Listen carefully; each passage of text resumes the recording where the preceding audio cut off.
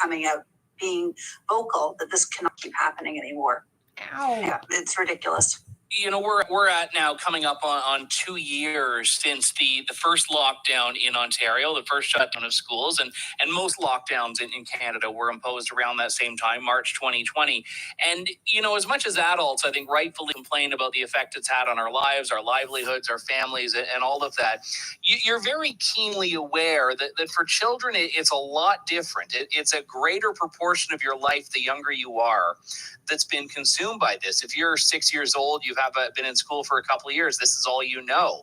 Even if you're 8, 9 years old, this is now becoming more and more of a share of your time in school. And we may not, and again, I realize this is a terrible scenario no one wants to envision, but we may not totally know the negative impact and the scope of this for years to come when we see that socially and educationally, a pretty critical point in children's lives has just not been there.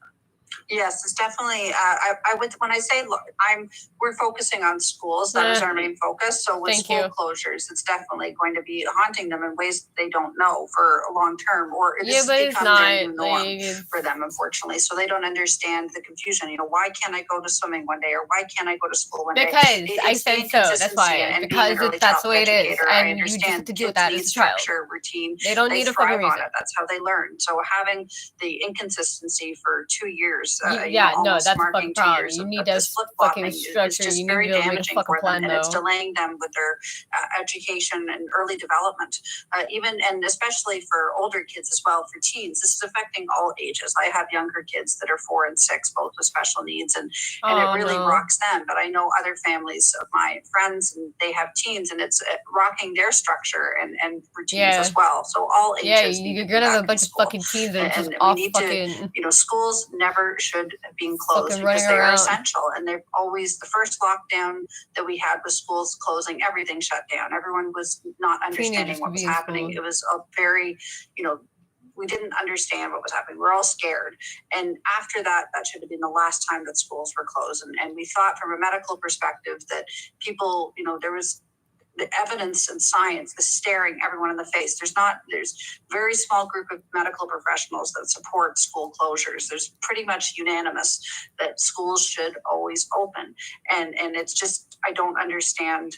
I do understand it's the politics. So I understand why, but I want to be brought up and called out that it's enough. We can't do this to our kids anymore. They have to be in school, and the damage is going to haunt them, unfortunately. And I hope that the early intervention is thereafter for support for them, because it's going to be affecting their mental health for quite some time. Just finally, we look at the national landscape here. You had Saskatchewan, which didn't close schools at all. Alberta put a bit of a pause, and they came back, I think, as of yesterday. A lot of provinces in Canada seem to be doing what Ontario's doing, which is put in that little 2-week delay here. Are you optimistic that common sense will prevail here, and that at the end of that 2 weeks they'll be back, or do you fear? I don't. Yeah, and the reason we're different is because fucking crazy. EFTO and OSSTF these are the big unions, just for those not familiar with them. Sorry, yes. It's become rolls off my tongue now. So the unions in Ontario are the biggest, the most controlling, and they make the most money out of all of them across North America. So there's a lot of power there. So it's like their own political party that's at play here that is bigger. Alberta does not have that. Other provinces don't have it. Ontario is very unique. So unfortunately, that's why we have been in this mess for so long, is because it's not just following science. There's other people behind the scenes who are putting intense pressure to keep schools closed constantly for their own political benefit. And I support everything they want implemented into schools, but you do it while the doors are open, like we do today. If we wanted to get N95s, if we were going to order them, you still show up to work and you wait till they're there, and you don't just close everything. It's just not the way you happen. And nurses are doing that as well. They don't have access to N95s unless they're in the ICU, but they're still open. They're still having in office, a hospital you can't close. But grocery stores don't have N95s. There's TTC workers in No, we Toronto can do just not shut down have emergency. N95s. They're all running while they're waiting for these Fuck the things to hospital. happen. So there's no excuse, but it's the power of the money that's driving these, that is always the pressure, where they have these resources to constantly put that pressure on it. And that's the unfortunate part that I don't know how it's going to change, but it's depressing to see how it's just completely taken over our children's best interests and their mental health and rocking it, because they are the power ones here, and it pushes forward to make decisions that are not following science. I don't know if he thinks he's going to sway a huge vote of union members for the election, but I certainly can tell him that he's lost many PC supporters throughout this pandemic with school closures, because people who did support him before, with their kids being out of school for so long, will never support him again unless he wakes up and realizes that he cannot do this anymore and needs to open it for all ages. This is going to ruin him politically. Well, yeah, I mean, and again, on a side note, I think a lot of these union members are also parents themselves, Shirley. Like, they're dealing with, they must see this with their own children. The teachers that are doing Zoom school may have the next room over their own kids that are students in Zoom school. And when I say unions, I want to be clear. I don't ever mean individual educators as well, because I have tons of friends who are members of the union, but they want to go back. That's an important point. I've never seen such a great divide as between the teachers union and the individual teachers. Huh. Yeah, and that's the part where I have friends that are, just beside themselves, where they are watching their kids crumble, they're watching their students crumble, and they are trapped themselves in the system where they have no voice because it has risk for their job. So, and that's where I'm thankful I'm not a part of that in a union, where I don't have that, thankfully. So I feel for them, but what do? It's like they need to come out en masse themselves to speak out against this, and I don't know what the risks are. You don't want to lose your income. You don't want to lose your job. So there's a lot of risks on that, because throughout this pandemic, I've had so many people come into me and say, shh, thank you. Keep doing what you're doing. But they can't speak out and they can't give their name. And it's just, it's deeply saddening to see that, there's that much control. And I think that's also was what we were going through in the beginning of the pandemic, where there were so many medical professionals as well with their association who wanted to speak out as well. And there was only a select few people who really were always going no matter what for the sake of our kids. And really, those medical professionals are the people and advocates and people who really do stand out and go across for the risks are the ones who are going to be remembered, in my opinion, through history for saving our children and doing everything they could. And it has a lot of risk now for you, but later on your children will remember this in history. And that's where I think it is. And that there's a huge shift, I think, with medical professionals that, with that letter that Dr. Alana Golden sent out and totally led herself to get doctors to sign. The amount of signatures that happened in under 24 hours was huge, because you could tell doctors that had kids were done. So that's why it's just shifting now. Thank God for our kids. Very well said, Bronwyn Alsop from the Ontario Families Coalition. Thanks so much for your work on this, truly. Thank you so much. Thank you. Take care. So I don't have kids. I have nephews. I see the impact there. My sister-in-law shared a photo of my oldest nephew's scowling face as he was sitting at his laptop the first day back because he doesn't want to be there. I mean, it's funny because as a kid, I remember but they also don't want to be in school. Is not a thing you love. I mean, you love your summer vacation, your winter breaks, your weekends. But if it's taken away from you, as it has been for kids for so long, it's something that you're losing. And obviously the kids themselves are very aware of what they're missing. They want to see their friends. But I meant that point I raised with Bronwyn. I mean, it may take years before we start to see. I've just heard anecdotally from a couple of people I know in academia that they say essay quality writing has gone down in first-year university students because they weren't getting a really critical education they needed in their latter year of high school. And just imagine this, at a point at which development is still very much happening for younger kids, what are they missing socially, educationally, reading, writing? What's the caliber of the education, the access they're losing to early childhood educators for kids that have more direct needs with that? Again, you don't need to have kids to understand just how devastating this is and how cowardly the politicians are for caving to the dictatorship. when everyone else in the province, including most people who do deal in science for a living, are saying keep the schools open. Kids are not vectors. Kids are not these just instruments of disease. The risks of shutting them out of school outweigh the risks of keeping them in school. This is so simple, yet government seem to be missing it. So good on Saskatchewan and Alberta and most of the U.S. for realizing that. Maybe We've got to end things there. My thanks to all of you for tuning into the show today. We'll be back in a couple days' time with more of Canada's most irreverent talk show here on True North. Thank you, God bless, and good day to you all. Thanks for listening to The Andrew Lawton Show. Support the program by donating to True North at www.tnc.news.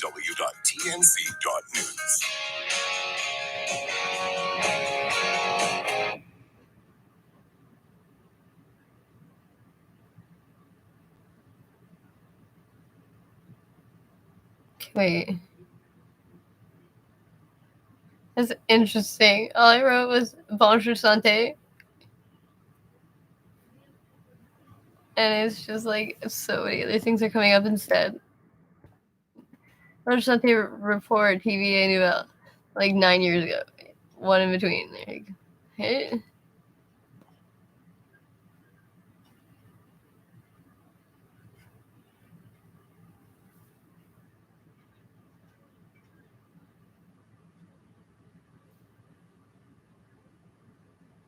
Oh, Jamie Lynn. Look at that.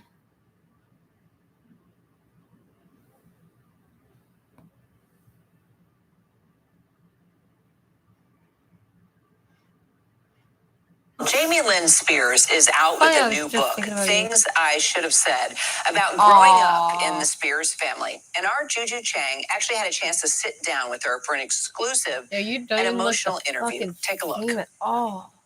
On her own path to stardom, Jamie Lynn Spears, a teen queen of Nickelodeon. I had to go to boarding school. Following in the footsteps of her famous sister, pop star Britney Spears. I adored her. I just really she felt like everything to me. And this morning, Jamie Lynn Spears, now 30, an actress. Oh my God. And at some point, you have to own the path you're on. Any girl with songwriter and mother of two, speaking out about the pressure she says came with the famous last name and her family's complicated dynamics in her new book, Things I Should Have Said. Why write this book now? It was really important to me to, first off, honor my voice. I have to do it, or how else can I expect my daughters to stand up for themselves? She details an unstable upbringing, due in part to what she describes as her father's struggles with alcohol when she was young. According to the New York Times, court documents show he attended rehab for alcoholism in 2004 when she was a teen. He wrote in the book, he spent most of my life in that cycle of ruinous behavior. His bouts of drinking always caused me periods of torment and sorrow. How did his drinking shape your lives? For me, it was created a lot of anxiety. The hardest part was like, could I trust you? Are you drinking? Are you not? It was something that no kid should have to question. She also describes the close bond she shared with her sister, who was 10 years older. I felt like she was another mama. Jamie Lynn says as the years passed, she noticed Britney's behavior begin to change. Words that you've used in the book to describe her behavior over your lifetime was erratic, paranoid, spiraling. How do you see your sister's state of mind currently? I can't really speak to anyone else's state of mind. I don't think that's fair. But I'm allowed to say how I felt in those. Because that matters. It matters that I was in pain. Thank you. Yeah, in 2008, Britney was put into a heavily scrutinized conservatorship. Last June, before it was dissolved, Britney testified in court calling it abusive, saying, I would honestly like to sue my family. And my family has lived off my conservatorship for 13 years. Yeah, bro. What was your reaction when the conservatorship was dissolved? I was happy. First off, I don't understand. When it was put into place, I was 17-year-old. I was about to have a baby, so I didn't understand what was happening, nor was I focused on that. I was focused on the fact that I was a 17-year-old about to have a baby. I understand just as little about it then as I do now. You talked in the book about the role that you were asked to play in the conservatorship. There was a time where my sister asked me of her trust and will if I would be the person who assured that her boys got what they needed. Whether she's in a conservatorship or not, that was a very normal thing, I thought. I Once thought. I realized that, you know what, she's in a conservatorship, I felt like I just didn't want to be a part of until maybe she was out of the conservatorship. So there was no like me overseeing funds or something like that. And if that was, it was a misunderstanding. But either way, I took no steps to be a part of it. Jamie Lynn revealing for the first time she even tried to give Brittany the resources she needed to end the conservatorship. I've always been my sister's biggest supporter. So when she needed help, I set up ways to do so. Went out of my way to make sure that she had the contacts she needed to possibly go ahead and end this conservatorship and just end this all for our family. If it's going to cause this much discord, why continue it? So you didn't always agree with the conservatorship? It wasn't about agreeing with the conservatorship. Everyone has a voice and it should be heard. So if she wanted to talk to other people, then I did. I set that up. I even spoke to her legal team, previous legal team, and that did not end well in my favor. So I did take the steps to help, but how many times can I take the steps without, she has to walk through the door. There's been speculation of a rift. Many of Britney's fans attacking Jamie Lynn online, noting that Britney unfollowed her on Instagram. Britney also posting last July that her sister's tribute performance at the 2017 Radio Disney Awards to remixes of her songs hurt her deeply. Honestly, it was somewhat confusing to me about that, and I actually have spoke to her about that. And I was doing a tribute to honor my sister and all the amazing things that she's done. But you've cleared that up with her? I have cleared up with the fact that I don't think she's personally upset with me about that. Truthfully, I don't know why that bothers her. Despite their complicated relationship, Jamie Lynn says she still has a deep love for her big sister. What happened to that love? What has caused this rift between you? That love is still there, 100%. I love my sister. I've only ever loved and supported her and done what's right by her. And she knows that. So I don't know why we're in this position right now. Juju joins me live. Juju, families are so complicated, Absolutely. Even famous ones. Yes, well, so exactly. Much. Right, exactly. I mean, none of us can relate to being related to a pop star, but everyone can relate to a dysfunctional, messy family. But what stood out to me was that it really takes a lot of personal courage to talk openly and publicly about your own mental health struggles and your family trauma, especially if your last name is Spears, right? I mean, she goes in depth about the fact that she was diagnosed with anxiety and depression and OCD, that she's been on medications, and she's proudly telling me that she's now off medications. And she's really sort of trying to come full circle with her life. And that in many ways, what this book was meant to do was to re-examine all of her childhood traumas, because just because her pain is in the context of the Spears family drama doesn't mean that she's not allowed to talk about it. Right. And what a lesson to all of us parents. I mean, what we do with our children impacts them the rest of their life. What do you think made her write this book now, Juju? Well, she's quite clear about it, actually. It literally took a near-death experience for her to come clean and unpack all of her traumas. Because think about it, Jamie Lynn grew up in the same household with the same parents as her world-famous sister. She was a child star herself with all the similar pressures, the similar scrutiny, a similar paparazzi haranguing, and that star-making machinery that was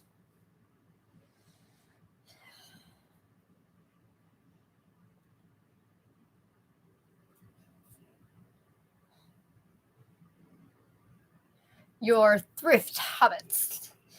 This fucking, for sure, fucking going for a lighter. What is up, everybody? Welcome back to the channel. It's Jasker and Dylan here, and in today's video, we're talking about the Canada Worker Lockdown Benefit, or the CWLB, not being processed by the CRA through one of their channels, as well as we're also touching on the CERB and one of the mistakes that the federal government made with the CERB that I personally hope that is not repeated with the CWLB. So in today's video, we're going to cover just that. So if you like this kind of content, help me out by smashing that like button right down below. And again, if you're yet to subscribe to the channel, make sure you do that. Now, if you guys have been following the channel, you guys would know that the latest video that I made on the CWLE or the lockdown benefit was to actually let you guys know that period number 11 was already open for application running from January 2nd all the way till January 8th of 2022. And I'm just taking the example of Alberta. However, this applies for any other region or territory mentioned right over here on the CRA's website. However, the issue that we're having right now is that the CRA is not being able to process some of the applications that you guys have been trying to apply over the phone for the CWLB, and whether that's for period 11, period 10, or period 9. And let's take a look as to why. So the first headline that we're taking a look at today is, it mentions that the CWLB can be processed by the phone right now, but here's what you guys can do. So the CWLB is now available to Canadians from almost every province and territory, obviously except Saskatchewan. But if you're not applying online, you might run into some trouble, and this is the issue that I've been seeing in some of the comments on my most recent video. So on Monday, January 10th, the Canada Revenue Agency sent out a tweet announcing that they're experiencing problems with telephone applications. So let's take a look as to why. So right over here, it mentions that we're unable to process applications for the Canada Worker Lockdown Benefit over the phone at the moment due to technical difficulties. So you can still apply via my account while we work to resolve this issue. So right over here, they provided a link that you guys can follow, and if you click on that link, you get onto right over here onto this page, which is the My Account for individuals. And if you don't have an account, basically they're just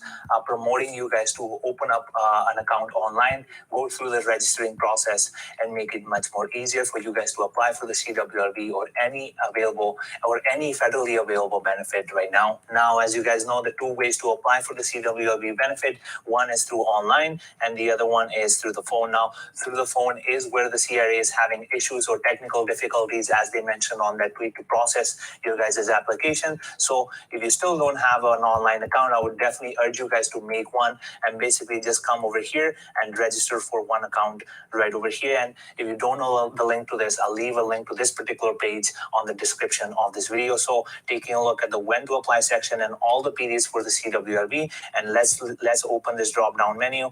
All the open for application periods for the CWLB are mentioned right over here. However, the CWLB expanded eligibility was from December 19th. So all of the periods that are open right now for you guys to apply for, if you haven't by now, is from period 9, 10, and 11. And the upcoming period to apply for the CWLB is period 12, running from January 9th all the way till January 15th or 2022. Shifting gears now and talking about the CERB or the Canada Emergency Response Benefit, I found the following article from Toronto Star that mentions that the CERB harmed the people it was meant to help.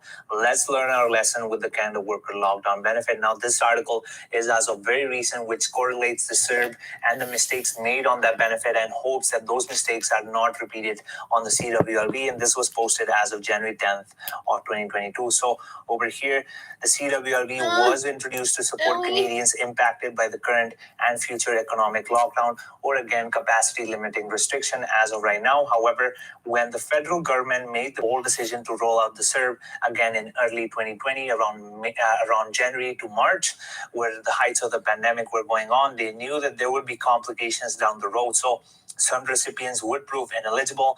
Other low-income Canadians whose incomes were temporarily boosted by the benefit would see the loss or clawback of future federal benefits. And over here, they're referencing clawbacks that we're experiencing right now in the CCB or the Canada Child Benefit, as well as in the GIS payments for a lot of seniors. Approximately around 900,000 seniors who are being affected by those GIS clawbacks. So, however, the government opted to go ahead anyways, and Canadians overwhelmingly supported that choice. Now, Where the government can be faulted, however, is in its failure to head off these adverse impacts on Canadians with low incomes. Hundreds of thousands of Canadians living below the poverty line have been saddled by crushing CERB debts they have no hope of ever repaying and have been sideswiped by the sudden loss or reduction of their senior benefits. Yeah, or both but again like it's like referencing giving a hobo those ticket. GIS clawbacks. Now, from my understanding, I know a lot of you guys who are watching these videos are being impacted by those GIS clawbacks. However, the federal government's response right over here, it says the Finance Minister, Chrystia Freeland, recently announced targeted financial support for seniors and students who have been hit hard by this current situation. But again, more action is needed to prevent the same heartless scenario from playing out in the lives of many more Canadians. Now, the article also suggested some of the solutions that the federal government could impose.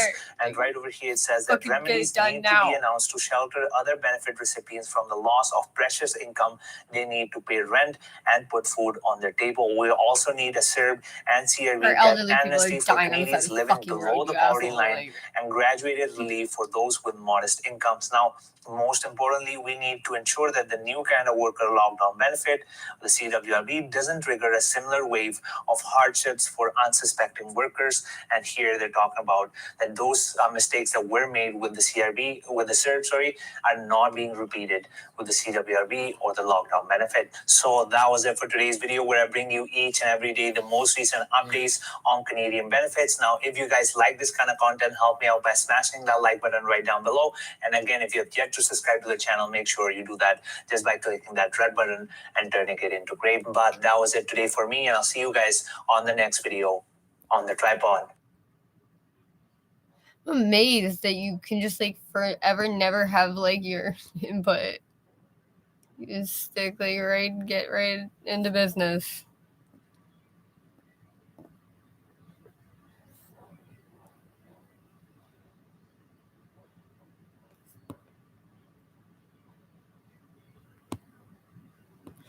Yeah, okay.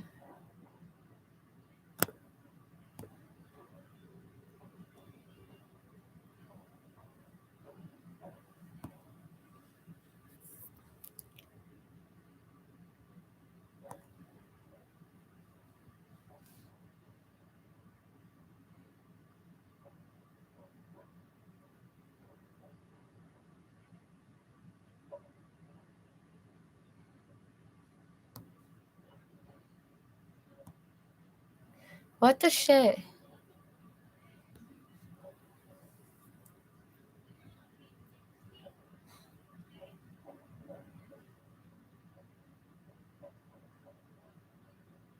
Justin Trudeau insists on vilifying Canadians who don't agree with him. I'm Candace Malcolm, and this is the Candace Malcolm Show. Alien. Lady. Everyone, thank you so much for tuning into the podcast. This is becoming a theme here on the Candace Malcolm Show, is that Justin Trudeau sees the world in a very black and white way. According to Trudeau and according to his rhetoric, which really he's heated up as of late, we heard it throughout the election campaign, and now that we're back in lockdown, Trudeau is sort of lashing out again, and his rhetoric is very angry, and according to him, everything that's wrong in the world, all the ills of society, and the entire reason why we're in lockdown, not just lockdown, the reason why we have queues in our healthcare system, the reason why people aren't getting proper care when it comes to other illnesses like cancer, it's all simply because of the unvaccinated. If only those people would change their minds, come around to his point of view, get vaccinated, this whole thing would be behind us. Well, it's a bit simplistic thinking. And to get into it a little bit more, I am joined by a longtime journalist and columnist with the Toronto Sun. I'm talking about Laurie Goldstein. Laurie Goldstein began his career with the Sun back in 1978, starting out as a general assignment reporter. He's covered politics at City Hall in Toronto, as well as Queen's Park, where he was the Toronto Sun's columnist and bureau chief from 1985 to 1990. Laurie has held a variety of positions at the Sun, including city editor, associate editor, and comment editor. Laurie Goldstein, welcome to the program. Thank you so much for joining us. Oh, I know Thank you. you for having me, Candace. Well, you've seen it all, and you've been covering politics for a very long time. So I want to ask you your opinion on the Prime Minister, on his approach, his communication approach, as well as his handling in general of the pandemic. And why do you think we're seeing him get so angry and lash out so much at the unvaccinated here in Canada? Well, I think it's political and it's unfortunate. The Trudeau government has polls both internally and externally that shows that a lot of Canadians are angry at the unvaccinated. And so he's playing to that. To me, that's not what a leader is supposed to do. A leader in a time of crisis is supposed to bring people together. But it's beyond that. Sometimes he makes a distinction between people who are genuinely vaccine hesitant and people who have medical exemptions, and children who can't be vaccinated, very young children. Sometimes he doesn't. Sometimes, as you said, it's just this tsunami of anger directed at the unvaccinated. And to me, that's wrong. It's wrong on the facts, and it's not what we need as a country. You're right. Abacus data. Like, I super don't want to hear another grown ass man that's throwing a fucking tantrum. I did some very interesting polling over the summer, and it found that the people who don't want to be vaccinated are into two groups. One of them are what we call the vaccine hesitant. That may be a bad term. Maybe call it vaccine skeptics. And the other is people who are what we would call anti-vaxxers. They will never get vaccinated. But half of that group, millions of Canadians, are people who are genuinely concerned about their health when it comes to the vaccines. Abacus data found they are not ideologues. They vote along the same lines as in elections, as they stand on this issue. They're just genuinely skeptical of government in general, more so than I guess the average person, and they have legitimate concerns. And they're the group we can reach. They're the group. So in other words, we can probably cut by half the 4 million Canadians who aren't getting vaccinated if we keep sending the right messages to them. When I wrote that column, people thought that it would be I would get a negative reaction. I got an enormously positive reaction, and I had heartbreaking emails from people who were denied access to their family over Christmas, even though they agreed to be tested. Fuck. I just don't get it. When you looked at their concerns, these were not crazy people. They were people who had watched what the government told them, and a lot of it didn't jive with what they were seeing and what happened. Now, the other part of my column was to say that Prime Minister Trudeau and Ontario Premier Doug Ford have contributed to this vaccine hesitancy. How have they contributed to it? Okay. Okay. Well, a lot of information has now come out. For example, one of the original things that caused an uproar, the Public Health Agency of Canada saying it would be worse to wear a mask, less safe than wearing vaccines. And then it did a complete about face. Now we know that when the Public Health Agency of Canada was telling us not to wear vaccines, there was wear masks, I think you mean. Wear masks, I'm sorry, wear masks. There was a critical shortage of masks and personal protection equipment in the country because the Public Health Agency of Canada had ignored warnings for more than a decade to make sure we had secure stockpiles of masks, ventilators, all those things. And the provincial governments had failed as well. So in other words, that wasn't a thing based on science. It was that there was a shortage and they needed to preserve the masks for people who are healthcare workers. Now, if they told people the truth, then people would have understood that. Well, okay, you screwed up, but we got to deal with this, so let's deal with it now. The efficacy versus the efficiency of vaccines. Remember when we were all told to start that their efficacy rate was 90%. Efficacy doesn't mean efficiency. Efficacy is what happens when you have ideal conditions with a test group and a placebo group, and you're making sure that all of them are following the instructions and yada, yada, yada. Efficiency is what happens in the real world. And what we see now is that efficiency is very different from efficacy. And I want to be clear. I've taken my vaccines. I've taken the booster shot. I think people should. But as you're discussing on this show, it's what our leadership has been doing to us. You remember when they said to us, closing the borders won't do any good. The vaccine doesn't respect borders. Quarantines, bringing in people from planes coming in, that's really not going to help because it's already here. But he needs to go on vacation. We now know that when they were saying that, from documents that have since been released, that when the government was saying that, it was being advised by its own experts, you don't have the capacity to do quarantines at the airport. You don't have the capacity to check everyone out. So again, they weren't honest and truthful with us. just tell us that, look, we have the largest unguarded border in the world. We have people coming in from all over the world. We don't have the capacity, but they didn't. They argued it was bad to do. And now we know that countries that did it, admittedly, many of them islands, like Taiwan, which did better than anybody in the world, did this from the day they knew that the Chinese government was talking about a SARS-like virus. That was December 30th, 2020. And they moved right away, and they had better data than we did and all those things. But what I'm saying is that these things contribute to vaccine hesitancy. You remember when the Prime Minister and many others, Premier Ford and many politicians said, the best vaccine is the first vaccine you can get.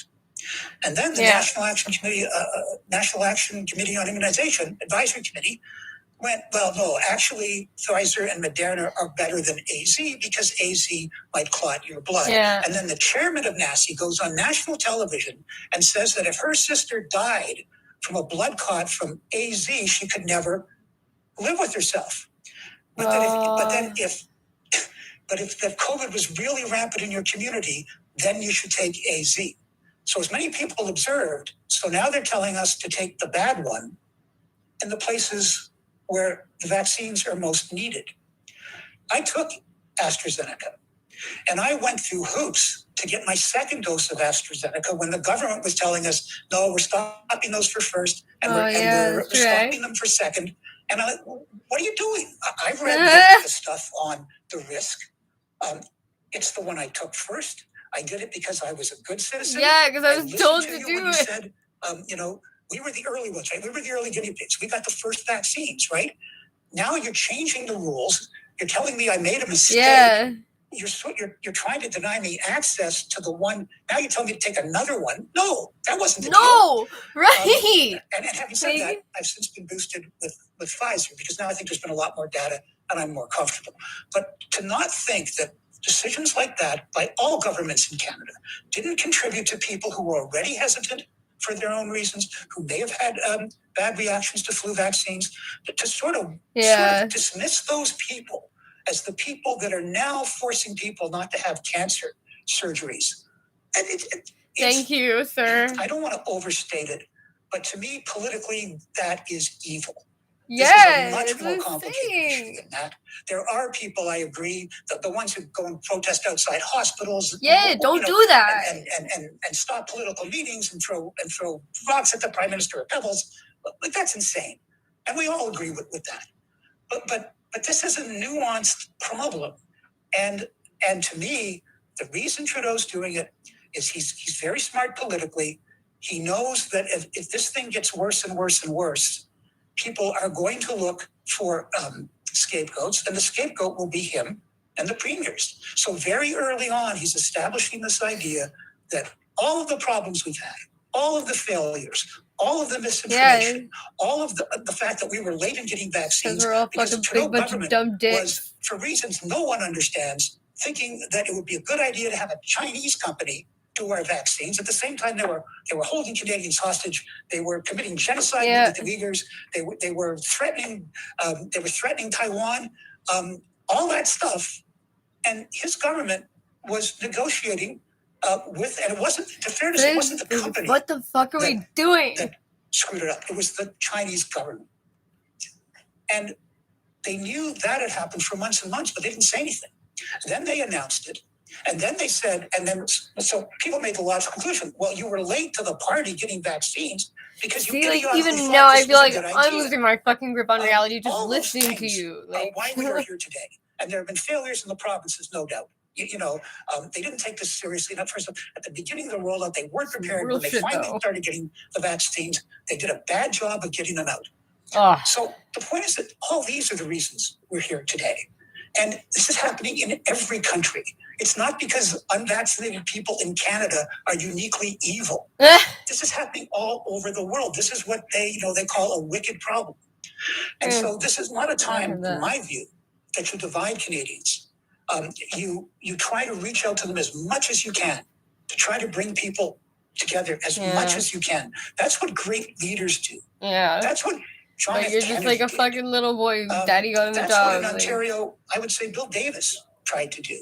pretty She much didn't fucking segment all off around useless. Like, and one of the chief liberal all strategists you during the pretty much federal do election is after it fucking you boasted vacation about the fact that and they had wah. successfully hived off slices of the Canadian population so they could win an election with the lowest level of popular support in Canadian history. And that was a good thing. Fucking take a dozen That fucking slicing vacations a off year. those little things and appealing to this group and making this group hate this group, that's how we won. Well, he's doing the same thing now. Well, it's like the balkanization of our country is not going to last if you continue to just openly pit people against people and pit them against each other. Lauren, I think you did a great job of explaining all the many reasons why one might be skeptical or hesitant, or at least say like, hey, let's wait and see. You know, I think it'd be perfectly reasonable to say, let's just wait and see how this vaccine rollout goes for the exact reasons you laid out. You know, my husband and I were keen to get vaccinated because we just wanted to go back to normal. We were down in Florida, and our plan was to get the Johnson & Johnson vaccine. We wanted to be one and done. And we literally, we had our appointment scheduled. We were in Florida when Florida Governor Ron DeSantis and the U.S. CDC banned Johnson & Johnson, said they were pulling it because of concerns about adverse reactions. And so you know, those are the kind of things that would make you sort of pause saying, you know, I'm glad I didn't get it, because now they're saying it's not safe, even though there's a bunch of infertile 6 hours ago they were insisting that it was safe. Powder. And then there's another layer on top of that that you didn't mention, but this is the social media censorship that we have seen, which just, in my view, further fuels the hesitancy and the skepticism. If you sow any kind of doubt about the safety of vaccines, if you ask questions, if you raise valid medical concerns, if you look at the way that that's why we can't explain it. The trials were run, and you ask scientifically legitimate questions about that, you get kicked off of Twitter, you get banned from YouTube, you get your page removed from Facebook. And so, you know, the fact that we have all of these sort of forces conspiring to silence one side of the conversation, and then we have people like Justin Trudeau demonizing them, I think we're in a tough place as a country, as a society right now, Laurie. I mean, the people that I talk to who are vaccine hesitant and don't want to take this drug, or worried that their kids are going to be forced to, they're upset about schools getting canceled once again. I mean, they have legitimate feelings, I think, of feeling bullied and persecuted and singled out. And I know a lot of Canadians in that situation that are talking about up and leaving the country because they just don't feel safe and comfortable. I mean, what a sort of sad reflection on our country. What do you think the way out of this? How can we sort of heal these, mend these wounds and move forward post COVID, if that ever does happen? But what do you think should be done here? I don't think a politician given their record can do anything. It has to be our civility towards one another. It has to be that we all live together in a social contract. Just leave me the fuck alone. I leave you the fuck alone. Everybody, all each other, fuck alone. Let's be honest. I mean, fucking answer yourself. I was much a part of this as anybody. I think I mentioned that one of the great failures of our industry was at the beginning not to explain that 90% efficacy didn't mean 90% efficiency. It didn't mean 9 out of 10 people weren't going to get it. It meant in ideal conditions, that's about as good as it can get. And then, of course, there were the game changers. Great. The fact that we learned that even if you've been vaccinated, you can transmit it to other people. That these are not vaccines like measles vaccines, where if you're vaccinated, you can go into a room full of people who is have measles, and you're spectacular. not going to get it. It It's really, really good. were bad. I mean, you know, obviously there was So a goal to this what is going to kill a lot of guy's people. We got to saying make them so that it will make people is less that sick, and they efficacy certainly, I agree to and that. efficiency are not the same thing. My concern is always that you can make societal changes that damage us for decades to come in the space of a few months. You can establish a level of distrust that Canadians might have with their government, and more important, that they might have with each other. Efficacy. That will supersede the pandemic, because they're talking about like how much the vaccine's going to work in plain fucking English. There was a teacher strike, and the Sun was the paper I worked for was against the strike. That's as good as it's gonna get. I don't want to strike. I don't want to go out. This is ridiculous. What do I do? And I told them go out. No, and but like, said, but your paper is saying, can you know, please don't do that? I said yes, but if you don't go out, you did not just hear your him. life will be hell.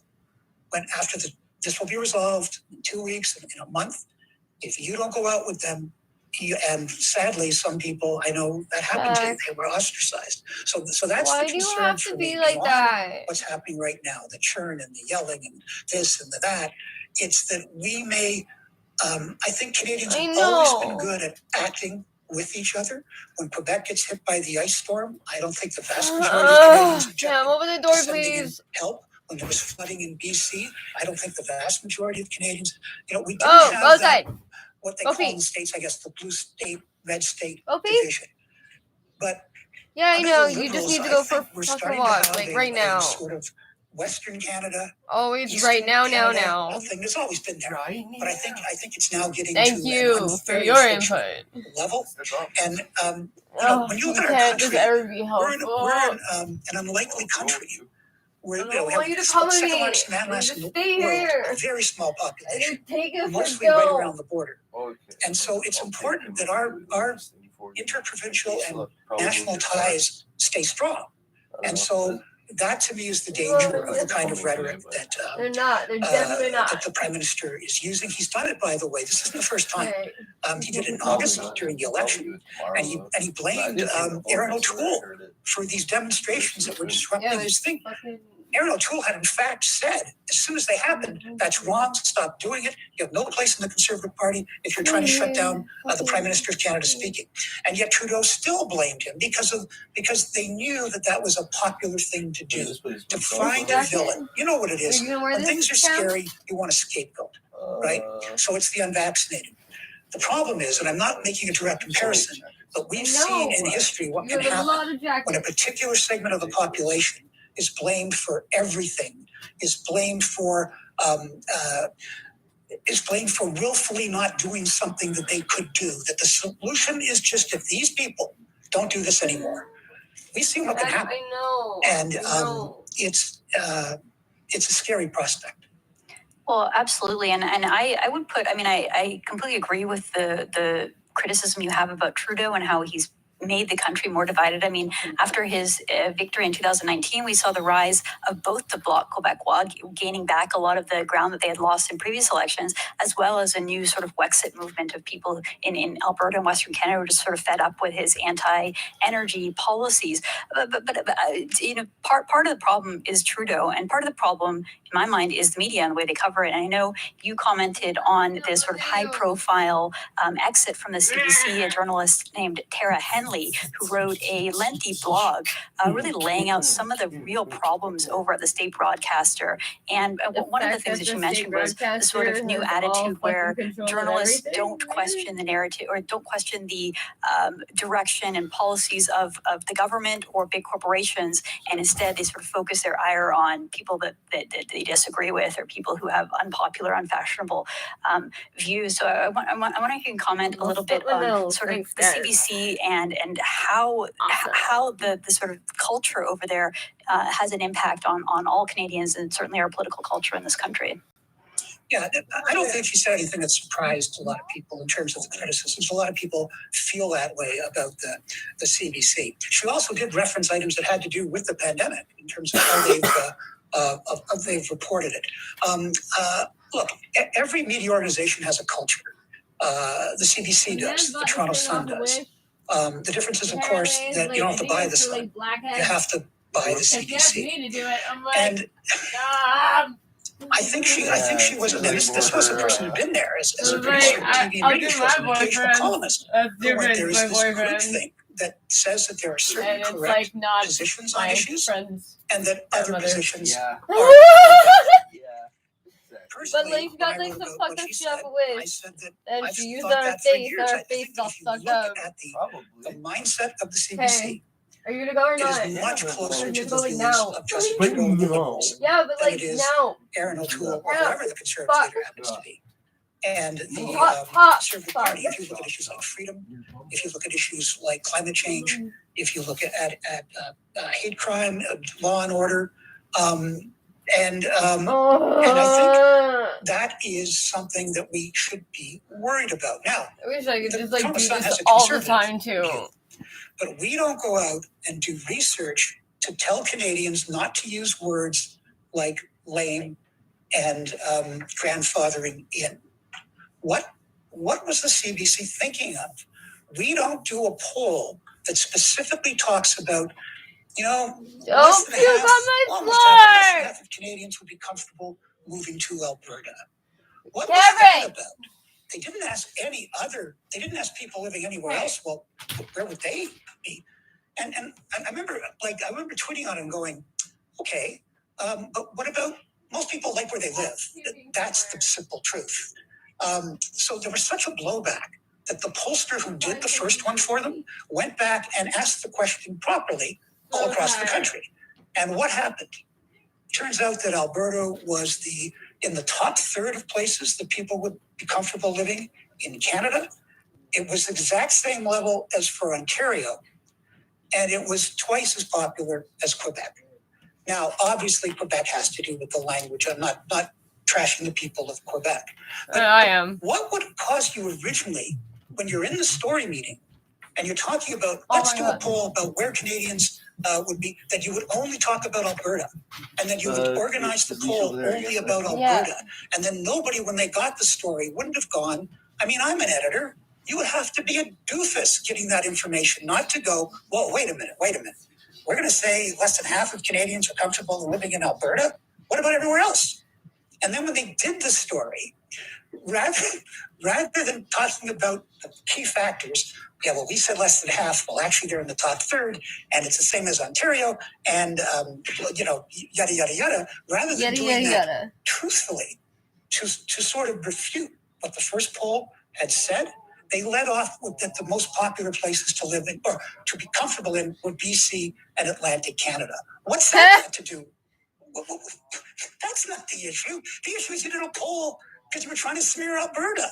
So other media, I think, like there are complaints. People complain about all of it. They complain about the sun.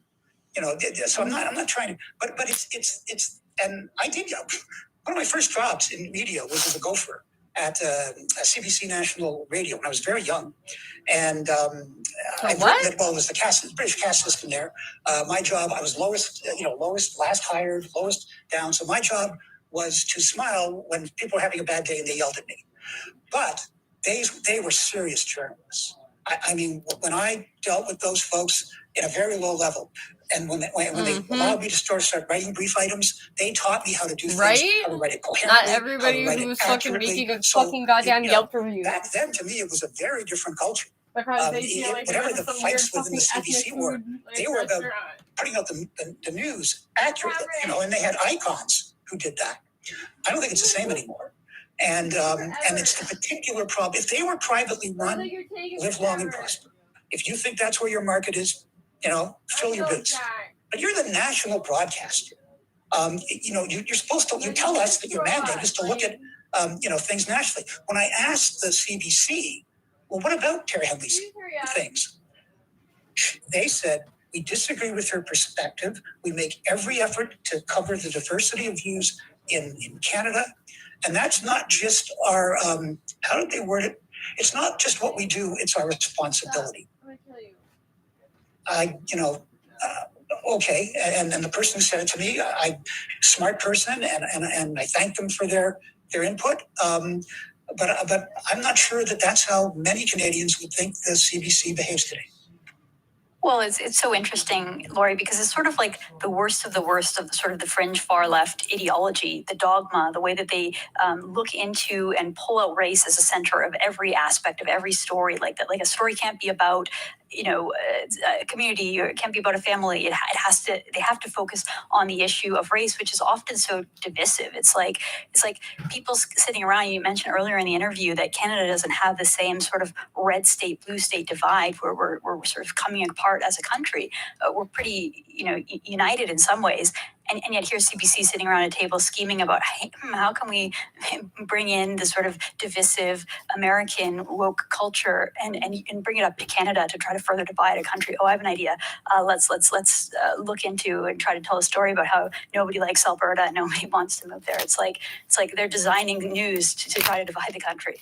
Well, Henley said in her experience since I think it was 2013 before she resigned, as a producer and of TV and radio and an occasional columnist, that she was aware that in booking guests, people had to basically fill out the background of these people. Who are you booking? And the reason was they wanted more of certain types of people and less of other types of people. Now, I agree that there is legitimate concern that you want your commentary to reflect the country, right? And so I'll give you an example. If there's an issue about economy, and there's an Asian or a Black or a Filipino economist who's expert on this, well, of course you go and get them. Of course, like in other words, you're not putting that person on because of their color. You're putting them on because of their expertise. Right. And what may well have happened in the past is that people always weren't put on simply because, our audience won't like that. That was wrong and that needed to be corrected. But when you're sitting on your staff so much that they are filling out forms, well, okay, this person was this, and this person was this, and I got to make more people from this group rather than that group. And nobody in the organization goes, what is going on? This is creepy. This feels wrong. Like we're putting race above everything else. And I know there's a whole section on CBC's website called Being Black in Canada. And I get the kind of concept is like, hey, let's tell more stories from people of diverse backgrounds. But when you have a whole dedicated section on your website, and I read it, and it's like they're really kind of scraping the bottom of the barrel just to come up with stories. And like it's like sitting around, how can we tell a different story of racism in Canada? How can we retell the story that we think Canada is this horrible, racist, irredeemably racist country? And just different iterations of the same thing over and over again. And it's like they're pumping it out. It's like propaganda, Lori. It's to me just so wrong that we're paying for it again. I'll give you an example. I did a story about a huge, it's I guess the primary award that honoring Black citizens, and it's called the Harry Jerome Awards. And I'm astounded by the quality of these winners. They would be winners anywhere. And, how often do we hear about that? How often do we hear about, actually, no, this community is integrating really well. And here's things they're doing with other communities. And here's Arab groups and Jewish groups working together, to try and achieve things, or working together on charitable endeavors. I worked for more than 2 decades with a Black charity that was founded by Jamaican Canadians who gave who were able to gather millions of dollars in donations in food, in hospital supplies. They sent them to Canada. They sent them around the world, and just they were everyday people, and but of course when you do that story, that's a happy story. You do it once a year, and away we go. Are we really the most racist country in the world? Are we really the equivalent of apartheid South Africa? I don't think rational people believe that. But also what I noticed when I hop on board wrote subjects like this, people say to me, I'm so glad you're saying it because I'm afraid to say it. And that's the insidious thing. People are afraid to say things that are they went after Rex Murphy because he said Canada wasn't a racist country. Okay, you can disagree. You can say, well, look, that minimizes the problem. Understandable. Or Wendy Mesley, basically her career destroyed because in 2 story meetings, she used the N-word and she said the full word because she was angry about racism. Now, and you're saying the context doesn't matter anymore? Okay, maybe it was insensitive, and maybe, if somebody objected, she could apologize and not do, but really? You create her a 40-year career? Whatever you think of Wendy Mesley and her work in the CBC, she was a loyal soldier to them. And you crater her based on that you can't use when you're angry about racism, the N-word in a story meeting, right? But don't say lame and don't say grandfathering in. What is wrong with you people? What is wrong with your management? Well, there's just so much. There is so much wrong with it, and right, like the idea with Rex Murphy is call him. It wasn't just saying Canada's not a racist country. It says that we're not a country defined by racism. When you think of Canada, of course, there's racist people. There's racist people all over the planet of every color, and every time it's like you're saying a specific thing. Yeah, when you say it's like you're defined by it. Yeah, exactly.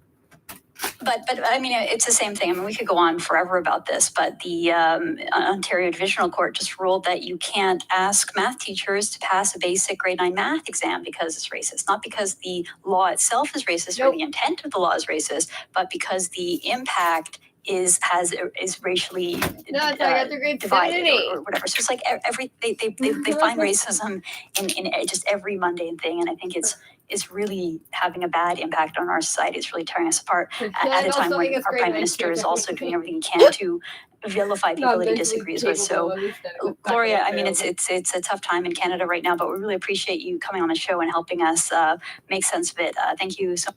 I don't know if that was making sense of anything.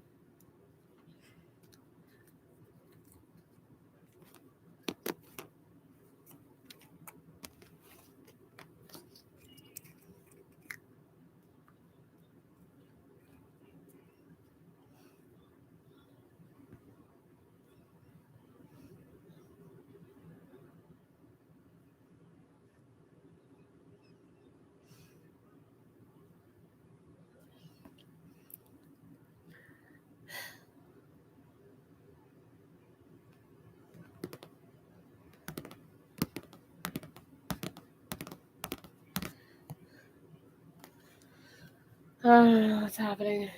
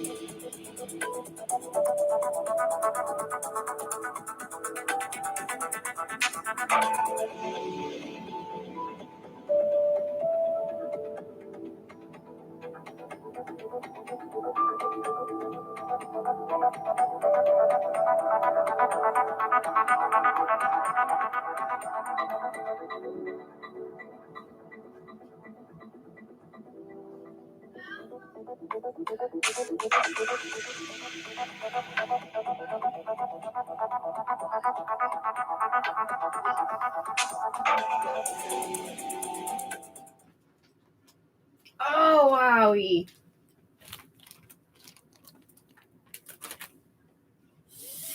Oh. Yeah, it really sucked. All right, Kim, what's on your radar today? Well, we are now 2 years from the start of the pandemic, and believe it or not, we're in our 6th wave. That's right, 6th wave. This wave being the most significant in the number of cases. And we're seeing a variety of responses from maybe we should just live with it to, we're going to blame the unvaccinated to some countries just feeling defeated with no idea of what to do next. So we're going to take a look at where we're at today, 2 years into this pandemic, what some countries are thinking in regards to how this ends, if ever. And I'm going to share with you some of the stories of just how nuts this pandemic has driven some people. So let's start off by zooming in on Europe. First, let's take a look at how we're doing 2 years into this pandemic. You can see here, this is the daily new cases. You can see the various different waves. And look at that last wave. That's the one we're in right now. It is 3 times larger than the previous waves before it. So Omicron is definitely spreading much faster. Now, it could be that Omicron is more transmissible, like they said, but it also could just be behavior. People are kind of fed up with the pandemic. And so they're going out, they're doing things. We're not living under lockdowns and whatnot. Now, look at the death rates, the global deaths. Now, this one is obviously, we're doing better. So even though we're seeing that huge spike in cases, we are not seeing that same spike in deaths at the moment. In fact, we have been slowly lowering our death numbers wave after wave after wave since that 3rd wave. And then the 4th wave was a little better, and the 5th wave was a little better, and the 6th wave looks like it's even better than the last. So that's kind of important to look at. But let's go ahead and zoom in on certain parts of the world. Let's start with Europe. Now, if we look at Europe's cases, I did add the United States into this just so that we have a point of reference. But look at that. Again, it parallels the graph we just saw with the number of cases spiking in this particular wave. You've got Ireland way up there at the top, then France.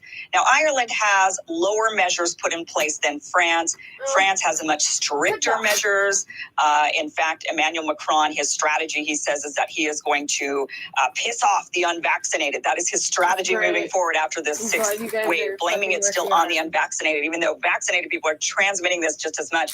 Portugal, Switzerland, all the way down at the bottom, you have Austria and Germany, Netherlands, and Belgium down below the United States. But interestingly, the United States is kind of in the middle of the pack in comparison to the case rates going on in Europe. And, all of these countries have a variety of different strategies. So you can't really say, it's that they were really, really harsh. And so that works, like in France. But then, it's a little bit lighter in other areas. But let's look at their death rates, because that's what matters now. We should be focusing more on the death rates than on the transmissibility of the virus, because it seems like everyone's getting it. Now, on this one, you could see, once again, the death rates are lower. That's a good thing. We should be saying, hey, we're working our way out of this, although the United States is at the top of this list. So interestingly, even though the U.S. has lower cases, the U.S. still is topping this list at the death rate. That could be because Omicron has not quite overtaken the United States as much as it has Europe. Could be obesity rates in the United States, general unhealth, unclear. But the United States is leading the pack. Netherlands, all the way down at the bottom. Ireland, all the way down at the bottom as well when it comes to the deaths per million. Now, this is per million, and this is the 7-day rolling average on that. But what's interesting about Europe is the various strategies that the countries are now talking about. So on one hand, you got Spain. Spain has now announced that they're going to have some meetings on whether or not to start treating COVID like the flu. So they're saying, look, it doesn't look like there's a whole lot of getting out of this. People have either been already infected, which, by the way, in Europe, previous infection counts as a vaccination. So they're saying you've either caught COVID by now, you've been vaccinated by now. So we're really just needing to maybe treat this like the flu. And what they mean by that is they're wanting to stop counting cases, which I think is probably important. They want to stop counting cases and instead want to focus on ER visits and hospitalizations. That's the way they surveil the flu, their flu surveillance and other respiratory illness surveillance that goes on in that country. They just focus on the hospitalizations, and that's what they're saying they want to discuss. And then they say after they decide on it as a country, they also want to be discussing this as an entire EU strategy. These countries cannot just be sort of each doing their own thing. Again, France is saying, Emmanuel Macron made some waves. People were very upset about his statement saying that he wants to piss off the unvaccinated. That is his strategy moving forward. So he's going to make life extra difficult on the unvaccinated people in France. That has caused widespread protests. In fact, there's still widespread protests all throughout Europe. Millions of people are in the streets throughout Europe protesting. People who are mostly fully vaccinated protesting actually these vaccine mandates. Italy, their strategy is they've moved towards mandating the vaccine for anyone over the age of 50. I think that's an interesting strategy. I'm totally against mandates. I do not think the government or your boss or anyone should be forcing you or coercing you or somehow, making you feel like you must get the vaccine. But if you were going to mandate it for somebody, it makes actual more sense to say anybody over the age of 50. They're the ones who have the worst outcomes. They're the ones who require the hospitalization and who end up, unfortunately, passing away from COVID. So that makes the most sense, even though, again, totally against the mandates. Other countries in Europe, Scandinavian countries, they are now also sort of clamping down on, they're encouraging more social distancing. They're saying groups of 8, any larger than groups of 8 cannot dine together in restaurants and got to kind of limit. They don't do things like vaccine only can go do this or people must be mandated to do that. The Scandinavian countries are not operating that way, but they are encouraging a lot of social distancing and they maybe have some border restrictions. Germany and Austria, they're causing a lot of uproar. Austria has mandated the entire population get the vaccine by February, so people have to get that vaccine in the next few weeks. And Germany is also discussing doing the same thing. So, there's still sort of this war on the unvaccinated going on in Europe, but some countries, like the Scandinavian countries, say that's unethical. And that's discrimination. And then there's countries like Spain saying, I think it's time to maybe live with it. So it's really interesting what is going on in Europe and how they're handling this sixth wave. I can't say it enough. We're in 6 waves, guys. 6. And we're 2 years in. But let's go ahead and look over at Israel and what is going on there. Now, Israel has led the pack as being the leader in vaccination. They have boosted, so most everybody in their population has not only had 2 doses, but now 3, and they've even moved on to 4th doses of the vaccine for people over the age of 60 in Israel. And yet, here they are. Look at this. They are way above, even the United States, in COVID cases per million, daily new confirmed COVID cases per million, 7-day rolling average. They are skyrocketing in cases. So, but, let's go ahead and look at their deaths while we're looking at these charts. The Israeli death rate is low. So again, that goes to show us right there that now it is upticking a bit. And they are warning that 3rd dose does wear off, and they're not sure how long that 4th dose will last.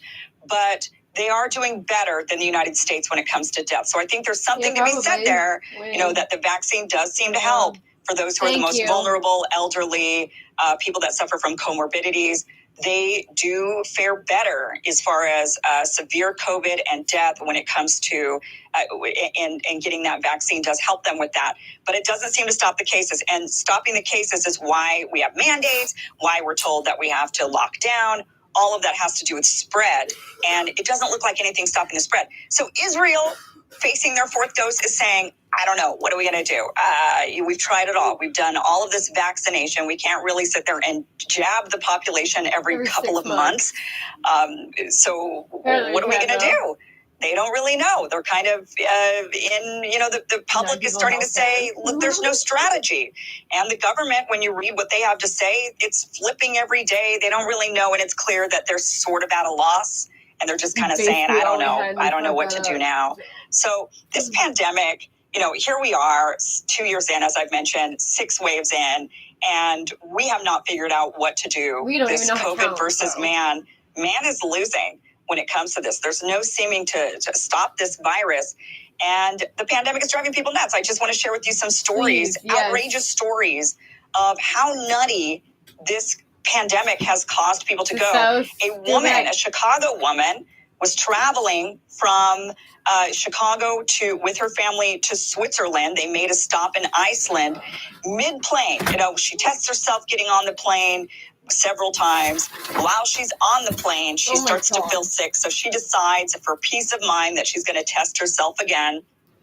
She's carrying COVID tests with her on the plane. She then takes a COVID test and discovers that it's positive. She freaks out. She doesn't know what to do. She's thinking she's going to kill herself and everybody, not kill herself like that, but, COVID's going to kill her. She's thinking COVID's going to kill her, and she's going to kill all the passengers around her. So she locks herself in an airplane bathroom for hours on end until it reaches Iceland, where she ends up quarantining, and her family goes on to Switzerland because they tested negative. So she stays in Iceland during the entire vacation. Never, by the way, gets sick actually in Iceland. She's just having a good time and TikToking all kinds of stories. Another crazy story, a woman, a teacher in Houston, her 13-year-old son tested positive for COVID. What does she do? She's got to take him to get a second test for verification. So she locks him in the trunk, naturally, of the car as she drives off to go and get him tested. She said she didn't want to get COVID. So she locked her 13-year-old son in a trunk. She's now been charged with child endangerment. This is a really, really awful story. This one comes out of Australia. And Australia's been extra nutty when it comes to COVID. But a woman was actually badly tortured. She was captured by her ex-boyfriend and his new girlfriend. For whatever reason, they captured her. They held her hostage for a week, where they tortured her. Literally, they cut off a finger. What are we talking about? They burned her. No, what are we going to do? We've tried it all. We've done all of this vaccination. We can't really sit there and jab the population every couple of months. So what are we going to do? they don't really know. They're kind of the public is starting to say, look, there's no strategy. And the government, when you read what they have to say, it's flipping every day. They don't really know. And it's clear that they're sort of at a loss. And they're just kind of saying, I don't know what to do now. So this pandemic, here we are 2 years in, as I've mentioned, 6 waves in, and we have not figured out what to do. This COVID versus man is losing when it comes to this. There's no seeming to stop this virus. And the pandemic is driving people nuts. I just want to share with you some stories, outrageous stories of how nutty this pandemic has caused people to go. A Chicago woman, was traveling from Chicago with her family to Switzerland. They made a stop in Iceland mid-plane. She tests herself getting on the plane several times. While she's on the plane, she starts to feel sick. So she decides, for peace of mind, that she's going to test herself again. She's carrying COVID tests with her on the plane. She then takes a COVID test and discovers that it's positive. She freaks out. She doesn't know what to do. She's thinking she's going to kill herself and everybody. Oh my God! COVID's going to kill her. She's thinking COVID's going to kill her, and she's going to kill all the passengers around her. So she locks herself in an airplane bathroom for hours on end until it reaches Iceland, where she ends up quarantining, and her family goes on to Switzerland because they tested negative. So she stays in Iceland during the entire vacation. Never, by the way, gets sick actually in Iceland. She's just having a good time and TikToking all kinds of stories. Another crazy story, a woman, a teacher in Houston, her 13-year-old son tested positive for COVID. What does she do? She's got to take him to get a second test for verification. So she locks him in the trunk, naturally, of the car as she drives off to go and get him tested. Oh my God. She said she didn't want to get COVID. So she locked her 13-year-old son in a trunk. She's now been charged with... Okay.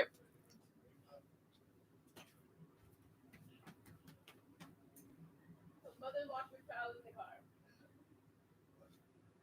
Mother locked her fucking child in the trunk of the car.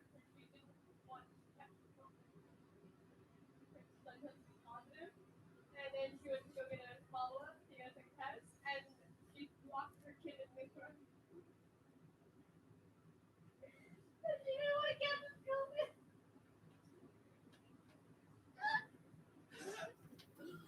Oh my God. Child endangerment. This is a really, really awful story. This one comes out of Australia. And Australia's been extra nutty when it comes to COVID. But a woman was actually badly tortured. She was captured by her ex-boyfriend and his new girlfriend. For whatever reason, they captured her. They held her hostage for a week, where they tortured her. Literally, they cut off a finger. They burned her. She finally figured out a way to escape they're holding her hostage. She runs off to a grocery store. She's missing a finger, And she gets to the grocery store and they won't help her because she's not wearing a mask. She was turned away. So she ends up going and finding another place. They end up helping her out, calling the police. She's asking for a cab. But they also would not allow her in. They told her she wasn't wearing a mask, so she needed to stand outside. Give me a break. What is going on here? A woman is missing a finger, Emily. And they're sitting there saying, oh, no, you can't come in because you're not wearing a mask. This pandemic has driven us now nuts. There's no stopping this thing. What are we doing? Are we just going to continue allowing this to make us go this crazy? And I know these are outlier cases, right? These are like the most extreme, but you kind of see inklings of this just in your daily life going around. Bro, maybe not this level, but still, on the roof, like families not wanting to get together for Thanksgiving, saying, no, if you're unvaccinated, we can't have you around here. This is causing some serious nuttiness. To their parents. Oh yeah. What do we? That are in homes. No, I think you're right that while there's this while these are outlier and you call them COVID crazy cases, there's something that they're representing, and something that I've been thinking through a lot on my podcast recently is that there's the seed that's been planted in some percentage of the population to fear other people irrationally. It's a seed of irrationality that our expert class, capital E, has planted in the minds of a lot of people about irrational fears and irrational understandings of safety and risk and danger. And I don't know that it'll ever go away in a certain group of people, in a certain percentage of the population, because this was genuinely very traumatic for them, because they were taking some of this stuff way too literally and not listening to other people, just sort of, taking what the experts were saying, treating it as unimpeachable fact, locking themselves in bathrooms, locking their kids in the trunks of their car, all of these different things. So I don't think we fully yet understand how this is going to affect our culture for years and years to come. I think the general population will be okay, but I do think there's a chunk that is way too big in size of people that will always carry around irrational fear because of this. Yeah, it seems like everybody has been traumatized by this pandemic, whether they be traumatized like what we're seeing these COVID crazies, or people that are just really upset about all the mandates and the hindrance on their lives, locking down, just parents angry about their kids not being able to go to school. I mean, we're seeing this uprising, and then people are being labeled as white supremacists, racist, bigots, terrorists, all for, the masses coming out and saying, we are not okay with this. And I find that particularly interesting that all of these people protesting, for example, in Europe and here in the United States, these are working class folks. These are not racist bigots, or these are average people out there, and yet still people are saying, oh, no. They're not the progressive people. They're all just a bunch of bigots. It's really fascinating to me how this has really shifted our culture, and I do worry for the health of our culture going forward. But I think a lot of it is because we haven't been able to stop the spread. Look at where we're at now, and so people are at a loss, and it is driving them crazier and crazier. And so governments need to get this under control, and not the COVID under control, but just under the mentality under control, I think, at this point. I think that's very well said. Kim, thank you so much, and we will have more Rising after this.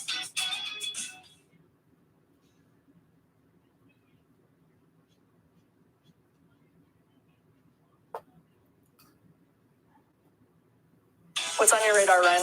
Well, so yesterday you and I talked about the emails that from the NIH that had just been released by Republicans on the House Oversight Committee. And at the time, we were trying to figure out what was precisely new in them. But either way, they painted a damning picture of U.S. government officials wrestling with whether the novel coronavirus may have leaked out of a lab they knew they were funding, deciding that it very well may have, and then actively suppressing those questions.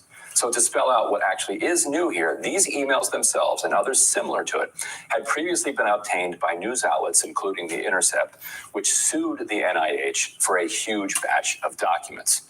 And the GOP actually cited us in 2 footnotes. These particular emails were first obtained by BuzzFeed and the Washington Post, but the emails were heavily redacted, making it hard to know what was being communicated. A lot of them looked just like that. But as we also know from previous reporting, Republican staff were able to view the full emails, quote, in camera, which basically means they could physically look at them, but couldn't take copies with them. So what they did is they quickly took as many notes as they could.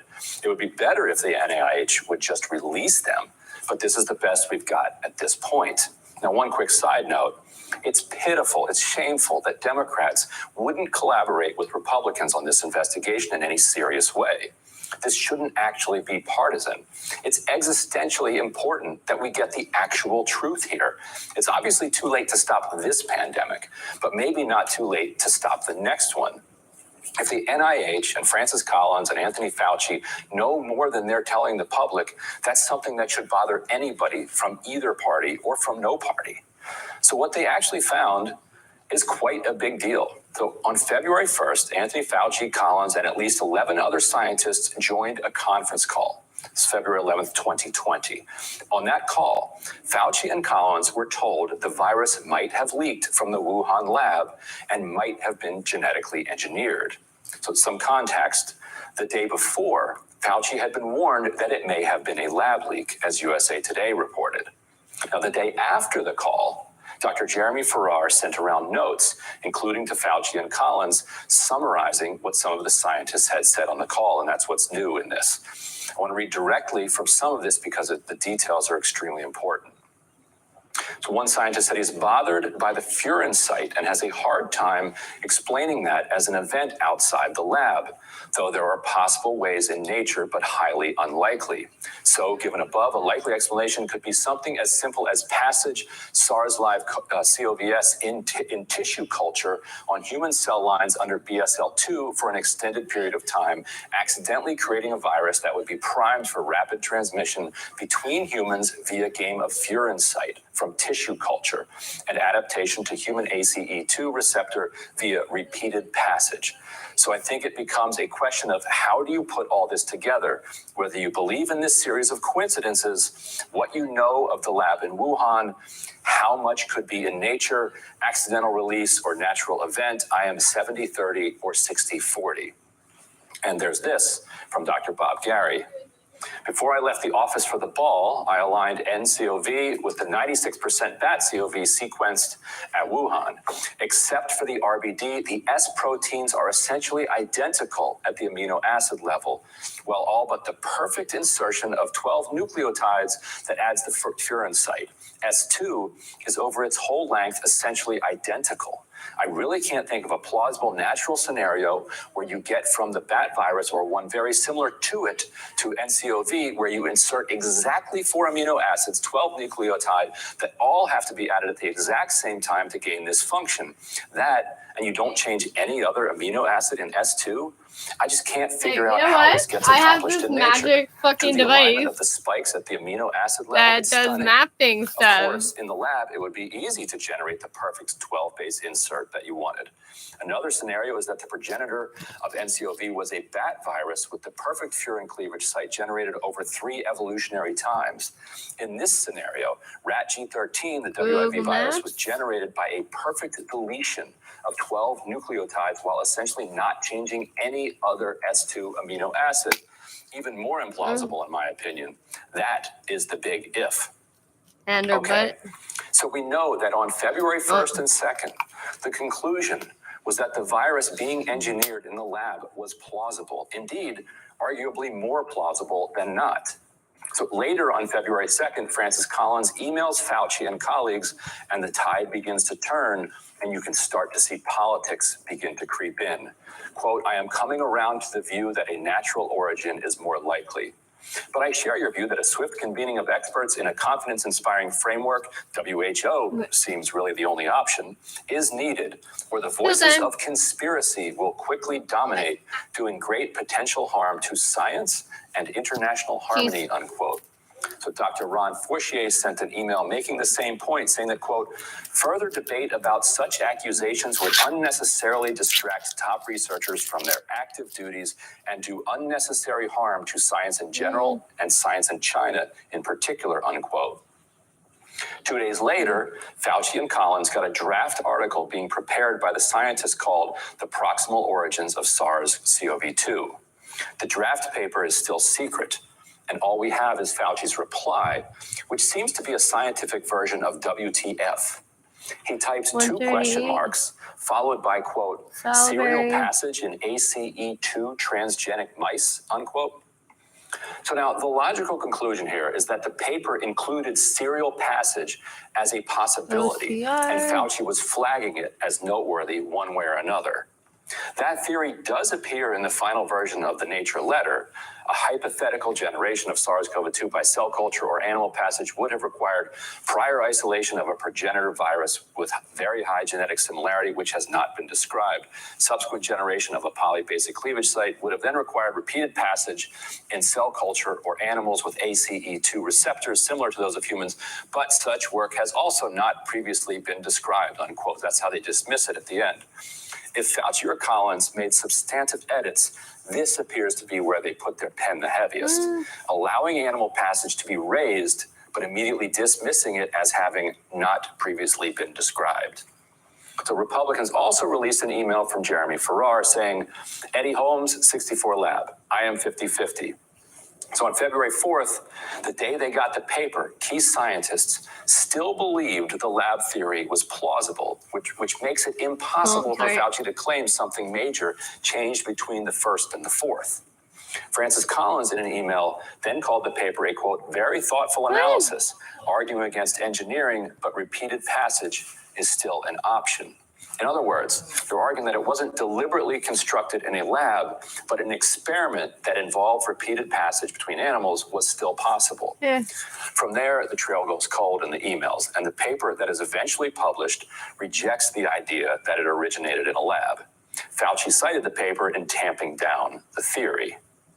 Peter Daszak, who you communicated with privately, and other members of the scientific community that wrote opinion pieces for Nature. 5 of them signed a paper for Nature, an opinion piece. 17 signed a paper that called it conspiracy theory, the idea that the virus could have originated in the lab. Do you think words like conspiracy theory should be in a scientific paper? Senator, I never used that word when I was referring to it. You're That's distorting cute. virtually everything. Did you communicate with the 5 scientists who wrote the opinion piece in Nature where they were describing, there's no way this could have come from the lab? Me. What I Did you talk with any of those scientists but privately? you keep distorting the truth. It is Did you stunning. talk? So while the mainstream media blackballed the topic, people kept pushing. Francis Collins in April emailed Anthony Fauci a link to a segment by Brett Baer, who noted that people still wondered about that lab. Of course, one thing Collins could have done is actively explored the question and searched for truth. But by April, Fauci and Collins had settled on their story, and Fauci told him to ignore it and assured him it would all go away. Quote, I would not do anything about this right now. It is a shiny object that will go away in time. That was not true. Right. No, he was wrong. It went away for a long time. Brilliant political instincts from Dr. Fauci. No, that absolutely did not turn out to be the case, and partially because the evidence just, despite their best efforts, I mean, I think one of the things you pointed out is that Fauci cited that paper to tamp down on the theory, which was, of course, the point, but it is a completely corrupt process, literally manipulating scientific papers for political ends, and that Collins email that was just up, he talks about this is a destructive conspiracy theory that threatens international harmony. And so you see that their motivations are not purely scientific, as Dr. Fauci would have you believe. There are all kinds of politics. And the other thing I would note is that date, February 4th. February 4th, as you said, what changed between the 1st and the 4th? We don't know. It seems likely that nothing did. But February 4th, 2020, February 4th, 2022 is the day that the Beijing Olympics begin. So 2 years to the day, we're International harmony. International harmony. So I found the sort of that interesting in and of itself, because here we are. Why? But everything you just broke down, I thought was really helpful. And what's obnoxious about this whole conversation is how partisan it has become, and needlessly so, because there's nothing structural or fundamental about the question of where the virus originated that necessarily requires Republicans to believe one thing and Democrats to believe another thing. Right. But it's the China question, right? Right, but for them, it was, they talk about international harmony, but I think what they mean underneath that is the harmony of their scientific research funding flows. Oh my God, you guys are ridiculous. Yes, Fauci was furious about the pause in gain-of-function research. Fauci knew that they had been funding this type of research through an EcoHealth Alliance in Wuhan. Even at the height of this, wasn't reflecting on whether or not gain of function is something that should be paused. Like, he thinks, and he has said this publicly, that it's just misinformation, that people are confused about the value of gain of function and the wisdom of it. And the definition of it, of course. And so that's right. So that's the harmony. Why is it fucking useless? That they're really talking about. And for all of these Democrats who are concerned about who were concerned about the lab leak getting discussed, I'm glad you guys they don't have any interest in defending gain of function. Like, they weren't even thinking through, what's their material connection to this question. It just became a culture war question, to the point where everyone on one side just was on believing one set of things, and then everybody on the other side was believing the other. The media has played, I think, an absolutely shameful role in all of this as well. Granted, after a while, there was a long New York Magazine piece that came out talking about the lab leak theory that really got people to take it seriously again. But for the better part of a year, they were following Fauci's lead, and he was manipulating them, intentionally manipulating them. And you could see it in the emails. They're talking about media strategy. I mean, come on. And they're actually, again, using papers, scientific papers, to deal with the media. And so the media's role in allowing them to get away with that for the better part of a year and even longer, depending on what the source is, because they seemed to be anti-Trump. And Fauci had that moment for a couple of months. But even then, when he was, saying nice things about Donald Trump, everyone thought it was sort of like wink and a nod, right? Like he was, the Trump whisperer. And so because he was against Trump, the media couldn't do its job of calling balls and strikes. And that, I think, is also what pushed everyone into their individual corners. Right. Because I would love to hear kind of impartial, scientific-minded people talking, grilling Fauci about this. Absolutely. Who just want to get to the bottom of it. I am glad that Rand Paul is pursuing it, but he can only take it so far because of who he is. Right. He needs somebody with scientific credibility across the board to say no, like that. These answers are not going to fly. You can't just make this a personal war between me and you. Well, and that's like you said, Fauci wants to make it into a dogfight. The exchange that you just played, you hear him. Rand Paul didn't say that Fauci referred to it as a conspiracy theory, and Fauci is saying, I didn't refer to it as a conspiracy. Like he's intentionally arguing past the point. But I think sadly, everybody is too sort of tarred or burdened by the partisan labels now to actually serve as a sort of neutral scientific arbiter, because somehow, some way, we always find a way to not we, but the people in the media and in our politics always find a way to take sides. Indeed. But we will have more Rising right after this. Over the train tracks. Looking down the stupid hill, there's the intersection. A new survey of some 36,000 Kroger employees across 3 states has revealed just how devastating the strain of low wages and lack of government aid has been on some members of the working class.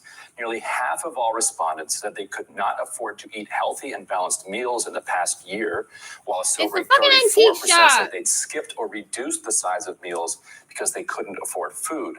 15% have used food banks or government food assistance to help pay for groceries. 63% of respondents said they did not earn enough money to pay for expenses every month, and 14% said they had experienced homelessness in the past year.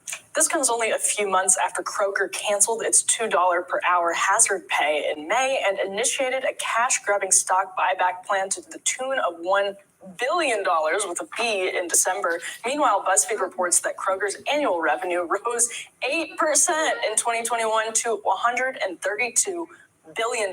Senior executives each made a salary of at least $5 million in 2020, with CEO Rodney McMullen earning $22 million, nearly double his 2018 pay. Here to weigh in is Team Rising, Max Alvarez. He's the host of the Working People podcast and editor-in-chief of The Real News. Brett Lloyd is president and CEO of the Bullfinch Group. Welcome to both of you. Thank you for having me. So Max is already shaking his head, and Max covers these issues every single day. So Brett, I'm going to start with you and ask, when you see the juxtaposition between the revenue increases and the CEO and executive pay, and then the economic woes of Kroger employees, is that not a sort of very difficult circle to square? Is that not a very upsetting juxtaposition that conservatives should start addressing in their discussions about wealth inequality? Oh, absolutely. And let me just say this isn't just Kroger either. This is something that we're going to be seeing with many grocery stores across the nation. With inflation, cost of goods and services being paramount to people right now in America, and then seeing wages like $22 million for a grocery store CEO. This is going to be something that's very problematic for the American people, not just for Kroger, but for any of their local grocery stores. And we're going to have to probably see some elected officials step in and start taking care of this with inflation on the rise, price of goods and services, groceries. This is something that is really becoming paramount. And Max, it just feels like everything is tied up in this Kroger situation. None of it is foreign. None of it is alien. None of it is really surprising. But the combination of all of it together in one soup and the way it's playing out here is striking. What was the part of it that's most significant to you? Well, I'll start by saying that right now, as we record this on Wednesday, UFCW Local 7 out in Colorado is hitting the picket line, and that represents workers at King Soopers and City Market, both of which are owned by Kroger. So shout out to Local 7, don't cross the picket line. I think you're right, Ryan, like that this is sort of like a microcosmic example of everything that's wrong with this economy, and also, links back to things that we've already talked about amidst this sort of, wave. Boring me to death. Okay.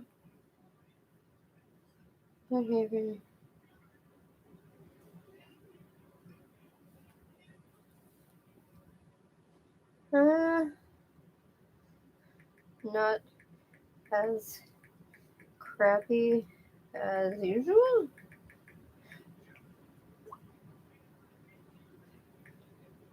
You? Can everyone check in to have Sue settle in? Great.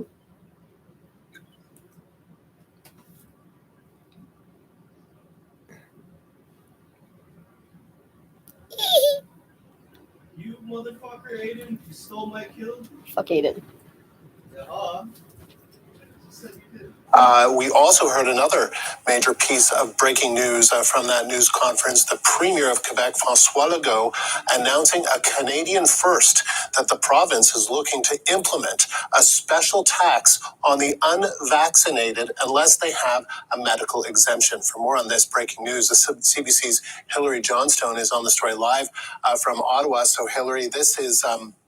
certainly, the news about Dr. Horacio Arruda, that was big news, and why it's happening, and we'll get into that in a second, but kind of slid in there in that announcement was this plan, again, a Canadian first, no other jurisdiction in this country has gone this way, but the Premier talking about the burden that the unvaccinated are putting on the healthcare system. Well, it's only 10% of the population right now. It's 50% of the hospitalizations, and the burden that is having with people, healthcare workers either being sick or off, that they are at a breaking point. And so this tax is being looked at, and it will be significant. We don't know a specific amount at this point, but we do know that it'll be more than $100. That's right. So that he was asked about that, right? Both the Premier and then also the health minister. But, what sort of number are we looking at? They said that they hadn't arrived at a figure yet, but they said that in their mind, $50 or $100, that wasn't significant, and they wanted this to be significant. And along with talking about the burden that people who have not been vaccinated are placing on the healthcare system, on ICUs, they also spoke about the frustration that vaccinated Quebecers are feeling right now. They're once again under a curfew. Schools are closed. There are restrictions on businesses once again, both on private gatherings, indoors and outdoors. So that was the other thing that he spoke about. Now, how is this going to work? How are they going to find these Quebecers who are not vaccinated and actually tax them? He referred to this as a healthcare contribution tax. He said that this wasn't necessarily a pay for service or a fee for service. This wasn't something that Quebecers who are not vaccinated are going to be charged if they show up at a hospital. He said that this would be for everyone who is not vaccinated.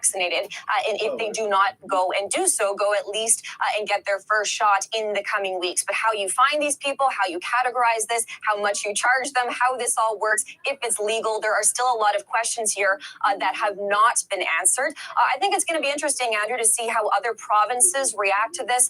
Of course, we've heard recently from that federal health minister, Jean-Yves Duclos, that he thought, in his opinion, that provinces might start to go harder, target those unvaccinated people even more. more in the coming weeks and months. This might be Quebec's answer to that. So it's going to be interesting to see what other health ministers and other provinces and other premiers say when they are undoubtedly going to be asked about this in the coming weeks when they have updates as well. But what we know is that this is some sort of healthcare contribution that Quebec is looking at for those who are unvaccinated at a time when the healthcare system is under incredible strain. More than 2,700 people in hospital in Quebec right now with COVID, 255 people in the ICU, 62 new deaths announced today as well. That's the most deaths that we've seen in about a year now, since late January of 2021. So there's a lot here for people to be considering. Oh, you know what? I think we also have a clip here of Francois Legault that I want to play. He was speaking a little bit more about this, about how this is going to work. When he was asked about this, how are you going to find these people? Here's what he said. If you look at what's happening in other countries or other states, everybody is trying to find a solution, a question of equity. Because right now, these people, they put a very important burden on our healthcare network. And I think it's normal that the majority of the population is asking that there be a consequence. So that question that he's talking about, Quebecers, that they want there to be some sort of consequence, of course, Andrew, that's not just something that Quebec is dealing with right now, but of course, provinces and territories right across this country. This is definitely new territory, though. And as you say, Hillary, lots of very interesting and important questions about this new tax, how it'll work, how it will be implemented.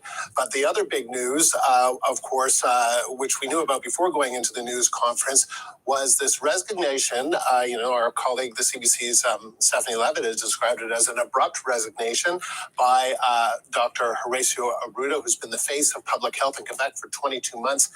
He said, the premier said he gave everything he had over the last 22 months. And he's going to take a few weeks off. He's going to continue to help us. But, being in front of the media every day explaining this pandemic to Quebecers is not easy for anyone, and the benefits, there are benefits of having a new person. We learned who that new person is. We did, and he is Dr. Luc. No, you're right. Technically, you are right. Yes. Head of Those are NS, marshmallows. which is Quebec's government healthcare institute, which works to promote excellence within that healthcare sector. So, not a stranger to public health for sure, but he's been being described rather as the interim director of public health in Quebec. As you were pointing out there, Dr. Arruda, according to the premier, is going to have a couple of weeks off, well deserved. And then the hope there, it sounds like, is that he will continue to work with the government as this pandemic continues to unfold. So I think there's probably still a few questions remaining there as well about exactly what is going on here. But as you say, it was what we were all waiting for today. It was what we were waiting for more details on what was going on there. And then the news that Dr. Luc Boileau is going to step into that interim role. And then he got right to it. He was asked about schools. Of course, the hope is that students in Quebec go back to school next Monday on January 17th. Dr. Boileau said he was going to take some time today, take a few hours to look at all the data to see whether or not it's going to be safe to do so. Of course, we also know that they're going to be considering whether or not to lift that curfew that's in place in the province as well. So lots of decisions coming Dr. Boileau's way. All right, Hillary, thank you. That is the CBC's Hillary Johnstone live in Ottawa.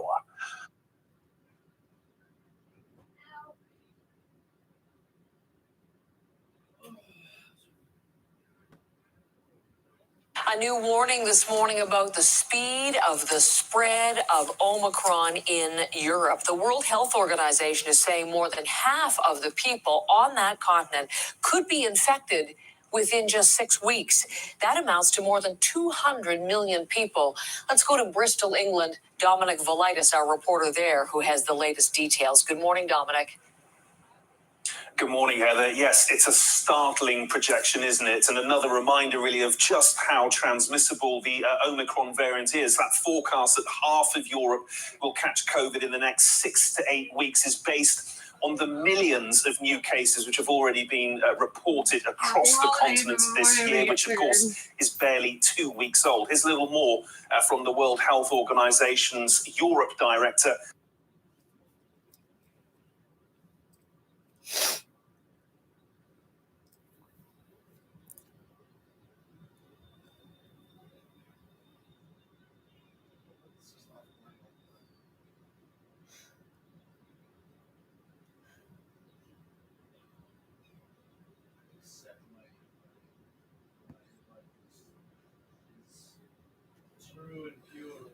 Wow. Can't believe it took this long. The question is, would it be lawful for the government to decide that all people over 50, as Italy did, have to be vaccinated? The answer is not simple. It's clear that it's a violation of the Charter. No question about that. A violation of Section 7. But the Charter itself contains a way of saving law if it is necessary and reasonable in a free and democratic society. The test is a threefold test. The first test, does the government have a reasonable and laudable purpose? The answer is surely yes. Fighting COVID is, everybody will agree. Second test is there a link between, say, obligatory vaccination and the laudable purpose? I think the answer is yes again. The purpose is to reduce the number of people who are not vaccinated, maybe spreading or maybe putting pressure on the health system. Where the issue becomes unclear is on the third test. The third test is there something less intrusive that could be done? And there may be something less intrusive. And I have to add that this all depends on certain circumstantial things. For instance, if COVID had a 50% mortality rate, there's no doubt that this would be upheld and that everybody would agree. There would be no way that anybody could contest. If, on the other hand, there was no mortality at all, and the only problem was sort of inconvenience of having a cold or whatever, I think the government wouldn't have a case for what is a major charter violation. A lawyer can't tell you what the result will be in the same way that a doctor can't predict whether an operation will or will not succeed. Right? All I can tell you is it would be a close call. I think that's overshooting it, and I think you're playing both sides. And you just don't want to upset anybody in particular. Charge my paddle every 5 minutes or sit awkwardly.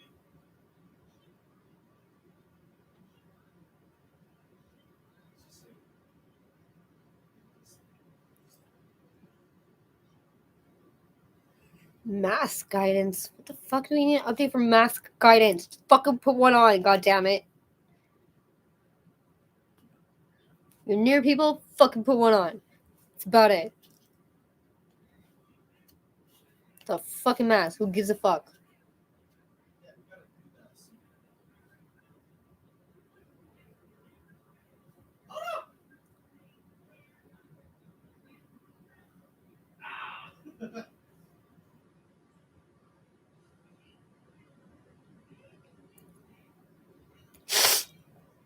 Oh.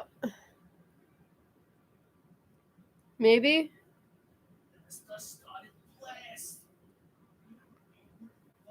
Ask your parents what? I want to end today by speaking directly to kids once again. I know many of you are in virtual school again. Oh my god. Many of you have made more sacrifices over Christmas, over the holidays, not seeing your friends, not seeing your loved ones, having to hunker down, having to help out around the house as your parents are working virtually. This is not easy. And I know almost half of kids across this country have gotten their vaccine from ages 5 to 12. We need to get more. So please ask your parents if you can get vaccinated. Getting vaccinated protects yourself, do you think are watching protects your CTV family, News? protects your grandparents, protects vulnerable people, but it also supports our frontline workers who are working incredibly hard. Our nurses and doctors and people in hospitals who are dealing with a rise in cases. Like their children. We know, kids across this country, you've been doing the right things over these past long years. Like your parents are like gonna go get their children and be like, honey, look, the Prime Minister, he's speaking to you. We can like, get through this. What is wrong with you? I'm counting on you. I'm counting on all Canadians to continue to do the right thing, even if we're tired, even if we're done with it. We will continue to do the right thing to protect ourselves, to make sure that our country, our economy continues to operate.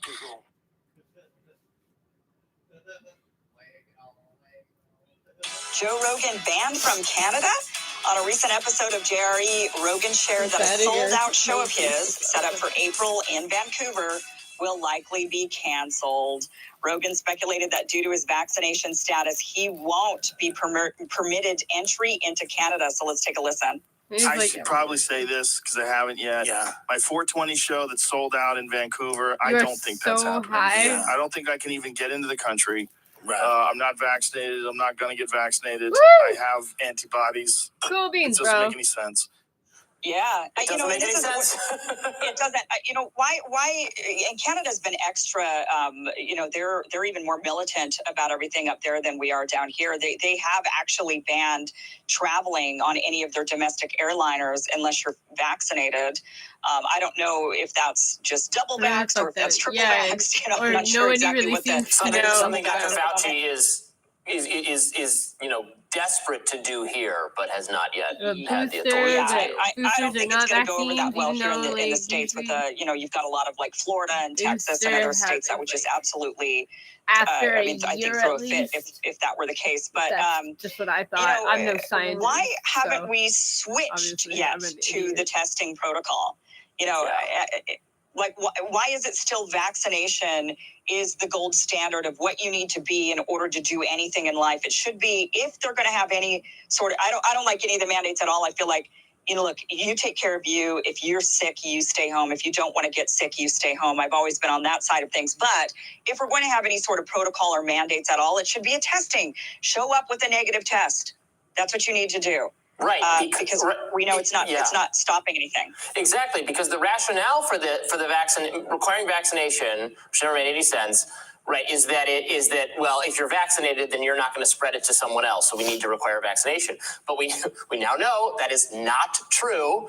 The vaccines are maybe making you slightly less likely or somewhat less likely to spread, or they're making you're not going to have symptoms for as long because they're fighting the disease, but you are still going to be able to spread it. People who are vaccinated right now are getting it like all over the country, all over the earth. So it's not. And anyway, so if that was the reason, and if it did make sense that people who were vaccinated or who had the antibodies were not going to spread it, well, then you could have counted and should have counted the kind of natural immunity that Joe Rogan is talking about and has. So it never made sense to have it just be vaccination and not include that. But now none of that makes sense because the only way you can demonstrate that you're not, that you're really, really unlikely to infect someone else is if you have a negative test result. So I agree that would be the thing we would do. But we shouldn't do it because it's just stupid.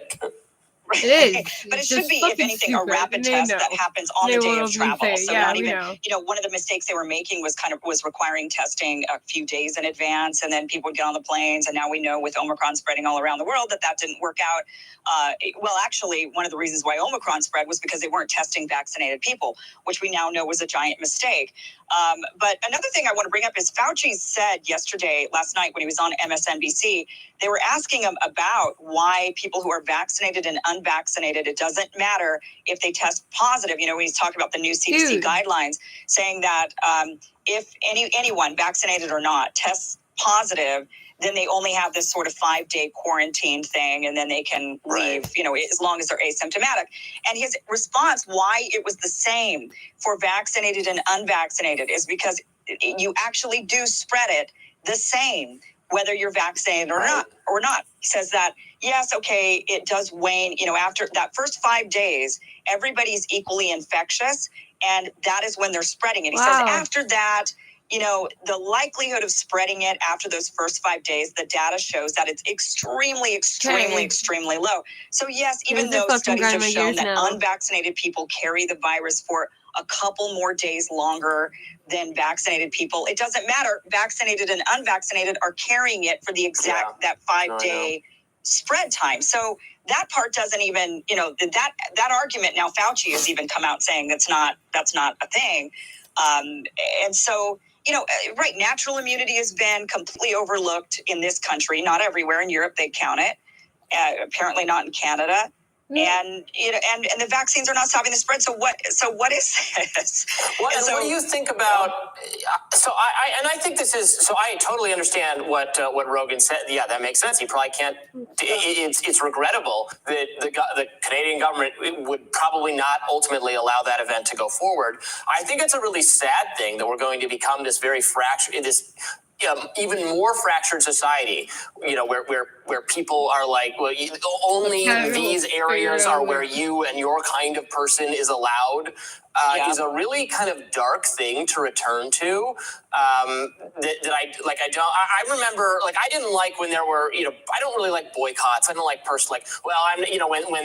when companies do that, they go, I'm not going to, do business with this state because I don't like its religious freedom amendment or whatever. I remember that happening like 10 years ago or something, or probably more. I think it still happens. Yeah, like that kind of thing annoys me. Just people, I don't want to do this here because I don't like this policy. Well, what about all these policies? What about these people? It just always sounds hypocritical and selective.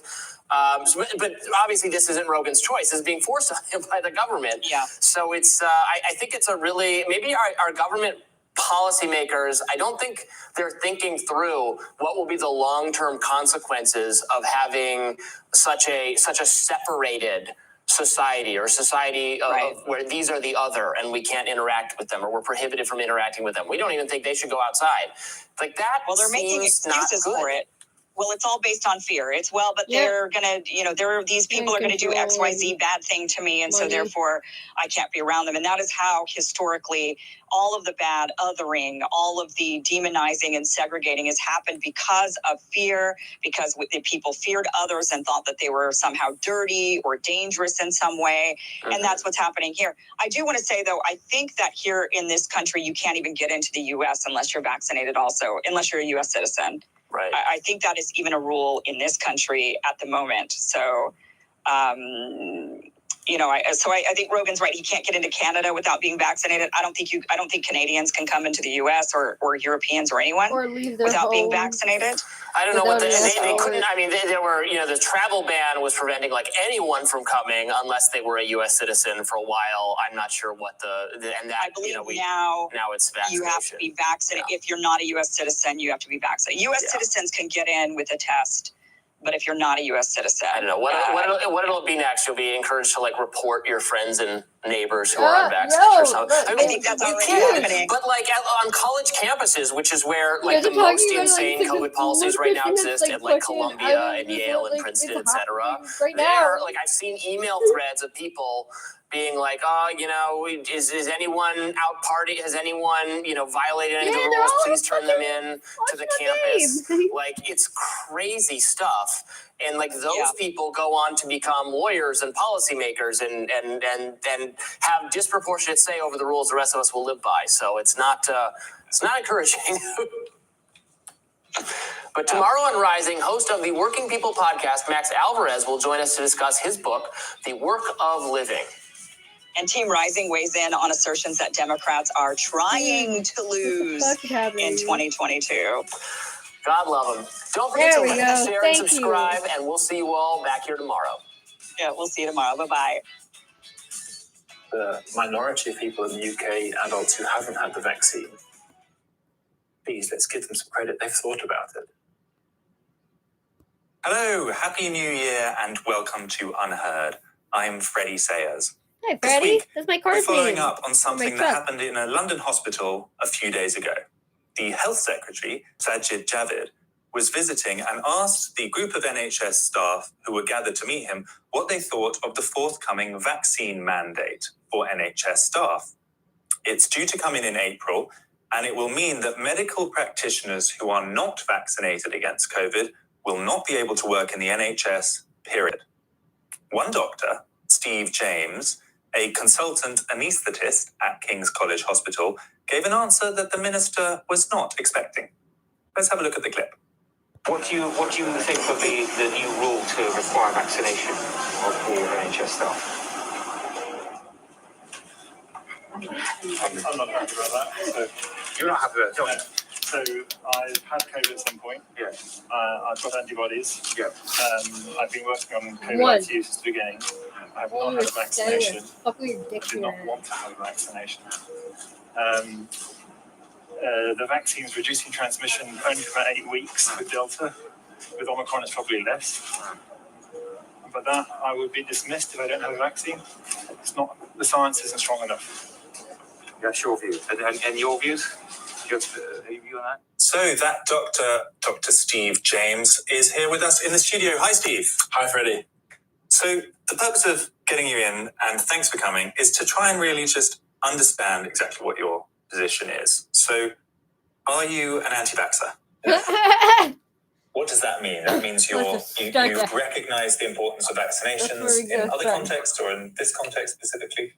To be a doctor and be against a certain group of pharmaceuticals would be a bit strange. It would be like being against surgery or being against hospitals.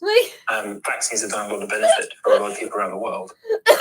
Oh my god! First of all, there's a term anti-vaxxers. It's used in a purely derogatory way. Why shouldn't someone be anti-vaccine if they don't want to have a vaccine? Okay. I don't have a problem with someone not liking something else or thinking something else is wrong. I'm not a flat earther, but I don't mind if people want to think the world is flat.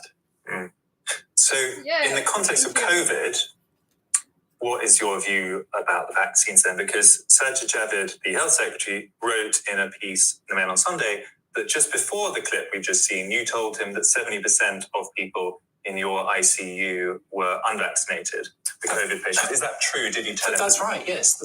That's true. And the number of patients who are in the ICU is about a tenth of what it was at its peak of the pandemic. The majority of patients who we see now, so about 70% of the patients who come in are unvaccinated.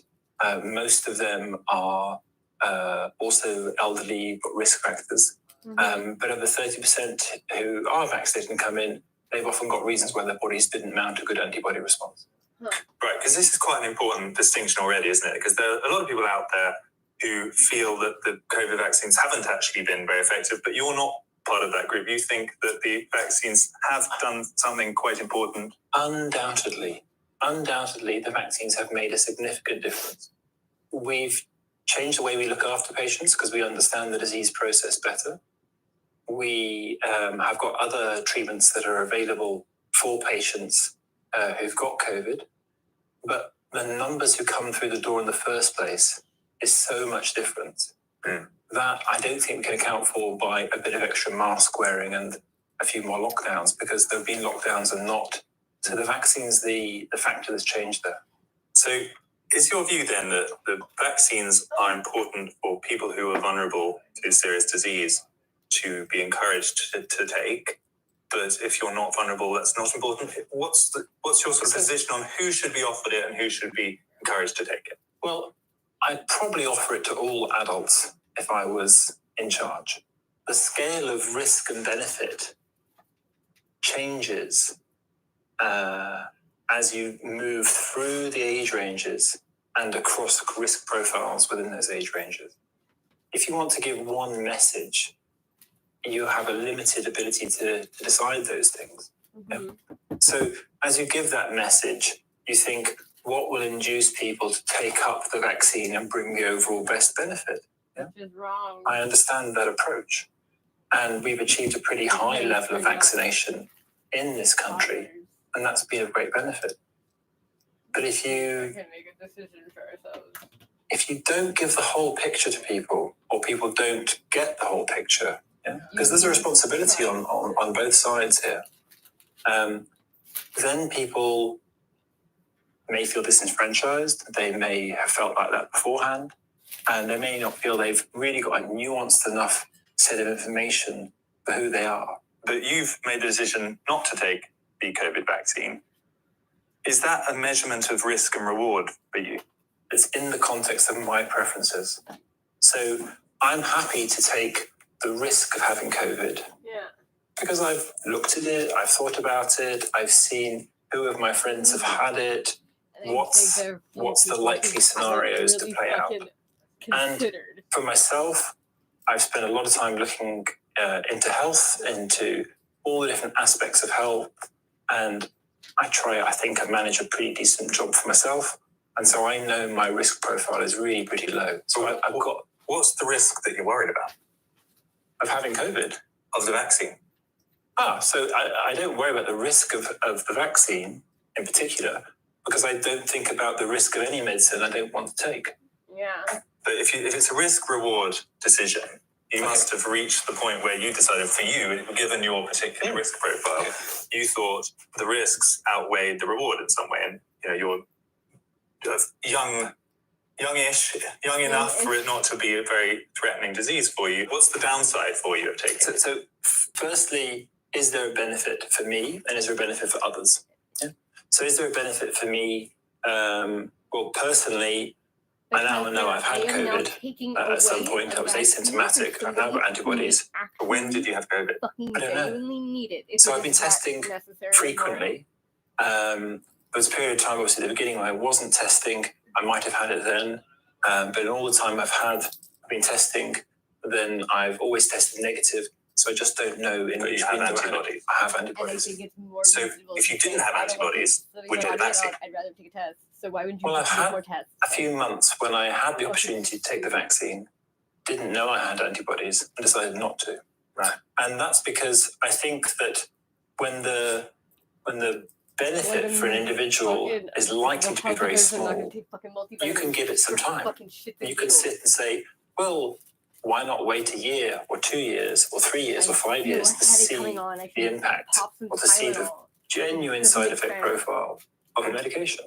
So you're worried about side effects then? I mean, it's this question of myocarditis or whatever the potential side effects are. Is when it comes down to it, even if it's a small chance, is that what you judge to be too big a risk compared to the reward that you might get for it?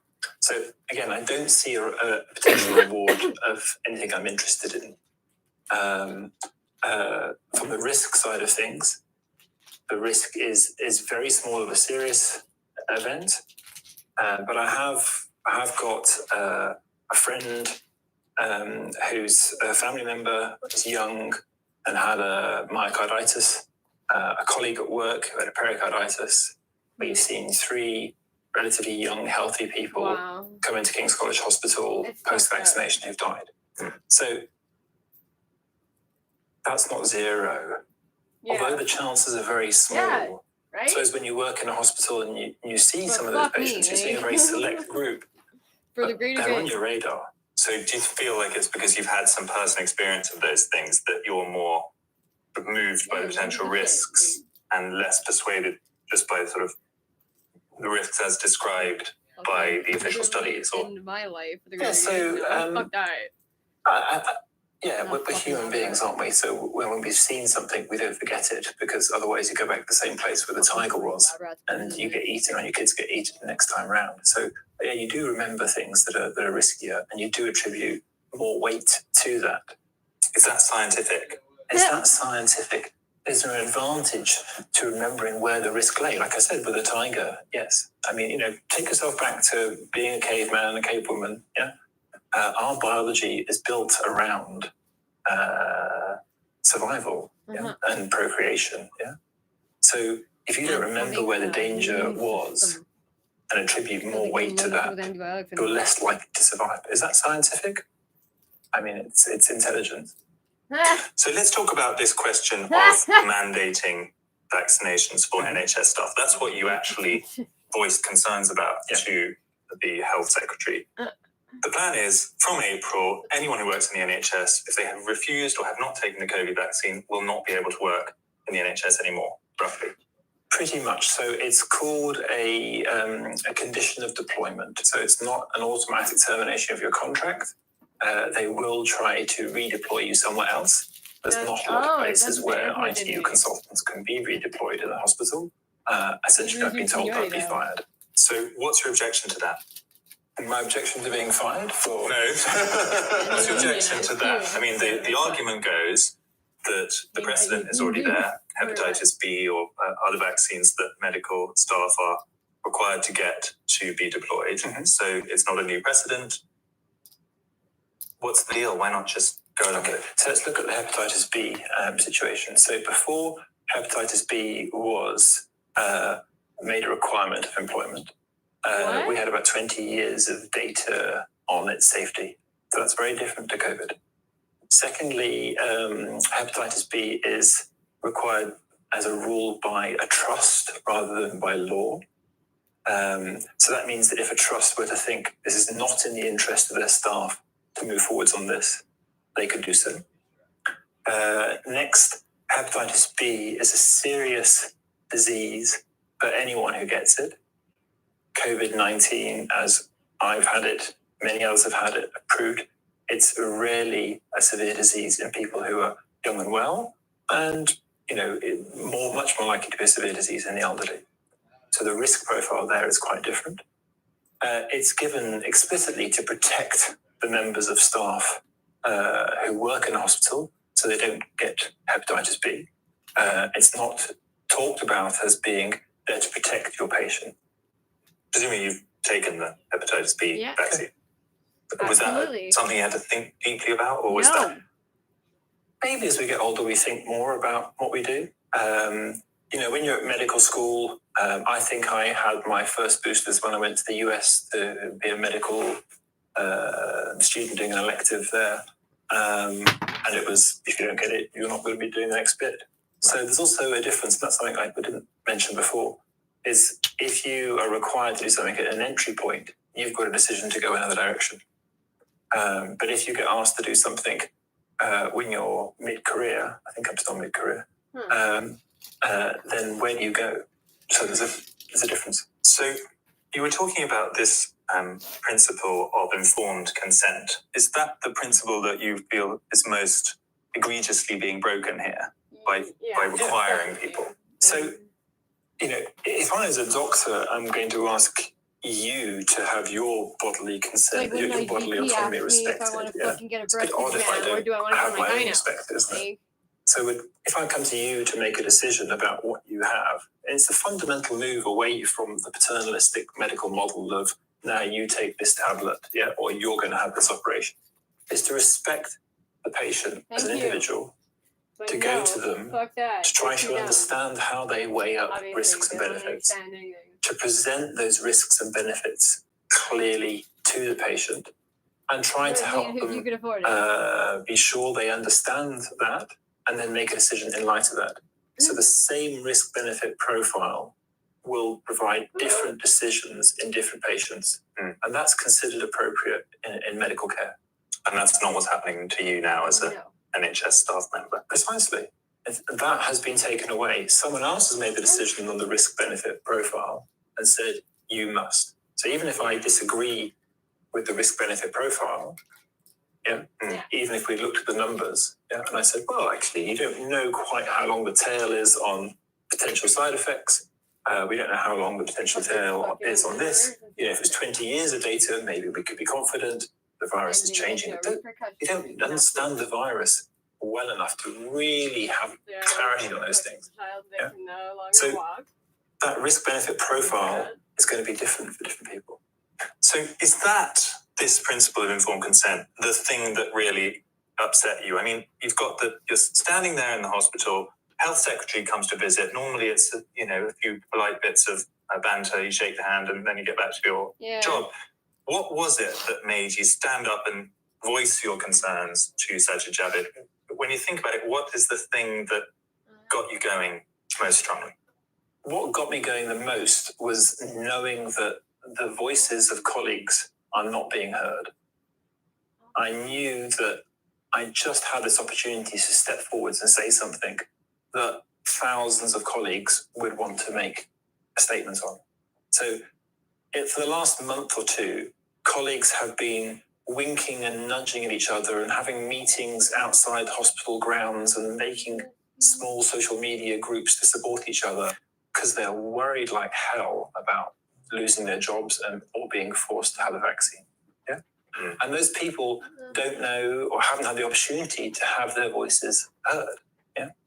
So, if there are all these people around, and we're talking about 10% of the NHS who are being threatened with the loss of their livelihood, come on, I mean, their voices should be heard. And the thing is that we know that if you say something that is against what's called the narrative,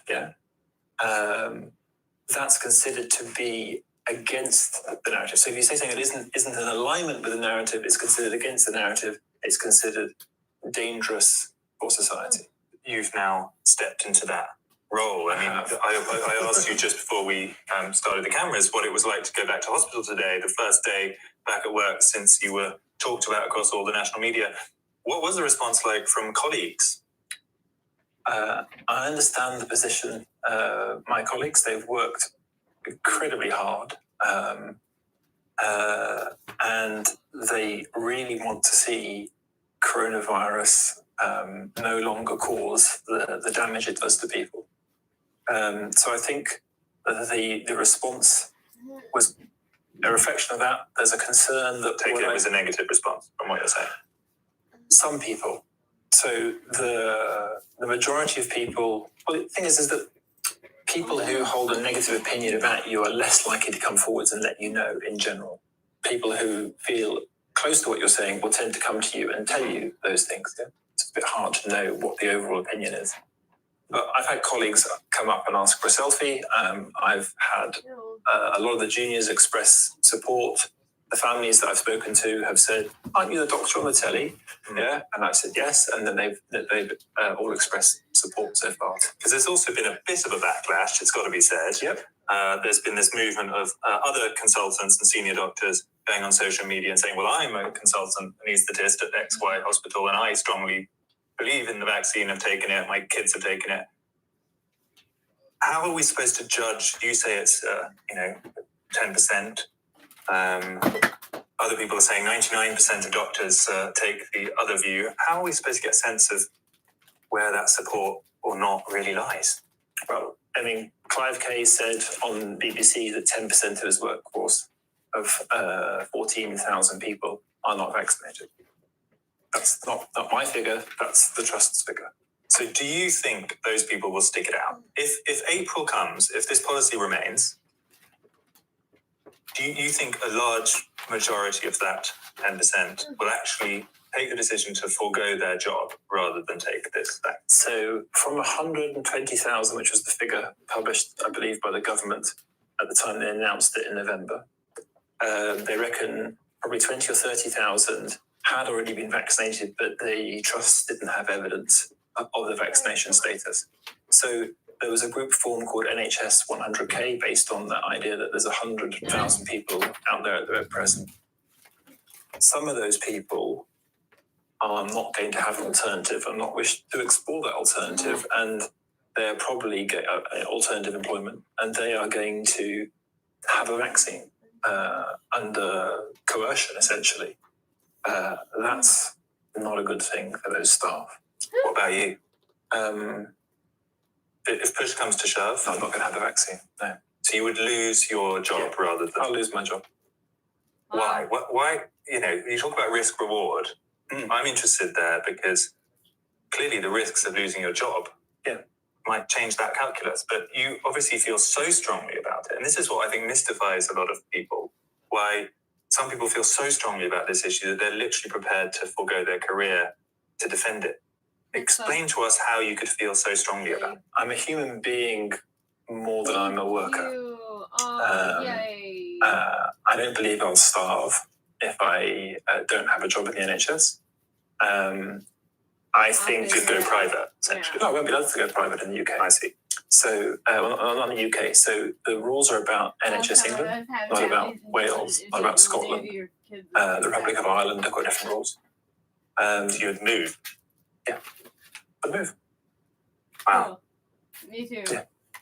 What do you say to people who are worried that even though you might have a reasonable position and it's carefully thought through and you're an educated person and all the rest of it, there has been a big sort of anti-vax movement, some of which is based on perfectly defensible principle, and some of it has contained kind of scare stories that aren't true. There was the MMR vaccine controversy a few years ago. Are you worried that you expressing what you are today can be used by campaigners who are trying to spread fear more generally? I mean, I think it's a reason why a lot of people might feel that you shouldn't have said anything, because even though it might be reasonable, it can be misused. That's my problem. Yeah, but I don't agree on balance that that's the bigger danger. I think the bigger danger is the conversation not being had. Yes, sir. So I think that it's reasonable for a period of time when you want to get a vaccine out in a situation to have a singular message. I think it's fair. But as the benefit for society of increased vaccination goes down, at a certain point, people are asking questions.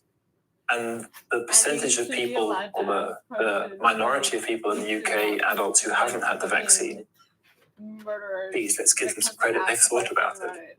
They've thought about it. And potentially it's a reflection of information from anti-vax campaigners.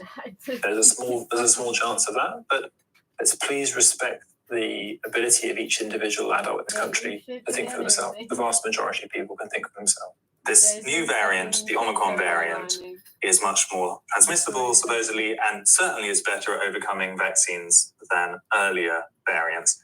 Do you think the so-called pro-social argument, the idea that one should take a vaccine for the benefit of wider society because it makes the overall level of infection come down, do you think that is blown out the water by the Omicron variant? If people look around them, they can see breakthrough infection in multiple vaccinated people. Most of us know friends who are multiply vaccinated and got Omicron over Christmas. So we should not look away from what we can see. Doesn't mean that we should completely run away from vaccines or Omicron and say, oh, it's all changing now. You've still got to look and still got to gather data. But the data on vaccination has suggested for quite a while now that it's not really making a big impact. In August last year, Public Health England stated that being fully vaccinated is going to do little to stop the spread of the virus in infected people. So we've known that. That's the government's publication. What if it's little but still something? I think some people will think that, you're in this responsible position, you're coming into contact with vulnerable people all the time, even if it's only a marginal effect, maybe you should be required to make that contribution because who knows, it could have an important effect for someone you come in contact with. Okay, so there's a couple of things here. One is that when you get a vaccine, your immune system is very strongly challenged initially. Yeah. But if you look at, for example, your antibody levels, not your entire immune system, but an important aspect of it, then those antibody levels drop off very rapidly. Okay. If you've got natural immunity, the antibody levels start off lower, but they wane at a much slower pace. Okay. And then you've got people who haven't got antibodies and haven't been infected at all. So after 3 months, I said 2 months in the interview, but that was wrong. It was 3 months. The protection from the Oxford vaccine is equivalent to no previous exposure and no vaccination. And the confidence interval, so where the people who wrote the study are confident the range is between 2 and 4 months. So that's the effect on transmission. That's the effect on whether you might catch and pass on the disease, not the effect on how ill you get. Yes, so that's about transmission. And so if you imagine a sort of, curve sloping down towards equivalent to towards unvaccinated, then actually, because it's a curve, you've got to be further back than halfway to have half that extra protection. That means you've got to be vaccinated probably every 4 to 6 weeks in order to maintain a significant level of difference, even a small but significant level of difference. What's wrong with that? Are you not happy to be vaccinated every 4 to 6 weeks? No, I'm not. I've also got friends and colleagues who attribute other minor problems to the vaccine. Fatigue, changes. I don't think we've got good, safe historic evidence for taking multiple vaccine doses on a program like that. The other thing that's really important is what does a patient want from their doctor? Doctors think that patients want doctors with loads of knowledge. And doctors worry about having enough knowledge and being professional enough and all these kinds of things. And the list of things that doctors think patients want are quite different from what patients say they want. So patients want a doctor who's compassionate, who's going to listen to them, who's going to speak clearly and honestly to them and weigh up the risk and balance of things. So as an individual, you have to decide what's the best way of delivering good care as a doctor. And all of these NHS frontline professionals they're professionals. They are professionals at caring and at doing the best they can for their patients. So they are making assessments on what's the best thing for me to do to be able to overall give the best care I can for the patient. So that involves your hygiene when you meet a patient, the time you spend with the patient. It involves whether you wear PPE, whether you take the time to look into the patient's notes, whether you take the time to do all these other factors and just to be present with the patient. And that's a much bigger picture than just... But why does not having the vaccine make you a better doctor? No, it doesn't. But it's... Right? If I'm not true to my own beliefs, then what the fuck are you I'm doing? not Yeah. a good example of someone who's making the risk-benefit analysis for myself and deciding on that. And I think that when you're with another human being and you're, doctors and nurses are in incredibly private spaces with patients. They are in extremely unusual, often scary situations. They're worried. And we come very close and share things with patients that you don't share often with other people. And so that ability to be genuine with another human being, it requires you, We're gonna get that from yourself too. I believe, to know yourself and to be present in yourself. So you feel actually that by taking a vaccine that you didn't want to take, you would in some way compromise your integrity or compromise your ability to look patients in the eye and feel like a good doctor? Yeah, if I can't look myself in the eye, it's going to be difficult to look a patient in the eye. Yeah. So I'm coming back here to what we should actually do, Steve, because we've got Omicron. It looks like it's very transmissive, even amongst vaccinated people. Are you saying that the policy should be offer it to everybody, encourage it, the vaccine, encourage it for old and vulnerable people, and just leave it at that? Or what's the Steve James? Okay, so policy? The problem for society is the people who get sick from COVID-19. That's what we were trying to change. So if you look at that population of people who are getting sick from COVID-19, you can look at people who get very sick and die, and you can look at those who get moderately sick and those who get less sick. And what we need to do is to be open and clear about who is getting sick. Well, according to you, it's unvaccinated people, at least 70% of your ICU patients. Yes. And I have no problem with that. That is the fact. That is the situation. But they are not people who look like you or have a health profile like yourself or like myself. So I don't understand why the message is everybody take it and let's force some people to be an example, when actually the people who are most going to have a problem are the elderly, are the vulnerable, are those who've got significant comorbidities. So when would that line start with you? It's a combination of factors. So the fit and well 60-year-old is at a much lower risk profile than the obese 40-year-old. But a fit and well 60-year-old, would you still not advise them to take the vaccine? Or I know it's all an individual case, but the government has to have a policy ultimately. Are you saying that a 60-year-old otherwise healthy person should take the vaccine or not?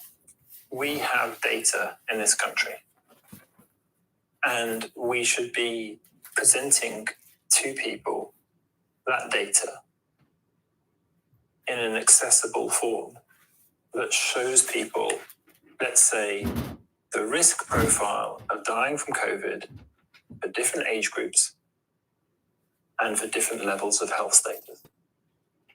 And then also with that, in each box basically, you've got to be able to say what's the risk of dying from the vaccine in that age group.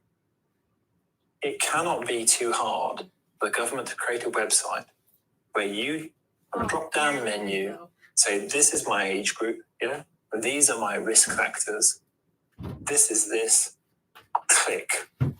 It then says, your chance of dying from COVID is 1 in 5,000. I'd be more than happy to help I would be put it together if they want to do that. Your chance of dying from the vaccine is this, based on the data in this country. And then let people say, oh, actually, look, for me, it's very clear. For many people, that is going to be more favourable. So the benefit is going to be greater than the risk. When you know you've got a pretty individualised set of information, you can then make that choice. You're not being forced to make it. But when you know that your risk of dying from COVID is 1 in 100 if you get it, and your risk of having the vaccine and having a problem from that is 1 in 10 million, or 1 in, it's not quite so high as that. Yeah, if you look at the VAERS database in the US, it's about, as a population, about 1 in 45,000. Most of those deaths occur in the elderly, so we haven't got information that delineates that at present, as far as I'm aware. So the risk of dying from the vaccine is going to be very low also in that age group. People should be able to weigh those things up. And then the thing is that to people who aren't vaccinated at present, why not find some way to encourage those people to come to the medical professional and discuss those things together in the light of their views? You know, you could do that with NHS staff. You could say every patient, every member of staff who's not vaccinated needs to kind of have a meeting with their line manager and have the risks and benefits presented to them, and then they make their decision on that. I think probably, I'm speculating now, but I guess even Sajid Javid and government ministers would probably quite like the plan you suggest in an ideal world, some sort of perfectly tailored individual risk profile and everyone could. But ultimately, they've got to have a policy. This pandemic has caused such a lot of disruption. You've witnessed the pressure on your own hospital wards. People are exhausted. 70% of people in ICUs are unvaccinated. So they just say, sorry, your particular, risk profile and the perfect way of doing it is not available. It's not an option. We need to be a bit more rough. Yeah. And that's the decision they've made. Do you understand that?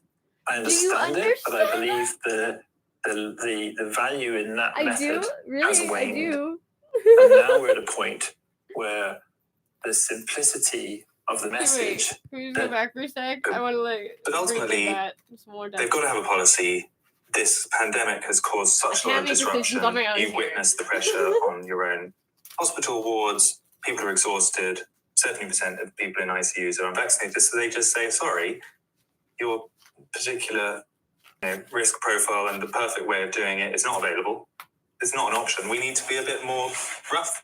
Yeah. And that's the decision they've made. Do you understand that? Who's they? I understand it, but I believe the value in that method has waned.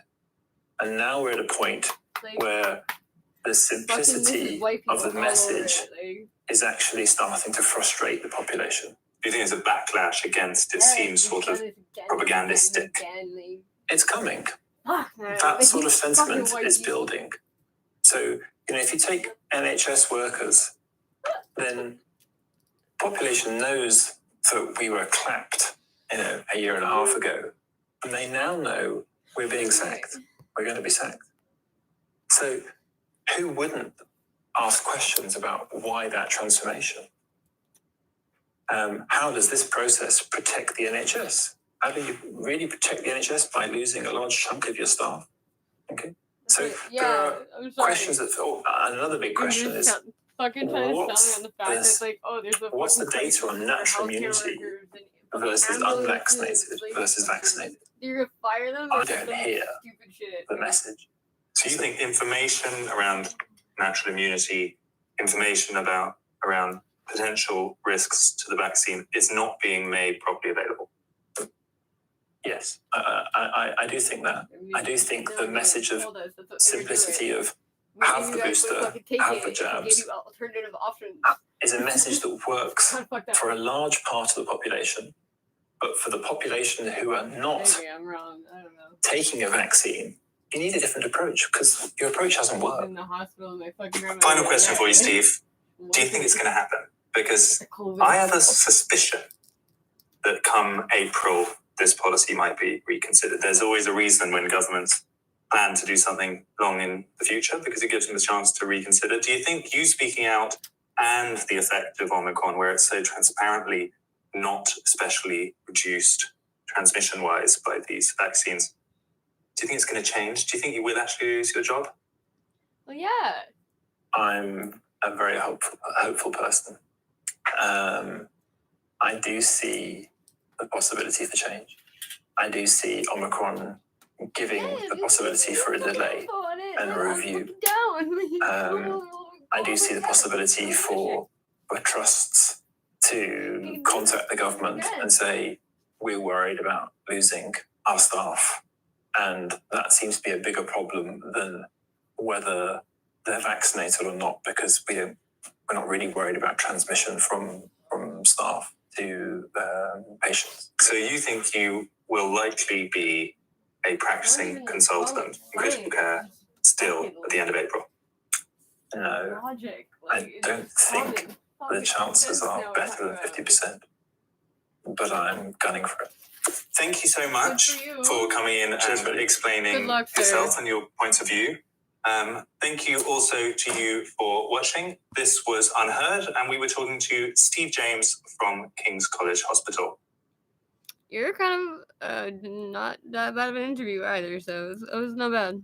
That was a good debate. Well, not like a good debate, but like fucking that was legitimately what you hear from either side. Yes!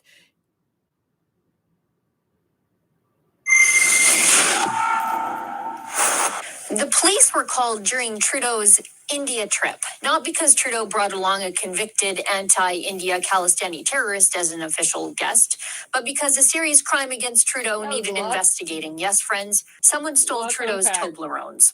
Toblerones? What about Toblerones? You know what I learned this past week? That Trudeau is deadly serious about his snacks, serious as a heart attack or a groping allegation. It should not surprise you that he likes his snacks like he likes his skin, cocoa-colored. Stay with me. This will all make sense in just a second. I've been going through an enormous access to information document package relating to the government's use of the Challenger jet fleet.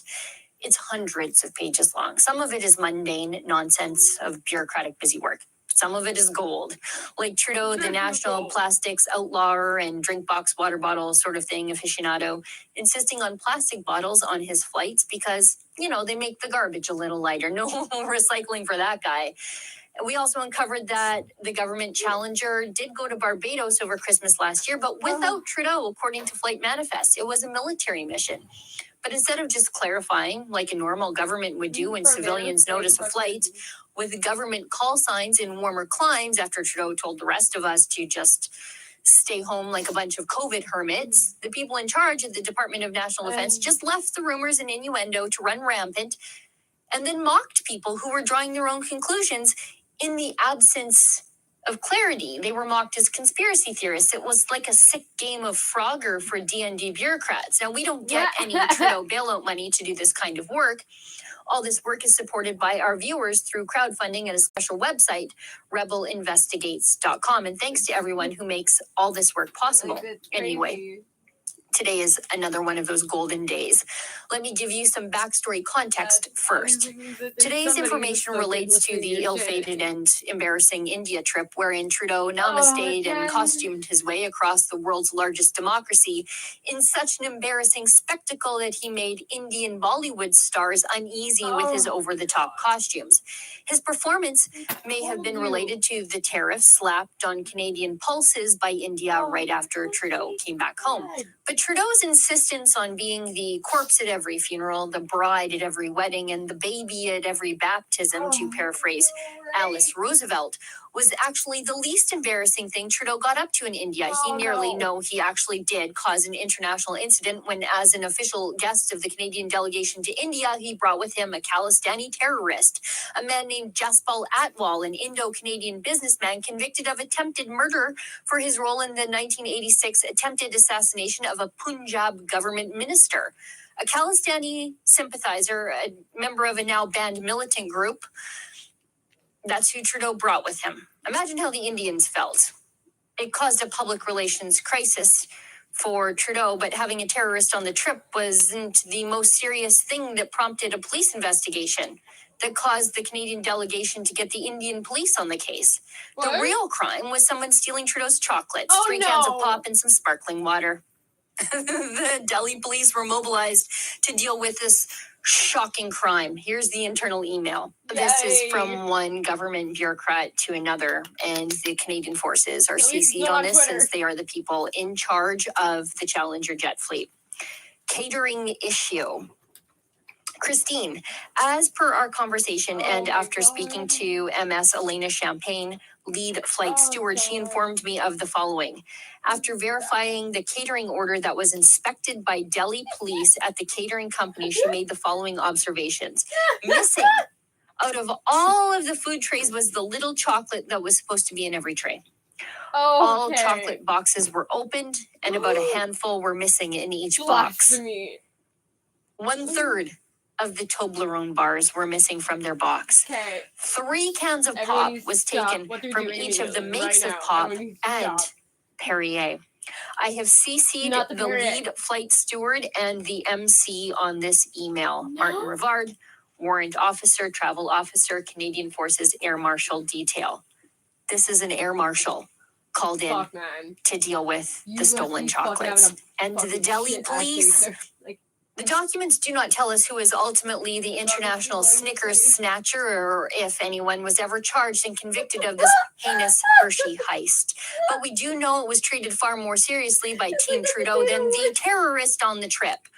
I play a little game in my mind sometimes called Imagine if Harper did it. If Harper called the cops to conduct a serious investigation in a foreign land if someone misappropriated his Milky Ways. Harper would have been laughed out of office and maybe even out of the party. But Trudeau, well, this story and these documents do make Trudeau look childish and unserious. And that's why the mainstream media would never ever show them to you. But we publish documents in full, so you don't have to take my word for it. You can read for yourself and draw your own conclusions. But we also publish these documents because maybe one day the mainstream media might do a story on them too. And we make it really easy because I did all the work already. We got the documents, we paid for them, thanks to our donations to rebelinvestigates.com. This is hilarious. This is like... God. If we couldn't be any more of a joke. Thanks.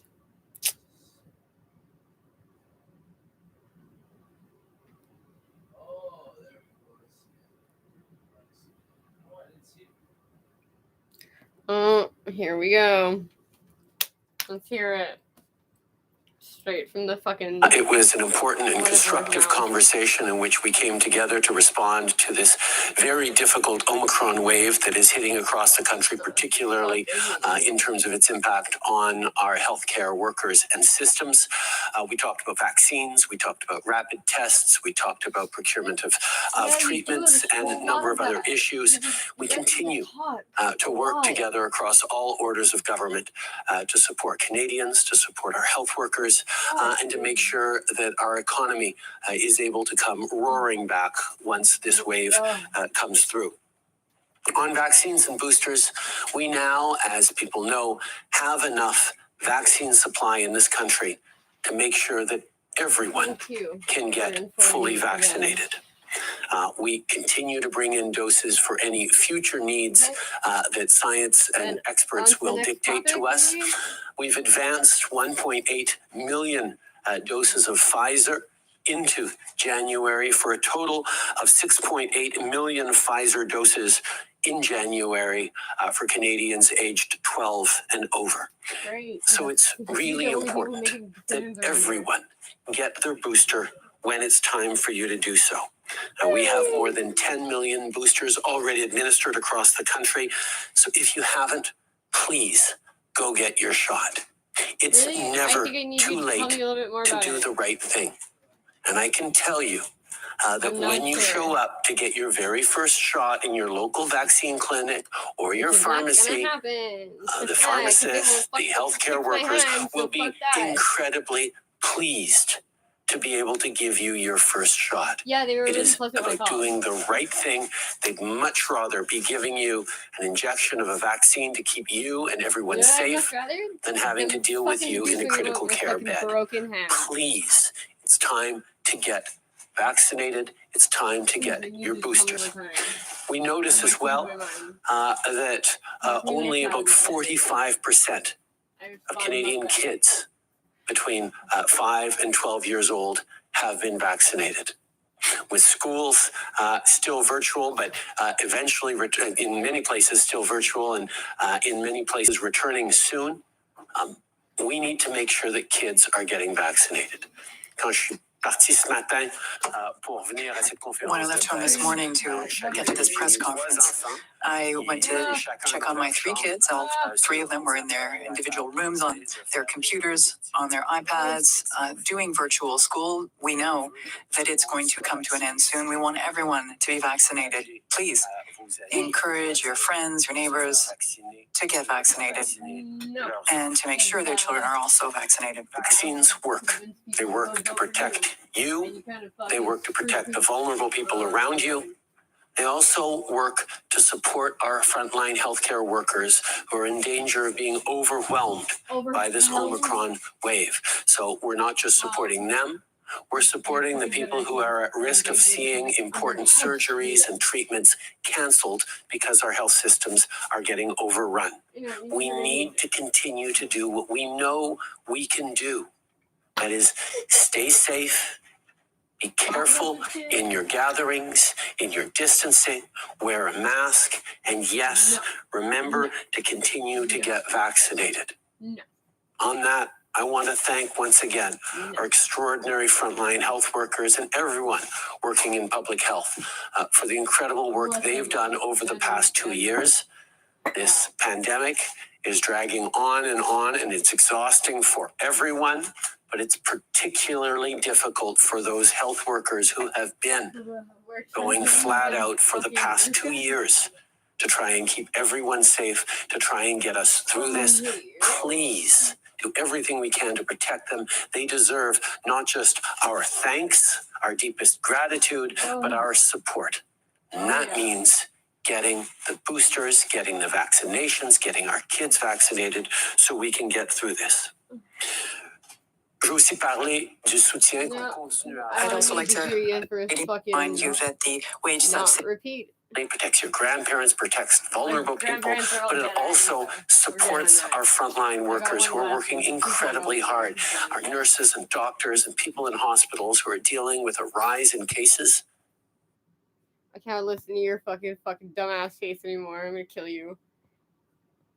Yeah, that's a threat. That is a direct threat to my prime minister.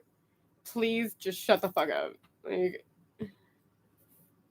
Or go talk to some children. I'm good. Go do whatever it is that you do, dancing around in headdresses. It's I hate you.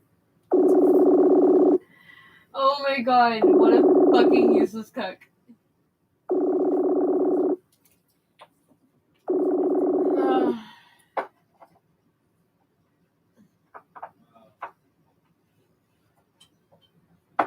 Hello.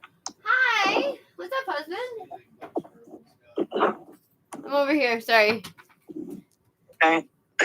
Are you like Smeagol? What? You look like Smeagol. Yes, I'm like laying on the couch with like a heating pad. Oh, you're dying? I'm dying. Did you take anything?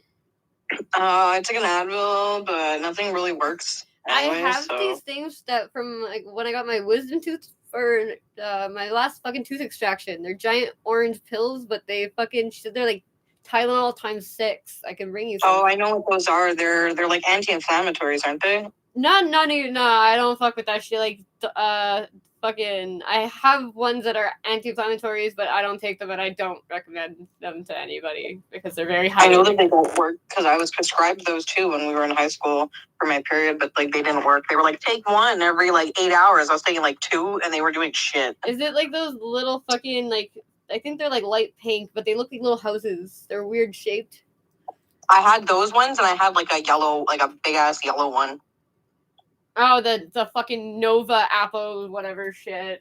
Something like that, yeah. Yeah, those don't fucking do jack shit. Nah, this is actually, believe it or not, these work actually really good, but like I only take one when I absolutely need to, which is more frequently recently for whatever reason. It's only like the first day that it's like this bad. Like I have cramps throughout it, but the first day is like the worst. Dude, I don't even know how many days I had mine. I think I might be done finally today, but it was like fucking dark brown black sludge. It was great. That's what it always. That's towards the end. It gets like that. Yeah. It was like that for like the entire fucking period this fucking month, and it's like a good. I had another one of my famous 9-day periods again.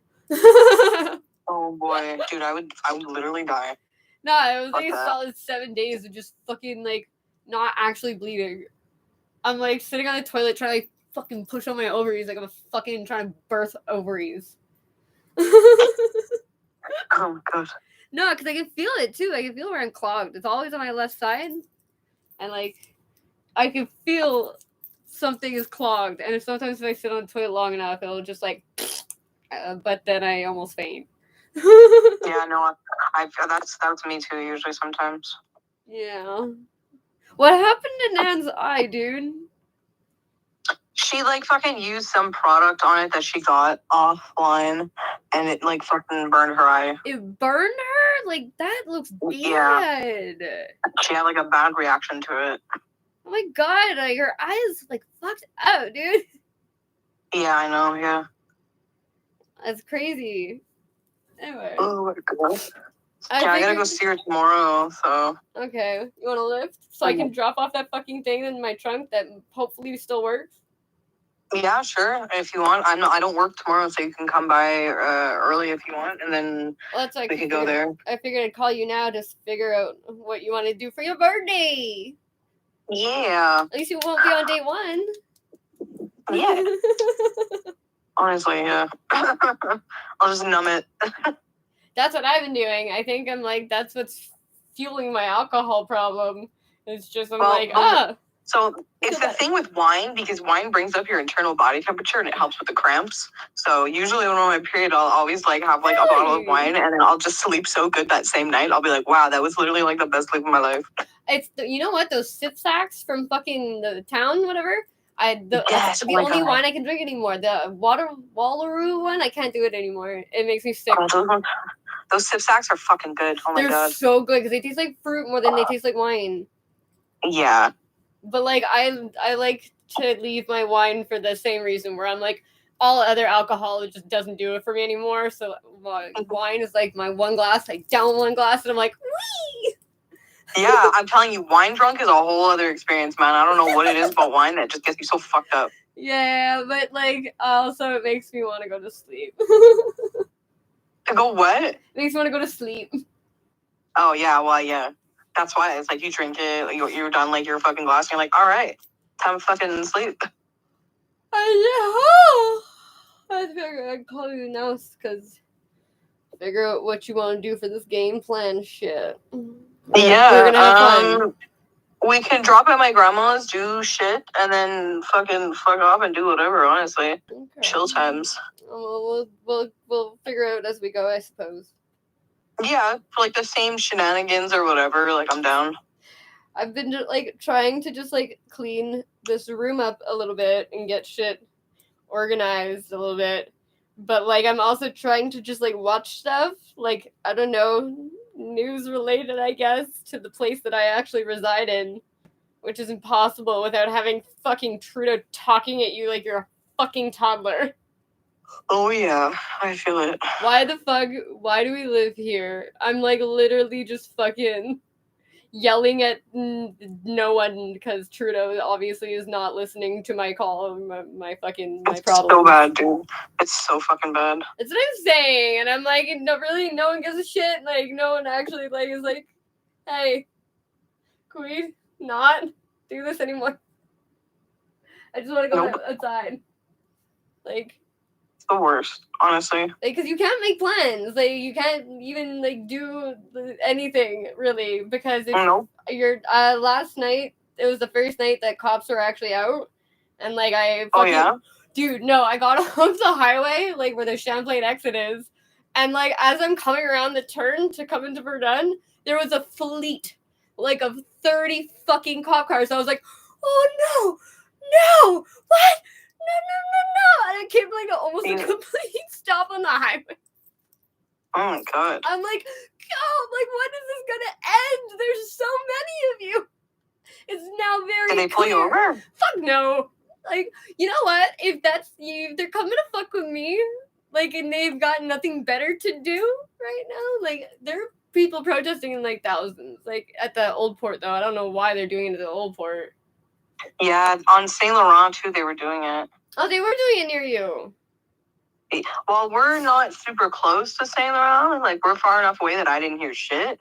But that's crazy. Yeah, like somebody was telling me that they were doing them all around there. I was like, oh, okay. I just don't know why they're not doing it in their usual places, like St. Catherine and fucking like I guess like Atwater and shit like that, like or like usual places literally on our like in front of our street. Like that's where all the protests take place. Like, and I'm like, why? There must be a reason why they're not doing it there though. Maybe it's too close to the cop station. That, or I'm thinking it's because it's too open. And I think at the old port, you're kind of like up. You like, there's no way for like fucking people or for cops to like surround the protest and like fucking just like that's what they've been doing. They just kind of box everybody in, and then they just fucking. Dude, do you see there's like parking lot with like fucking hundreds of fucking cop cars, like of like the trucks, the everything. And they're just sitting there all night. Like, and that's what they were doing I saw that. Yeah. Up until now. And then yesterday was the first time that they were out. I'm assuming because Legault was like, I'm going to bring in the National Guard if you guys don't do your jobs. Or basically, you're not my flying monkeys and my whipping boys. I think the National Guard doesn't have fucking more important shit to deal with than fucking. They're dealing with security. Some fucking heavy ass rape shit right now. So. So fucking stupid. No, they're a big boys club and they have some other problems that I'm assuming that they need to deal with, like how we invade other countries and all that nonsense that we don't give a shit about. Yeah, honestly. I give a shit about what's happening here. And the fact that I'm not allowed to go out. So. Yeah. It's fucking stupid. Someone needs to get Legault the fuck out of here. Someone needs to assassinate this motherfucker. I agree. And it's very, very, it's so over the top now thing. The ticket thing is like way too fucking much. And Trudeau is like fucking like doing nothing. He's not gonna do jack shit. Like, oh no, of course not. Yeah, but like what are we doing here? Like, are we just like I wanted to live with fucking Kim Jong-un, honestly. I would have went to Korea. But we don't live in Korea. All we had going for us is like fucking our Medicare, and they fucked that up too now. Good job. Yep. They're fucking more than willing to pay me to get vaccinated, but no one's willing to fucking look at my goddamn hand. Are you kidding me? Yeah, that's fucked up, dude. I finally got through to the clinic over here, which is usually like the fucking, because they were not fucking, they're privately owned walk-in clinic. Like, and if you look online, the guys' reviews for the walk-in clinic here, they're like, honestly, impeccable. Like, not one bad fucking review.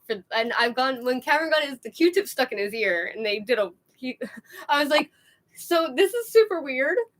He's got a Q-tip stuck in his ear? He's like, oh yeah, no problem.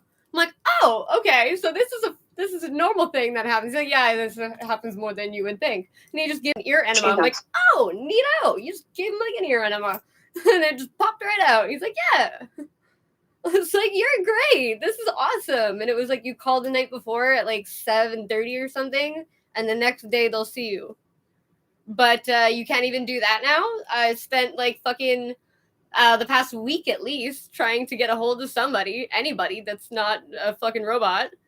And the lady finally answered the phone, and it was basically her giving me shit to go online to the Bonjour Santé, whatever the fuck. I thought they had a lawsuit because they're charging people for Medicare, but whatever. Apparently, that's who's running the show now, and she basically told me, just like, it only takes 3 minutes to go online and fucking register for an account. I'm like, yeah, but you guys want me, like, they want to charge me like $570 something for I don't know what, and she was like, fucking give me, she was like, only takes 3 minutes. I'm like, that's not my concern. My concern was the dollar amount here, lady. Like, I don't know. Jesus Christ. And like, they're fucking trying to be like, oh yeah, no, you have to put in your postal code and we'll put you to the closest fucking clinic, whatever. And the closest one apparently is like in Saint-Jean. What the fuck? Yeah, they want me to go like across the fucking across the country for. I was like, but why can't I just go to the one fucking right here? Like, well, it's all booked up. It's like, you know what? I'm not doing this with you guys. Like, fuck this. I'll duct tape it. I don't care. Whatever. Jesus Christ. Yeah, no, I just have a broken hand now, and that's just a thing. I even have a family doctor, but he doesn't really like me very much, so can't do that either. Wah. Anyway, so yeah, definitely I'm not gonna get your fucking vaccine. Yeah, no. Anyway, you heard they were fucking banning me from the SAQ? Yeah, you need the thing to get in. Dude, like, what am I, 16 years old? I stand outside the SAQ now, and I'm like, yo, can you go in for me? Fucking, you can keep the change. Oh my god. That's what it is, though. I'm so fucking, like, who the fuck is gonna be checking my fucking vaccine passport? Like, fuck you! For booze, really. Like, no. Like, I'm just gonna be like, fucking, Caitlin, give me yours. And photocopy my sister's. Fuck that. I'm not doing this. Anyway. And they're like, oh god, no, I can't go to bars or gyms. I'm like, oh my god, no. Please. Jesus. Not the gym. Fuck, how will I survive without the gym? So stupid. This is so stupid. Like, that's why I just kind of, like, I want to go out after curfew and just, like, fucking, just cause. So, yeah. Where's Tony Baloney? He's here, he's working. Oh, well, he's very quiet. Yeah, he's got his headphones on. Or he did. Doesn't he talk to people when he works? Sometimes. Well, he didn't have any meetings today, so I came out to the living room because I slept like most of the day. Like, I was up for work at like 6:30. I worked till 9, and then I was like, yo, I literally cannot. I'm just like way too sick. So I took off, went back to bed. He came out here to work, and then I got up at like 12 or something. I still don't quite know what Tony Baloney does then. Thought he was a lead. Yes, yeah. Hmm. So, like, doesn't he talk to the devs? Hi, Tony Baloney. Hi, Madam Fancy. Are you fucking making my girl that money? Bringing home the bacon? Or someone's got paid for it, I'm saying home. Hey, I got paid for the day off, prick. Well, at least we still have something. Yay! We still get days off. I need it. Fucking need it. Okay. Well. Okay, so I have to, like, I know I want to do that stupid lantern tomorrow. We're lighting a fucking lantern and we're gonna fucking... What? I've had this stupid fucking pink lantern for fucking ever. Wait. It's the one that was on my dashboard. And no one... Okay, so, like, on New Year's, I was going to stand on my street where I can see you and your building. Because, like, if I go outside even on my fire escape, I can actually see your building. So I was just gonna go stand on the street and light my like fucking lantern and be like, Dom, I'm sending you a flame lantern. Oh my god. Because it would eventually get to you. That was just fucking hilarious. Jesus Christ. But yeah, no, I was gonna do that. And Cameron was like, yeah, but like eventually it's just gonna be like a big ball of fire.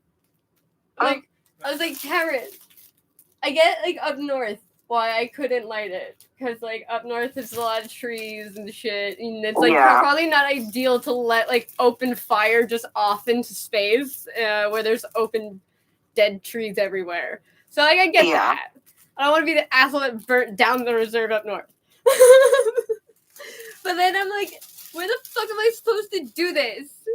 Like, that is ideal.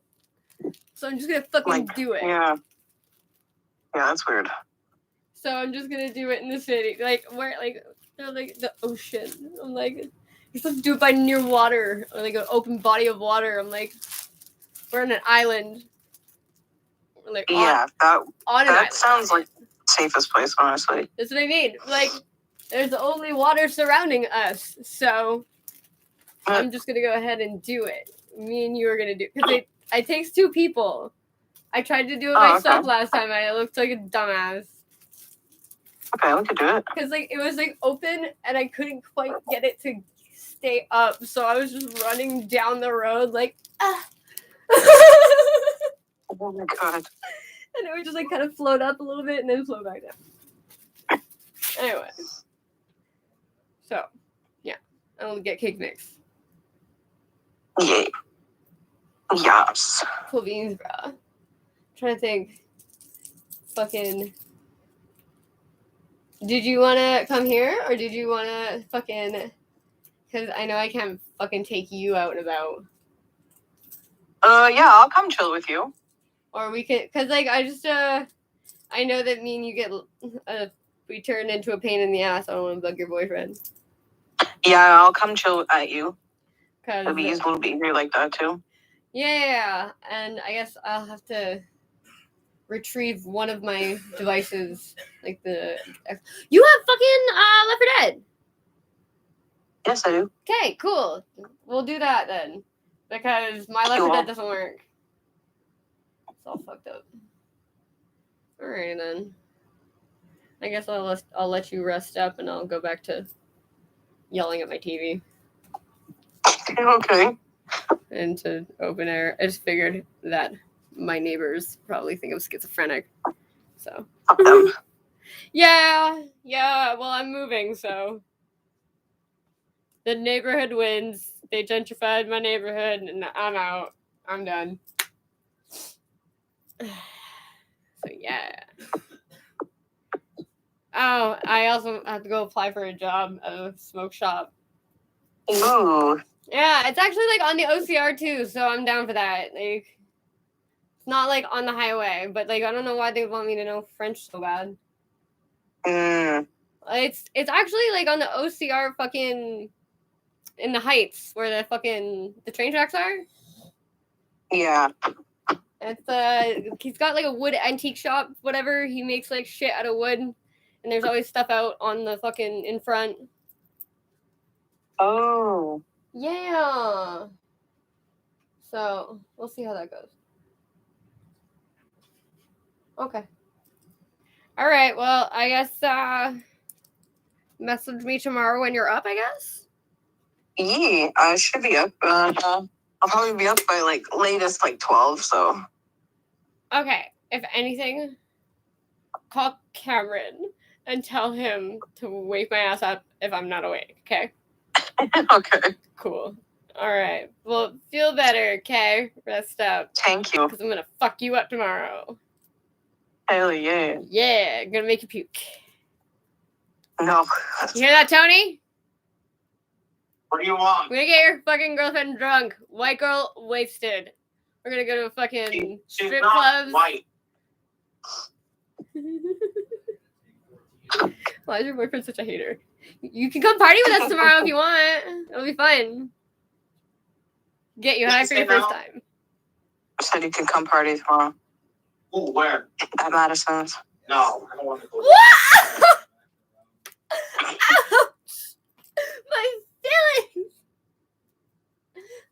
feelings, Boxer hurt. I'll get you high for your first time. Don't you want to be cool? Okay, I'm sorry. I'll stop fucking with your boyfriend. Okay. I am cool. Yeah, I think you're cool. I know your mom does too. I love you, Tony Baloney. I only love God. I love you. Okay, go rest up. Love you, bye, husband. Okay, I love you. Bye.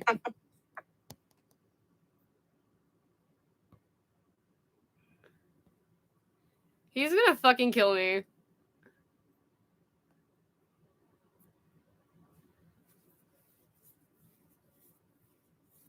What?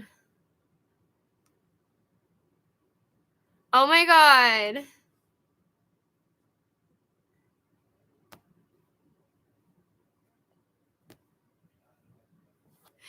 Oh.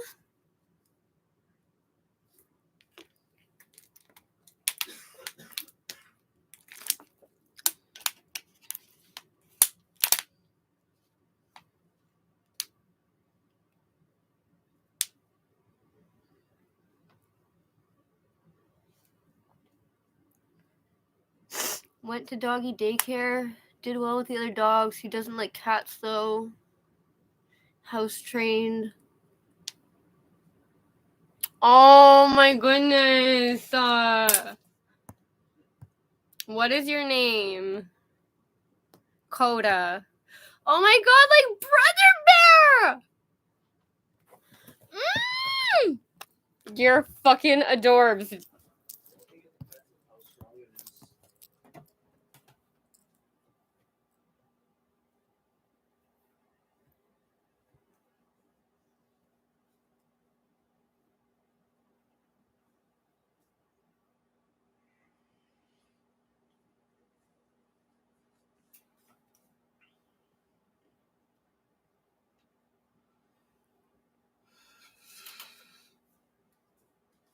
Holy fuck, you scared the I shit know, I out was of me. wondering how long it was going to take you to rub your eye. Jesus Christ. Yeah.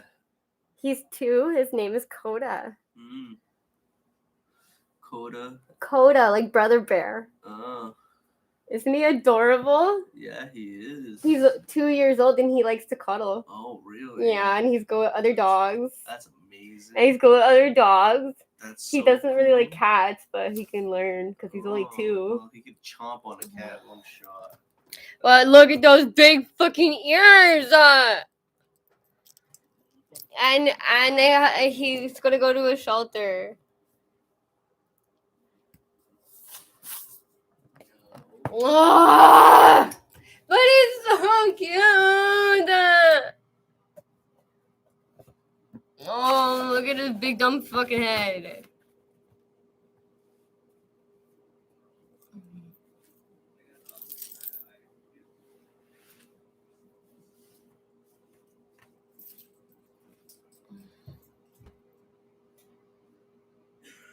Oh.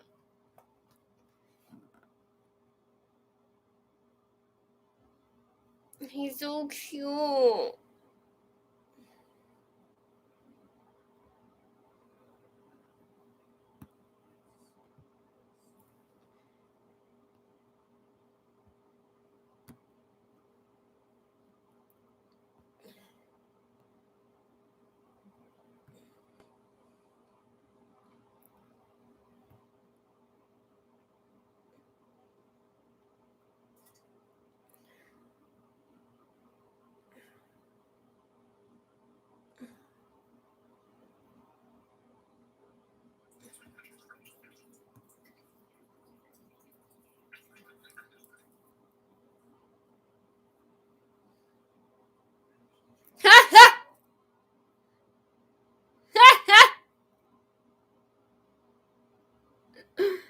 Oh, that's funny.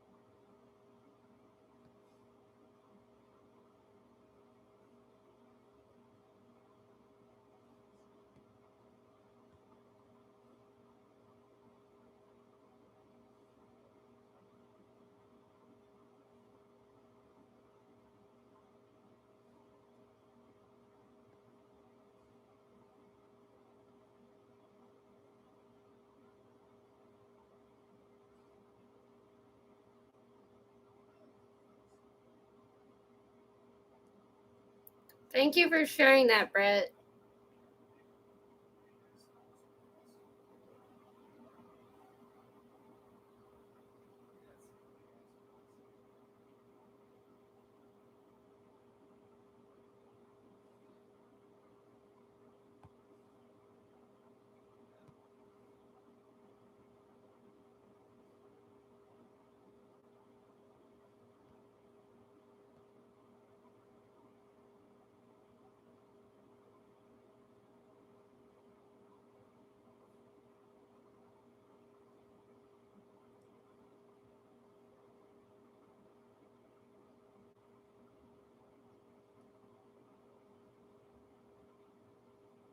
Ha!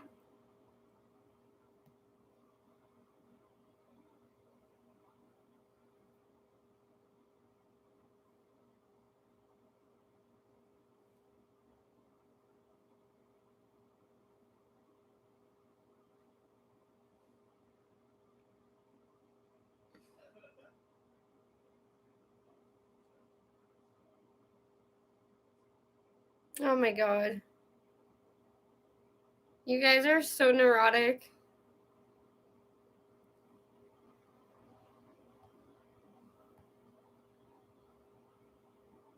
How the fuck do I move out of Earth?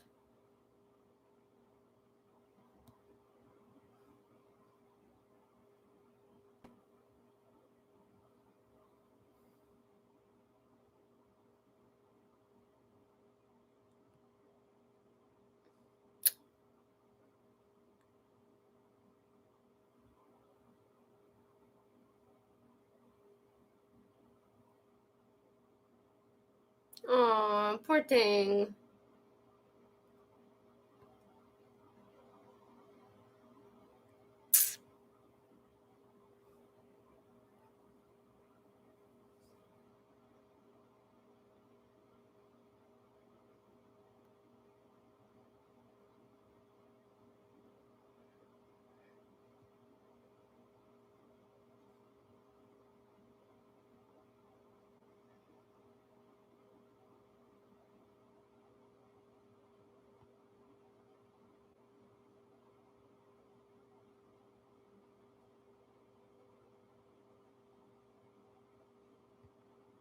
Mm.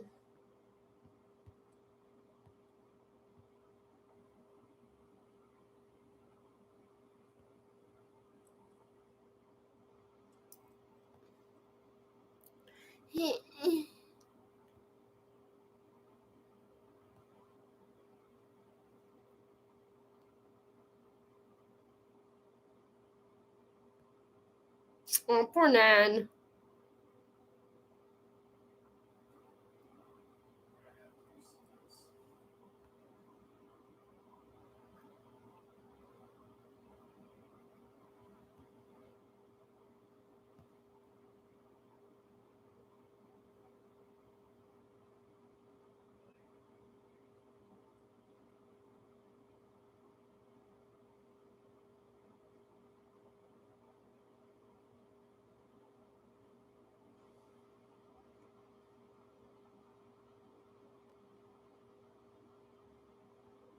Mm-hmm.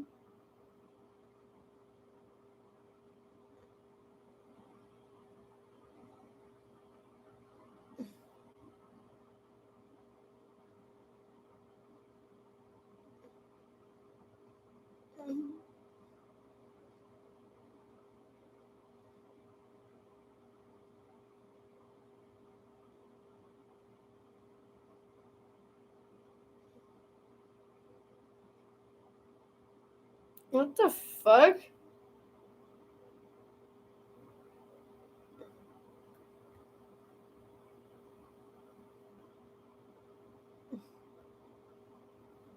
Right?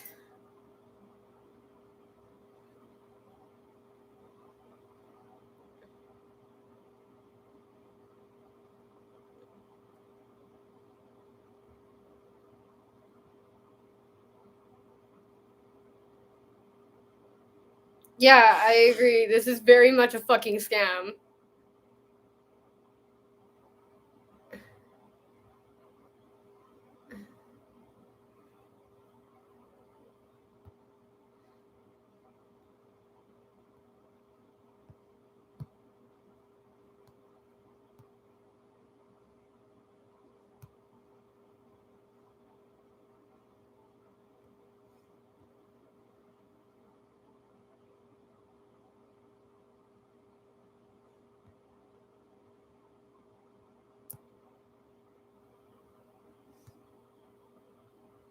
I'm just not in a really good place right now. Damn. Quebec? Yeah, it's funny if you're not actually living here.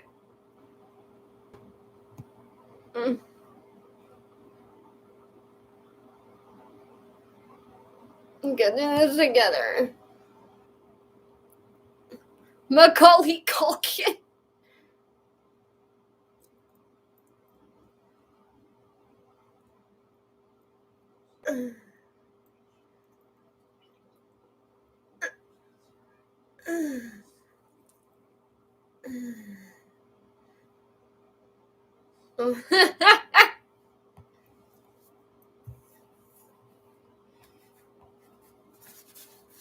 Ew.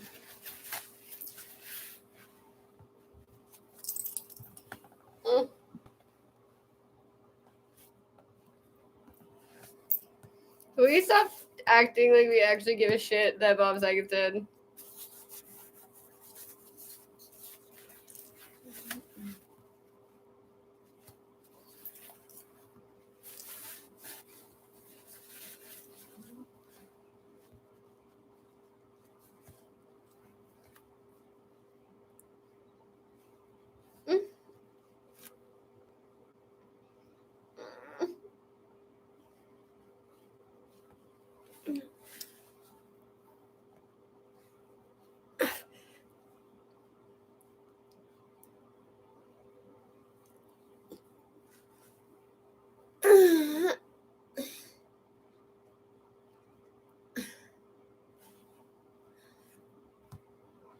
This is fucking great.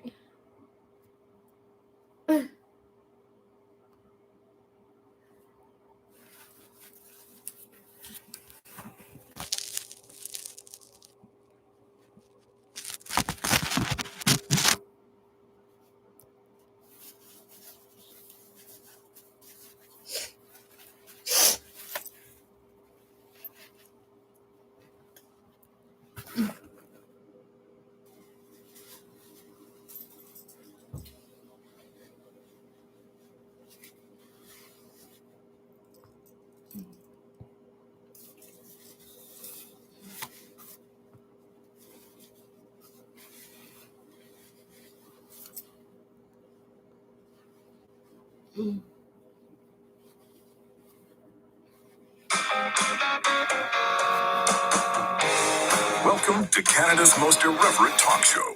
This is the Andrew Lawton Show, brought to you by True North.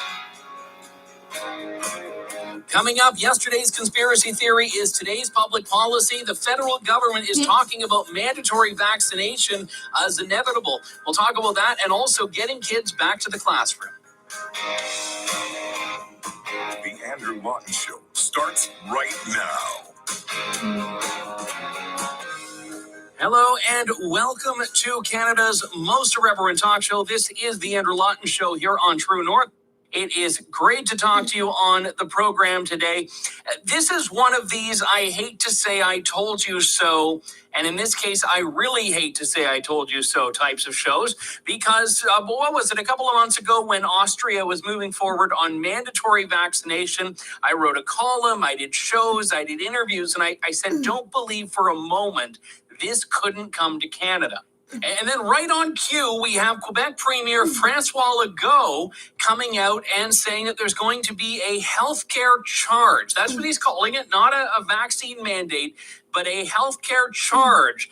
Not just for people who haven't, this is great, not just for people who haven't been vaccinated, for people who haven't received the third dose. So you could be fully vaccinated in Quebec right now, but because they're changing the definition, you're still going to have to pay this so-called healthcare charge.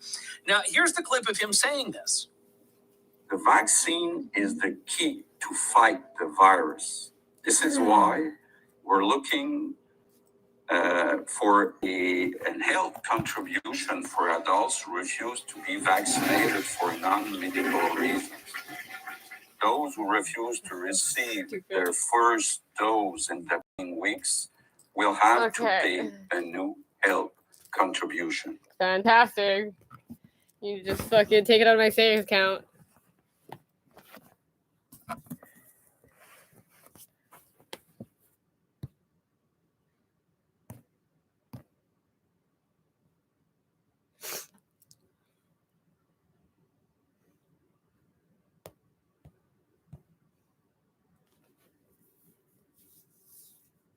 Mm-hmm.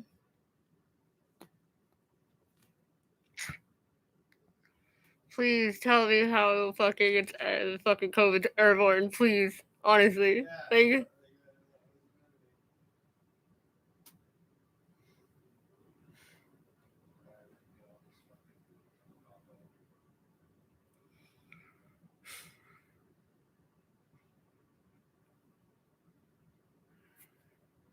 Okay, let's try again.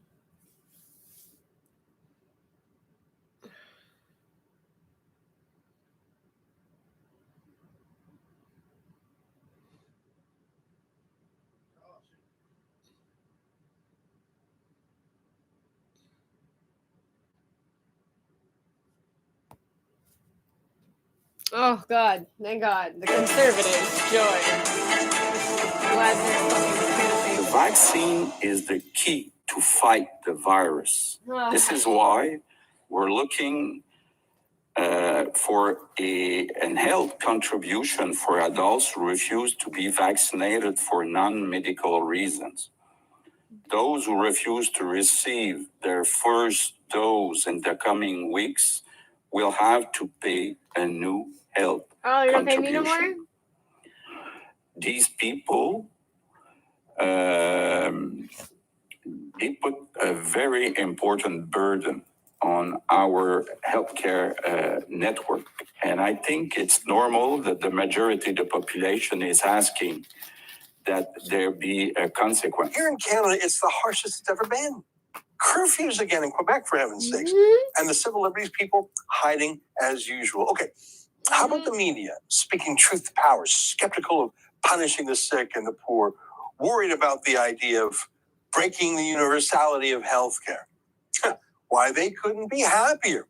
Here's CTV in Montreal literally laughing at the prospect of people being punished. LOL, laugh out loud. That's a respectable news reporter, people. He's not one of those rebels. He deleted that tweet after Marie Oakes retweeted it. Why? Is he embarrassed by it? Is he trying to pretend he's neutral and fair? Let the mask slip for a minute? Here's a senior Trudeau liberal, Bruce Anderson.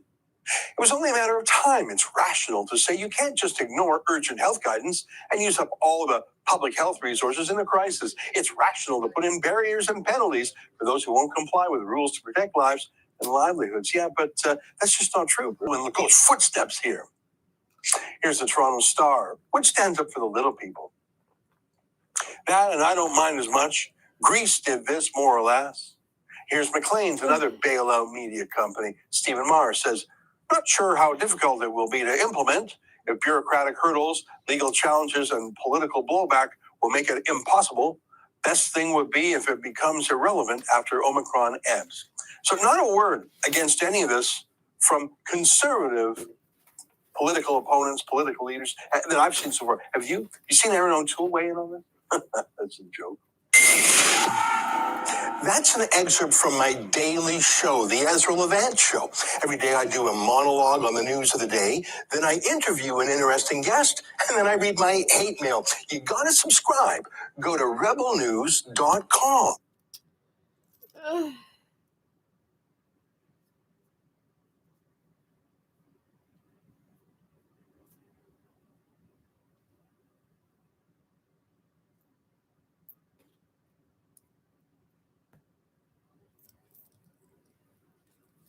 Fuck, man.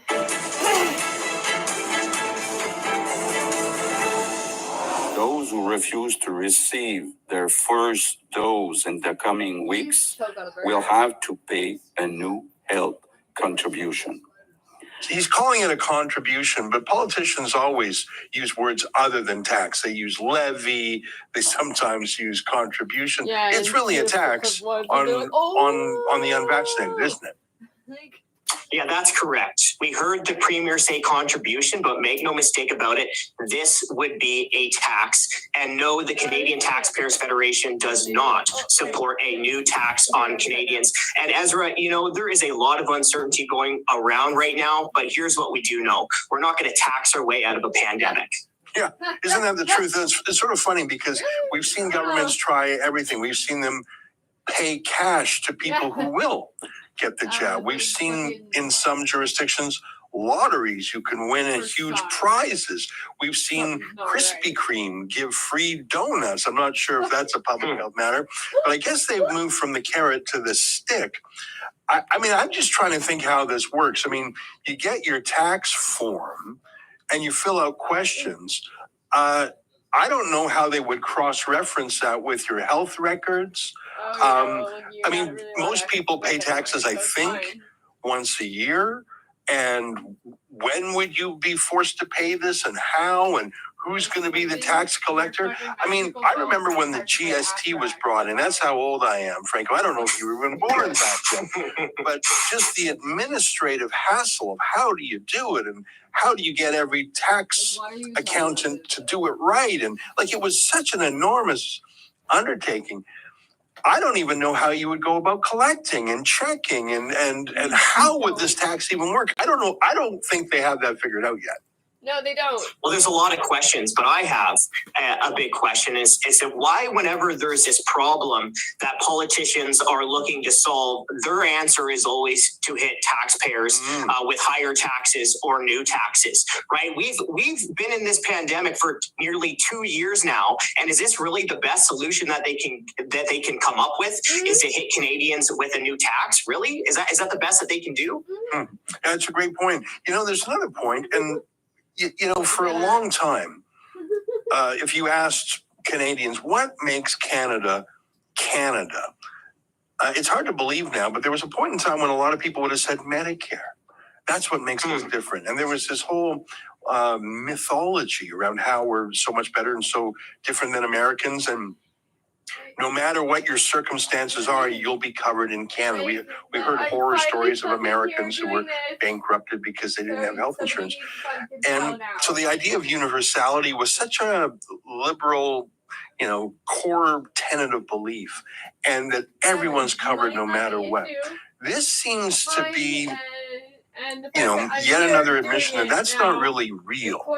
Well, I think that we definitely needed to have a very frank conversation about reforming the healthcare system even before the pandemic. But of course, COVID-19 has really put the spotlight on some of the issues with our healthcare system. I mean, for starters, taxpayers in Canada pay an arm and a leg for healthcare, but we don't get the best services for all the money that we're spending. So certainly, I think the Canadian Taxpayers Federation is open to talking about new solutions in the healthcare system, right?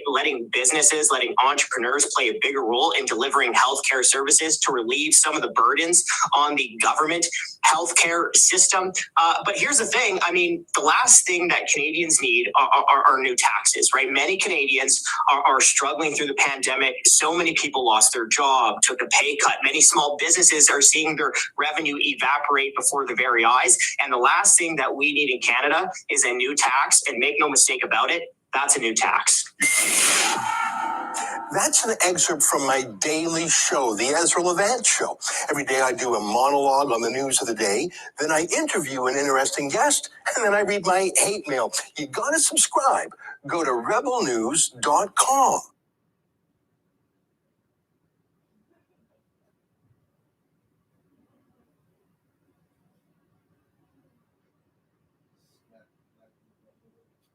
It stops working, and I just ask you to be patient with folks here as we work through some of these issues. But additionally, I will provide. I know that Minister Green and Dr. Candola both cut out momentarily during their remarks, so we will share the copies of their remarks with the media following this event today, so that you have their complete remarks in writing. And again, if I'm slow or there are delays, we'll just have to bear with it today. But for now, we'll move on to the question period. As a reminder, please keep yourself on mute until you are called upon to ask your question. I would also ask that please direct your question to the person whom you would.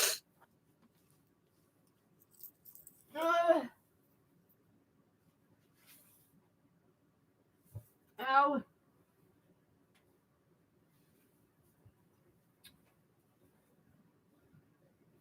Are you serious?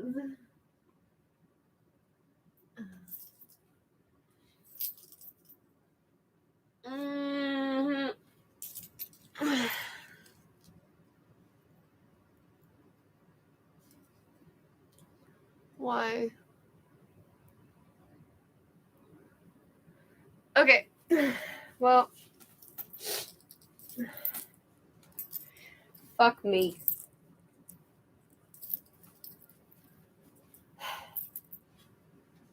Whatever.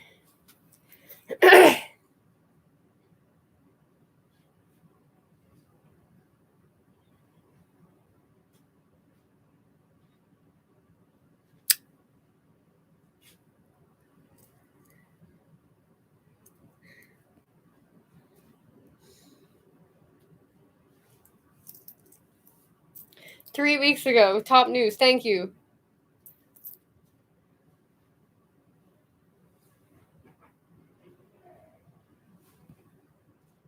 Hmm.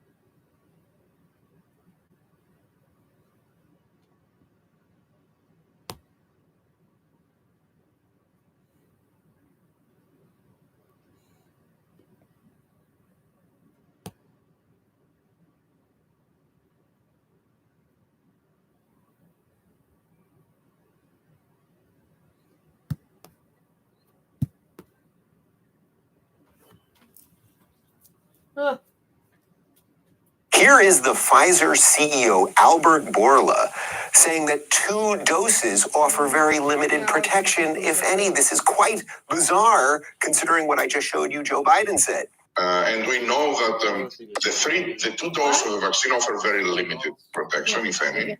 The 3 doses with a booster, they offer reasonable protection against hospitalization and deaths.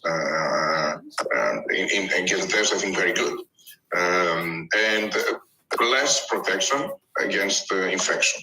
Now, we are working on a new version of our vaccine, the 1.1, let me put it that way, that will cover Omicron as well. And of course, we are waiting to have the final results. The vaccine will be ready in March. 2 doses offer very limited protection? But wait a minute. I remember what I just played 3 minutes ago. Didn't Joe Biden say something else?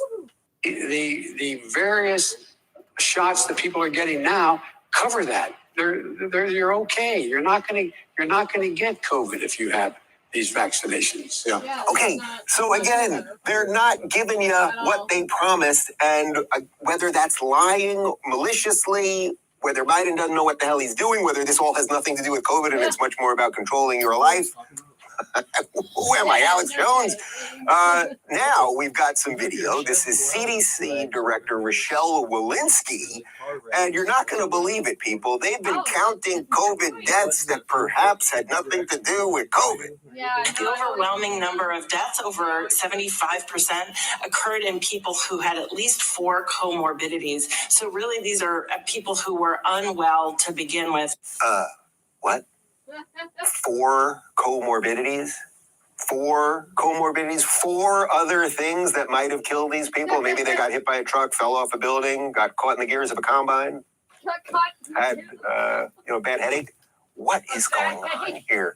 Why are these people not being hauled in front of Congress? Why are these... I don't like throwing people in the gulags, but we're going to have to start talking about it. Right? These people have lied about absolutely everything. The vaccines work. No, the vaccines don't work. Lockdowns work. No, lockdowns don't work. Masks work. No, masks don't work. I don't like these people very much. Do you like these people? And also, let's remember that the CEO of Pfizer and the head of the CDC, they don't have any real control over you unless you give them that control. One is the head of a pharmaceutical company. Those used to be the bad guys, right? Like pharmaceutical companies used to be bad guys 5 years ago. That's what mainstream would have told you. They just want profits and they want to inject you with things and side effects and blah, blah, blah. Now we can't ask about that. And this woman, Walensky from the CDC, who's gotten everything wrong all along and was lying about masks and everything else, it's like she doesn't have any authority over me. I'm a free citizen in a free state. Exactly. And she should be fired and then hauled in front of Congress and have to explain why she lied about everything and how connected she was to people at the pharmaceutical companies and who was making money off all of this stuff and all the rest of that. Like, all we had was healthcare, and now look, those are in that too. Because, like, they are willing to literally pay me money, cash on the spot, in my fucking hand. Now, I cannot imagine the difficulty families are facing as this pandemic continues. We believe so strongly that children need to be in school, that they are essential to the mental and physical health of a child and to their academic success. We have been cautious throughout this pandemic, and we've pivoted when required to ensure we protect our schools, our communities, and our collective progress as we work together to get kids back to school and our lives back on track. As you know, elementary and secondary students across Ontario will return to in-person learning on January 17th with strong protections in place, fully supported by Ontario's Chief Medical Officer of Health. The Ontario Children's Health Coalition, representing Sick Kids and CHEO and all pediatric hospitals, have endorsed the return to class. For students, this means that they can return to a classroom where they can learn alongside their peers, led by their teachers. Now, Ontario's plan to open and protect schools is focused on deploying millions of rapid tests to our schools and our childcare centers, enhancing ventilation and high-quality PPE, along with increasing access to vaccines for both children on a voluntary basis and staff. And as an additional measure, amid the highly transmissible Omicron variant beginning the week of January 17th, I am announcing that rapid antigen tests will be provided for schools in childcare and public schools, children in childcare settings, and students in public elementary schools. Staff and students will receive 2 tests each as an initial supply, with over 3.9 million rapid tests shipped to schools as we speak, ready for January 17th.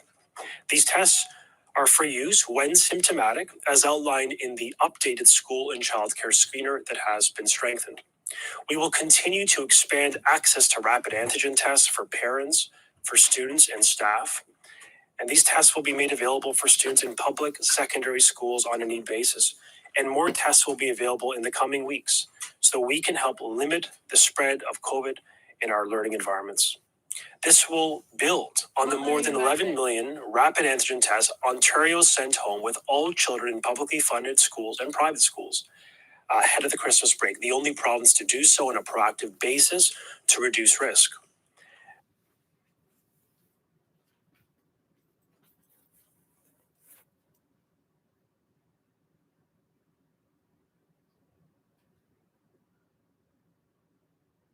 Oh, good. The Eden Center's getting a makeover. That's great. Good for Toronto. Maybe we should add some more fucking Ferris wheels to fucking Canada's Wonderland. Like, great.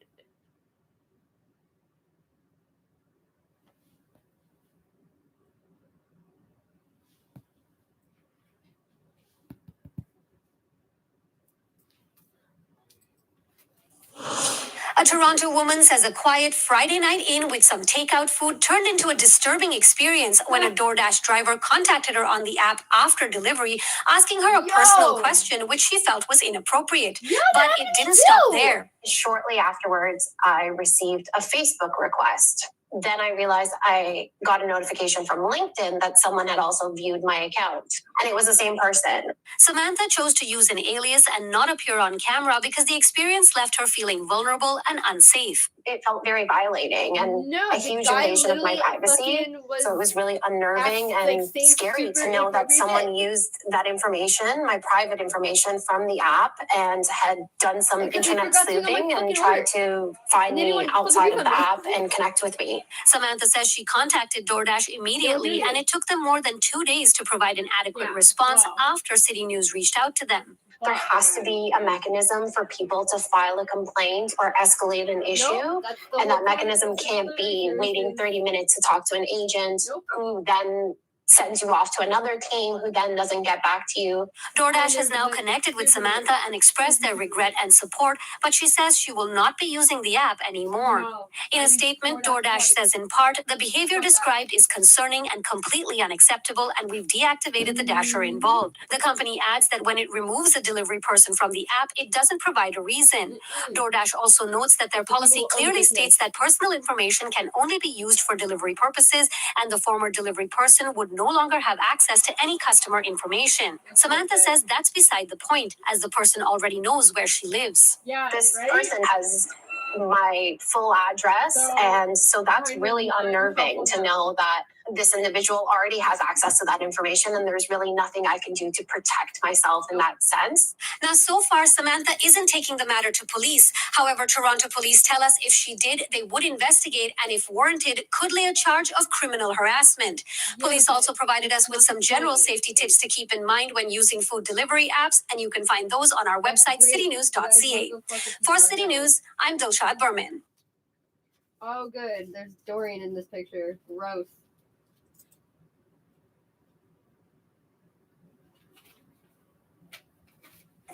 You know, you can be the Joker, you can be the clown, but actually right now, what people are looking for is straightforward honesty. And much as I put it to you, that when the Prime Minister said that he went to an event which was advertised as bring your own booze, I mean, let's not pretend, and he says to the House of Commons he thought it's still classified as a work event. Doesn't wash, does it? So I think we've all got stories from, particularly that first lockdown. We heard from Jim Shannon yesterday, particularly. Very moving. It was. I mean, you couldn't fail to be moved listening. And there are hundreds, if not thousands, of stories just like that. We had 2 funerals in my family. One very early on in that lockdown. You know, my wife could only attend on her own because I couldn't let anybody in to watch the children. We had another one that I had to listen to outside. So does it make me angry, and should it make my constituents angry to think that people were potentially socialising in Downing Street Garden? Absolutely, it should. But of course, for the detail around that, we do need to wait for that Sue Gray inquiry.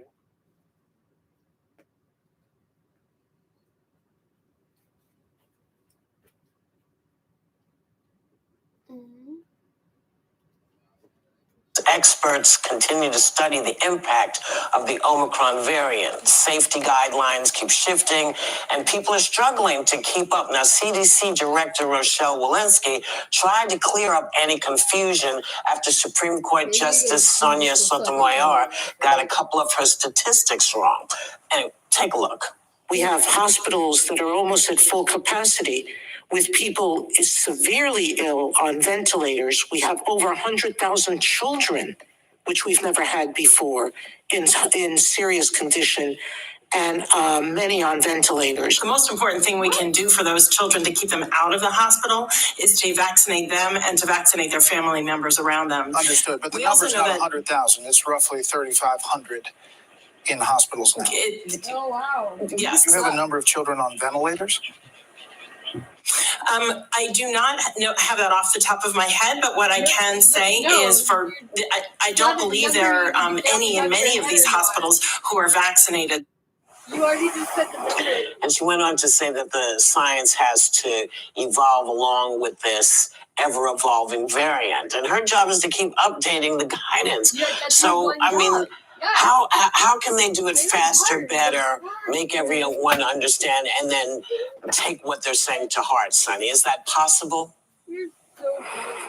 Well, first, I just want to reframe this a little bit about Justice Sotomayor, because while, she may not be accurate for current hospitalizations in children, she is correct that we have more children in the hospital now more than ever before. And it certainly reflects the current cases in children. Right now, we have 82,843 children sick with COVID. More than 1,000 children have died from the virus.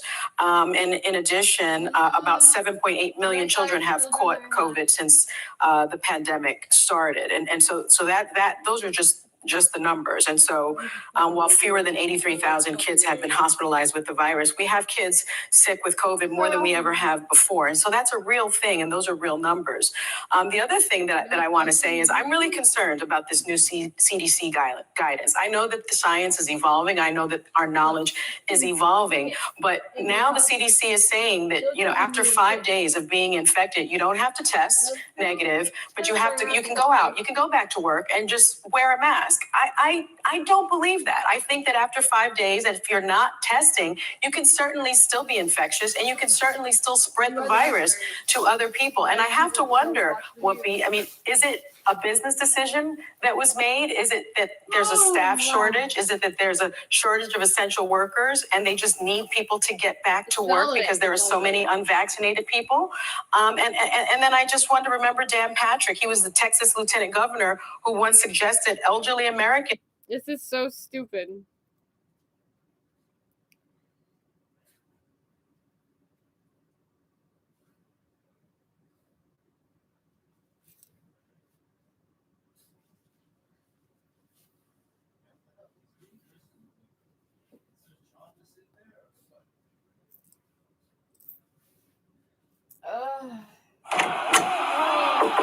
Hello. Hey, Chris. Game start? Yeah, it just started. You want a beer? No, I'm doing dry January. Brought my own stuff. Chris, that's so much milk. How's Demko playing? Got him in fantasy. Good. He's made some saves. Chris, you're drinking that too fast. Hey, dare me to chug it? No. Woo! Here we go!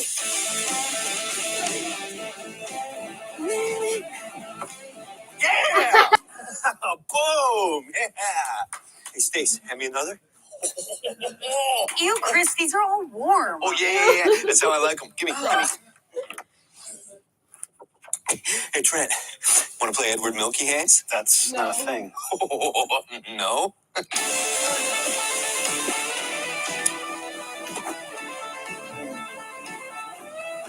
Okay.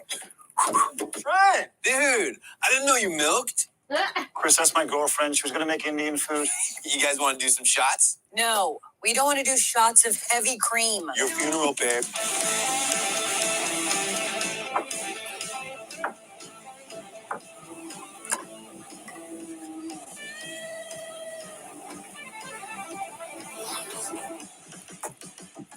Woo!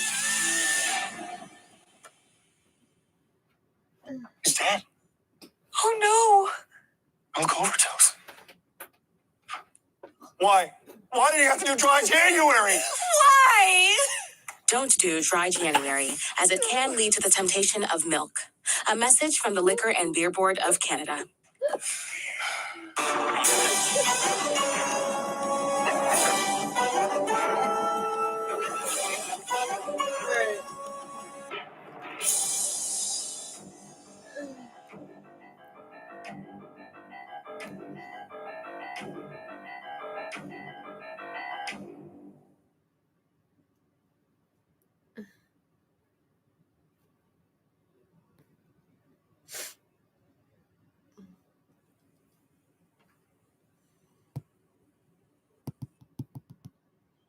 What this really means for the future. So first, let me begin with the bill itself. There's no question 100 senators here have all been through an election process. We're all experts on elections. We've walked through it in a way that most Americans have never walked through before. We're passionate about fair elections. We're passionate about the people who actually vote, because those are the people that are actually engaged in our society. As we have millions of people that check out, don't care, don't vote, we encourage people to vote, to pay attention. The laws in our states are a little bit different on voting, because each state is a little bit different. That's not something new. That's actually written into the United States Constitution. It's been that way since 1789. They've always been a little bit different. In 1965, our nation took a strong, bold step to be able to make sure that we protected the rights of every single individual to be able to vote. Because there was a season in American history where Black Americans were being pushed out. There were poll taxes, there were Jim Crow laws, there were things that actually pushed people away from voting. So in 1965, our nation passed the Voting Rights Act. I'll talk a little bit more about that in a moment. That's corrupt. That Voting Rights Act still stands today to be able to protect the right of every individual in America to vote.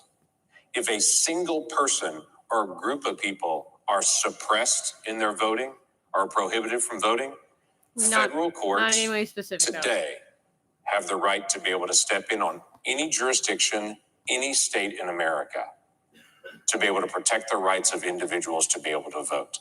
I bring that to this body as a reminder because for some reason, an enormous portion of this body on the left side of this room are running around the nation and saying, if we don't do something right now, there'll be voter suppression in America. And we have to change that. When they all know in 1965, we passed the Voting Rights Act, and that act still stands today to be able to protect the rights of individuals. I hear people wander around the nation and get on news channels and say the Voting Rights Act has been kicked out by the Supreme Court when they know that is a lie. They know it is. One section of the Voting Rights Act the Supreme Court took out several years ago, it was the section that required what's called pre-clearance. It created a formula for states that had done a lot of oppression against Black Americans. It created a certain formula for them. If they made any changes in their voting laws, they had to get pre-clearance for that. It stayed in place for decades, even though their state had cleaned up their voting laws and had changed for decades. It stayed there until the Supreme Court looked at it and said, you can't hold this over these states a generation later for something that a previous generation did. And so the Supreme Court kicked that one section out, but kept everything else, including protecting the rights of every single American from voter suppression. Every law in every state in America could be challenged in a federal district court, circuit court, and to the Supreme Court to make sure the rights of individuals are protected. Now, people here may not know that that still exists based on the way that the news has talked about voting of late and based on all the conversation about voting. But that is the law of the land right now. So what's being brought to this body to vote on then? Well, here's what's been brought to this body to be able to vote on.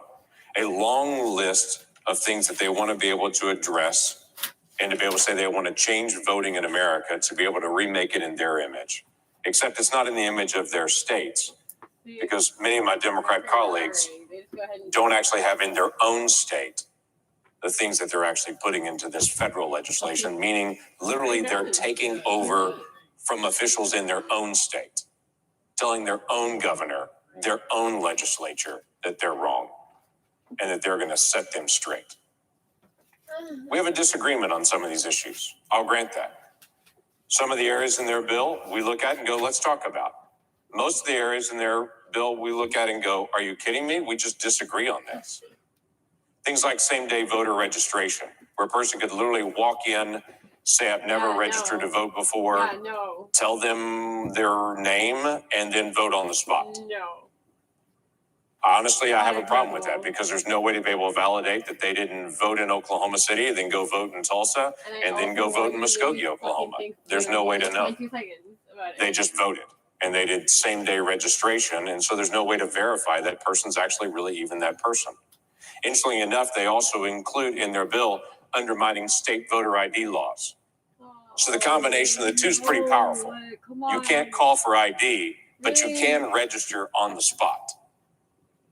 That is a formula for fraud. It's not just my opinion, it's the state of New York's opinion. The state of New York does not have same-day voter registration. In fact, this last November, it was on the ballot in the state of New York, and the people of the state of New York overwhelmingly said that's a terrible idea and voted it down. Yeah. Yet Senator Schumer stands right over there and tells every state, including his, that just voted this down, no, you have to do this. We're going to require it because some people in this body think it should be required. We have a disagreement on that. That's a real disagreement we should be able to debate and talk about, but instead my Democrat colleagues are saying, if you disagree with me on this, I will blow up the rules of the Senate and will get what I want no matter what. Can we not have a disagreement that same-day voter registration may be a bad idea when even the state of New York and the people of New York think it's a bad idea? They have a mandate for using ballot drop boxes. Now, I don't have a problem with ballot drop boxes, but their ballot drop box issue is you can't provide security. You can't, if you have any kind of security setting for it or any kind of chain of custody requirement, then that's going to be oppressive and suppressive. You know, I think it's a good idea if you're dealing with a ballot that you actually know where it went and if anyone changed it. If people dropped off multiple ballots when it's only legal to be able to drop off one, I think that may be important to be able to know if you're going to be able to verify an election. We have a disagreement on that. Oh, shit. We have a disagreement on the issue of felons voting. Yeah. Now, each state makes that decision whether they're going to allow felons to vote. But in this piece of legislation Democrats are bringing, they're saying, no, felons have to be given the right to vote when they get out of prison. Now, I understand we may disagree on that, but I want you to understand what they're saying. My Democrat colleagues are saying, I will blow up the rules of the Senate and change 250 years of history in the Senate to get my way if you don't allow rapists, convicted murderers, and convicted sex offenders to be able to vote. They are so determined that sex offenders get the right to vote, they're willing to blow up the rules of the Senate to get it. Can we not have a disagreement? Nope. On if we're going to force states to mandate that convicted murderers, sex offenders, and rapists get to vote again. In this piece of legislation, they provide government funding, taxpayer funding, for members of the House of Representatives, just down the hall over there. Here's the way they set it up. If you're running for the House of Representatives and you raise small dollar donations, then taxpayers will fund your campaign on a 6-to-1 match. Oh, it gets even better because you as a candidate could actually take a salary from that as well and actually be paid by the taxpayer to be able to run for office if you're running in the House of Representatives. Can we not have a disagreement on that? Yeah. I don't meet many people in Oklahoma that say they want to fund House members running in New York State or California or Illinois or even in Oklahoma They don't want to fund them with their tax dollars. If their tax dollars are going to education or to roads or to national defense or to border security, they're all in.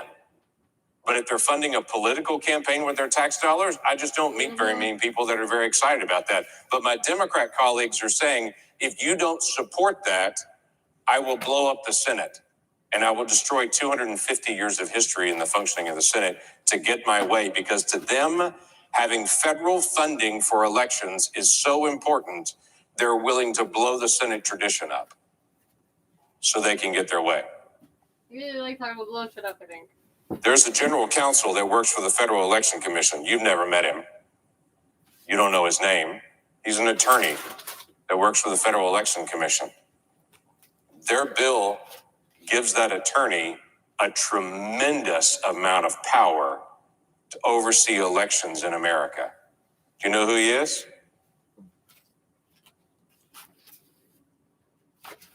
I don't either. But if this bill passes, it's a pretty powerful individual. Can we have a disagreement about that?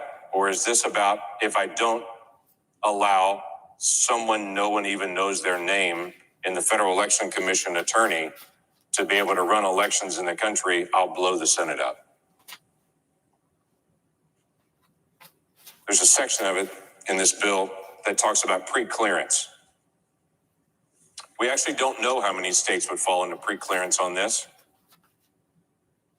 Many of my Democrat colleagues say, well, it's not very many. You have to have some sort of violation in the past to be able to get it. But actually, if you read the fine print in the bill, it says if there's been a consent or an out-of-court settlement on things related to an election anytime in the last 25 years, you would suddenly now be in pre-clearance. So literally 20 years ago, if your state made some agreement on elections, if there was some settlement that was done with DOJ during that time period, didn't even go to court, you just settled it to resolve it and said, yep, that was a mistake, that was done.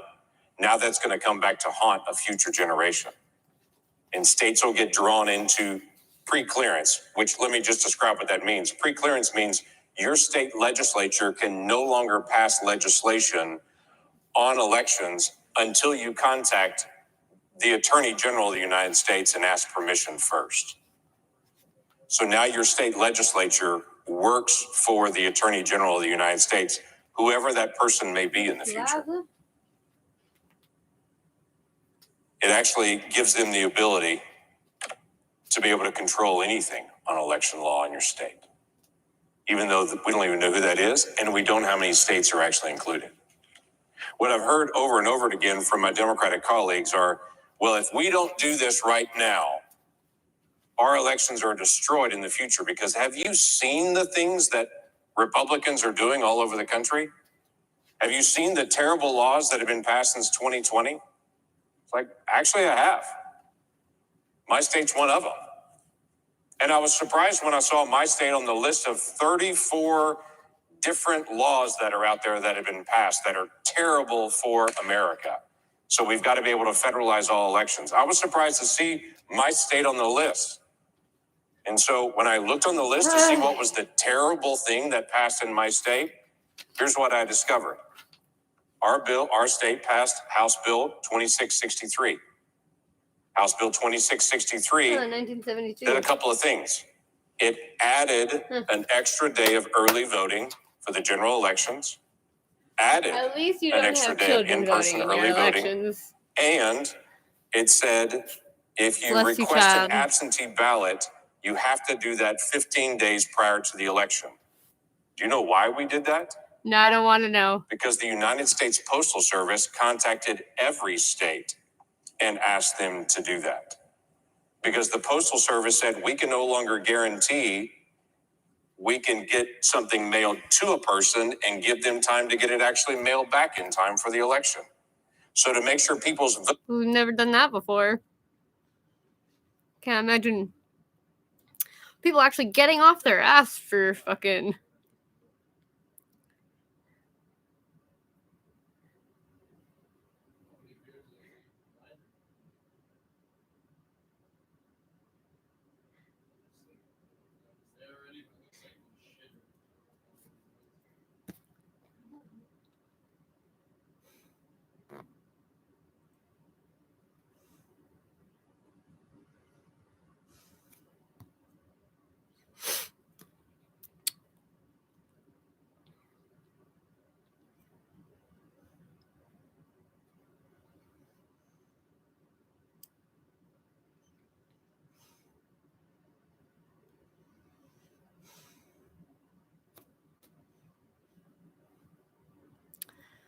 I'm glad you guys fucking put shit out now, and it's 3 hours and 25 minutes.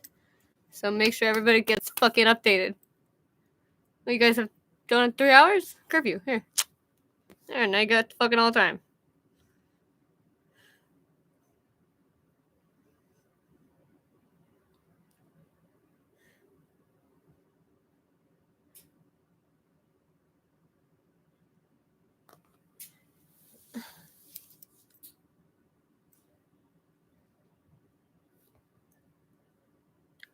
You've lost family.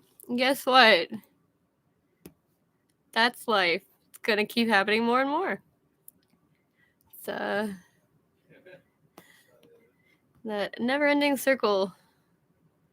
Just fucking with all the babies you guys pop out.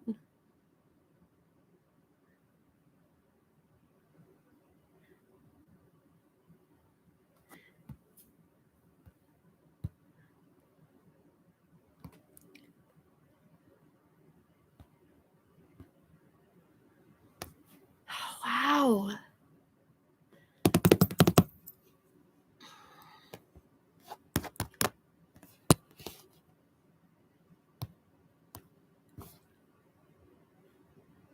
A handful of gyms in Okanagan, BC have put their foot down and turned their dumbbells up when it comes to the province's COVID-19 mandate that orders their doors to be shut. I'm Drea Humphrey with Rebel News, and in today's report, I sit down to interview Iron Energy gym owner Brian Mark and his wife, Kristen Mark, about why fines and threats of closure for staying open haven't stopped them from standing in the gap for all of those who wish to be free to get fit. Warning, censorship.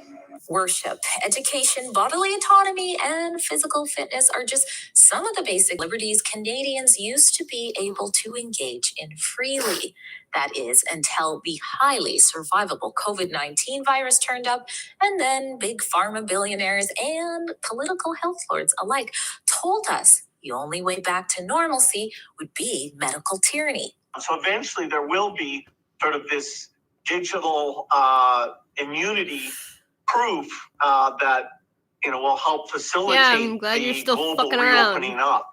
Canadians off know on a fucking farm way to doing get other fun through this shit, I'm pandemic assuming. is for Can't wait to see everyone what to get fucking that vaccinated. happens.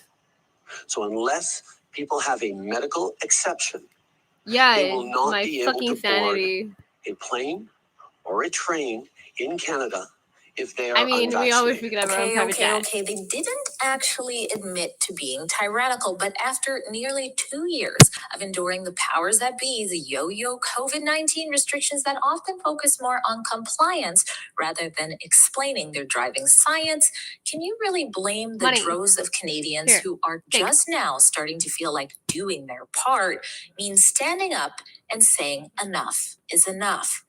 In a recent report, I interviewed a Vancouver-based fitness instructor named David Turnbull about the many benefits to in-person fitness services, including combating comorbidities like obesity. After all, studies continuously show that being overweight is a high risk factor in those that die with COVID-19, including this study from the CDC, which shows that 73% of people who died with COVID were overweight, and 50% of those were considered obese. So while fitness instructors like Turnbull and gym employees like Clint Pratt, who, by the way, took his workout to the open mall, since COVID apparently doesn't spread in such settings, are starting to speak out, some gym owners like those at Iron Energy Gym are taking a stand and opening their gym for the public who feel it's essential for them to stay healthy by working out there. Unlike 90% of the Canadian media you see, Rebel News doesn't take a penny of the millions of dollars in bailout money handed out to other media by the government. When we report on government overreach, we are not biting the hands that feed us. Instead, we are loyal to and accountable to you, the public. So if that's refreshing to hear and you want to support our independent journalism, you can do so by opening up another screen and heading to rebelnews.com/donate. Chip in what you can there, and as always, we appreciate your support. And for now, here is the latest on Iron Energy Gym. BBC! Free BC! Free BC! Free BC! Free BC! Free BC! This is what the government is doing. They're shutting down the gyms. When we're fighting for mental health, we're fighting for the community. We're the only people fighting for the community. Everybody needs to stand up. That's how we do it. Snaps to you guys. Snaps on. Everybody watching, this is enough. We need to stand up.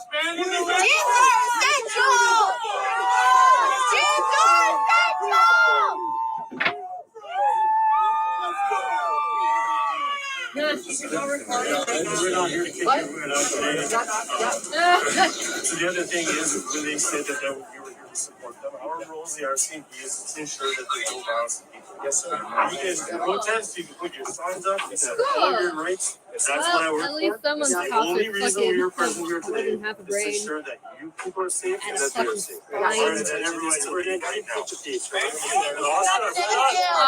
Yay!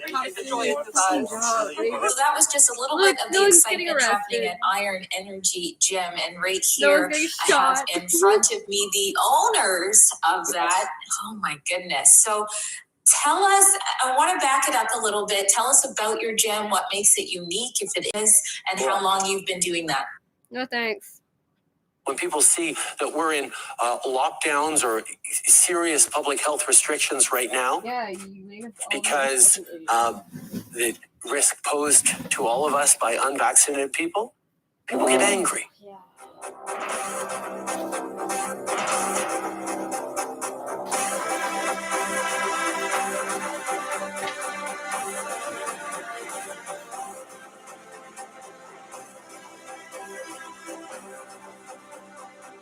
It should come as no surprise to anybody that has observed or followed or heard anything that Prime Minister Justin Trudeau has been saying since the beginning of the pandemic. Of course, during the recent federal election, which brought back a minority Trudeau government, Justin Trudeau didn't miss an opportunity to talk about those that were unvaccinated. So it's not just about governments and health workers frustrated that there are Canadians who still continue to choose to not get vaccinated. Yep. It's fellow Canadians as well. And now we have frustrations in society with another lockdown.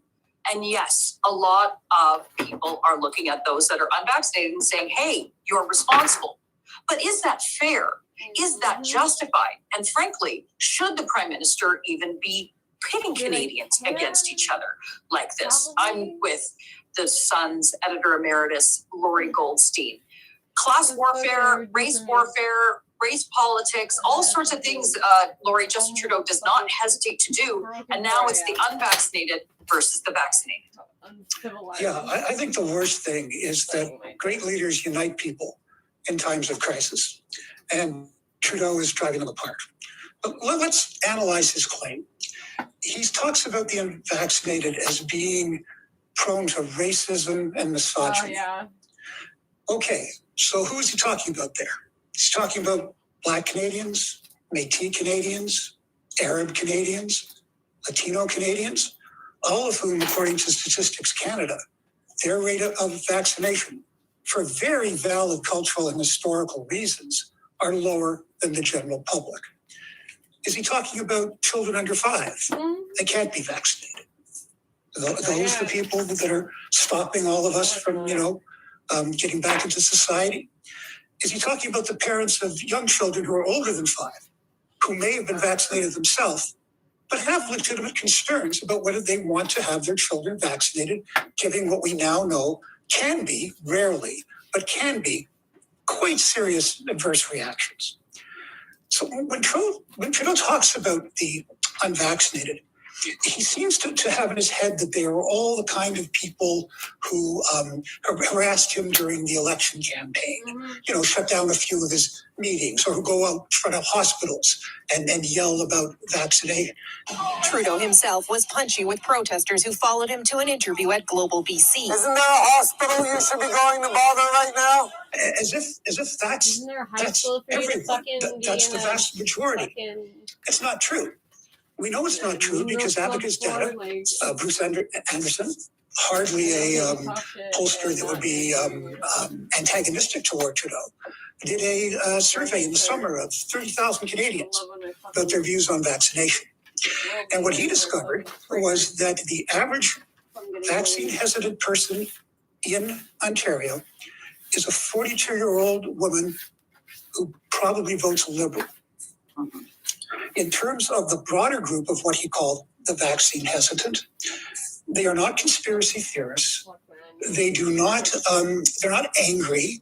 They're not on the political extreme. Most of them think they're in the political center. And in terms of who they would vote for, it's pretty much the same as a federal election. If anything, it's sort of skewed to the Liberals.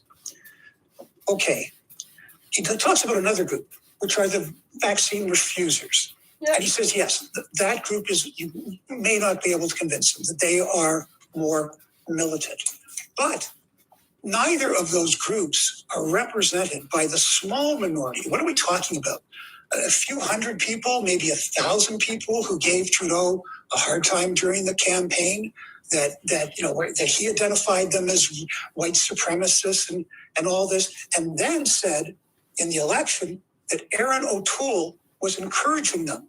In fact, immediately when the first group showed up at a conservative event and had, were disparaging Trudeau, and then Erin O'Toole saw what was happening to his events, he specifically came out and denounced those people, said they have no place in the Conservative Party, that we can have different views, but you don't. So, and then for Trudeau to then accuse Erin O'Toole of fueling these people, and he said it before the next round of protesters.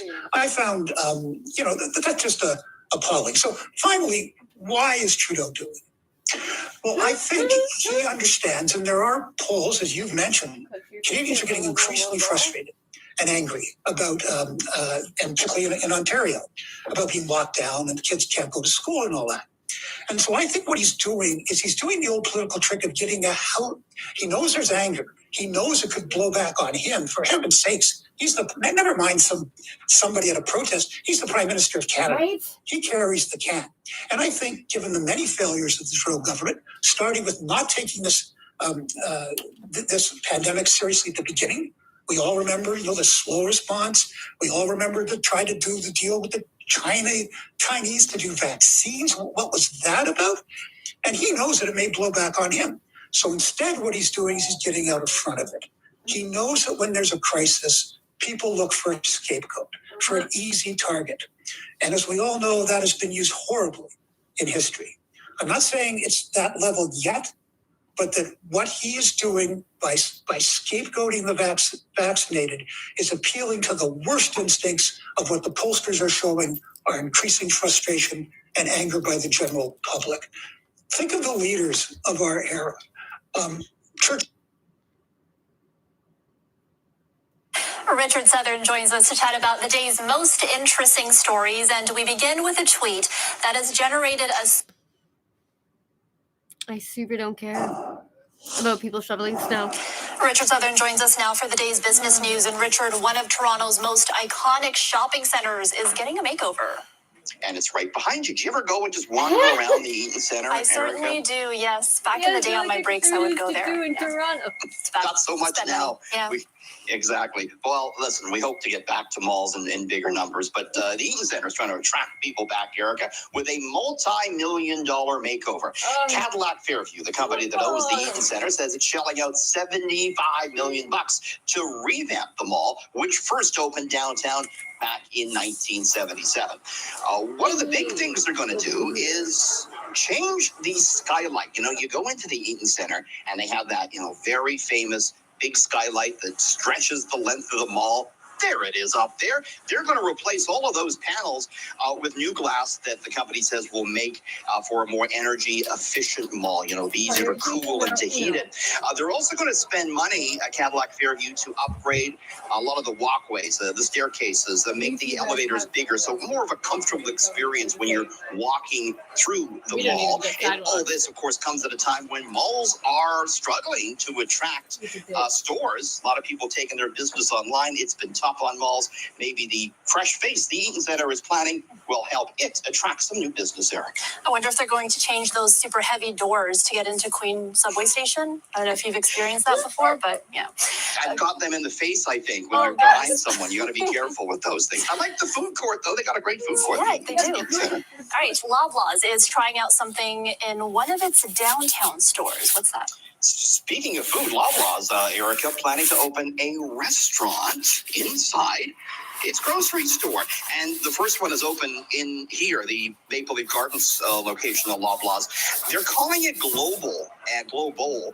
They're going to sell different types of bowls like butter chicken bowl and beef fajitas. But this restaurant, which is only for takeout and delivery right now, is going to continue to expand. They're going to offer a lunch menu. They're going to get into catering, says Loblaws. And they're planning to expand this to other locations across Canada.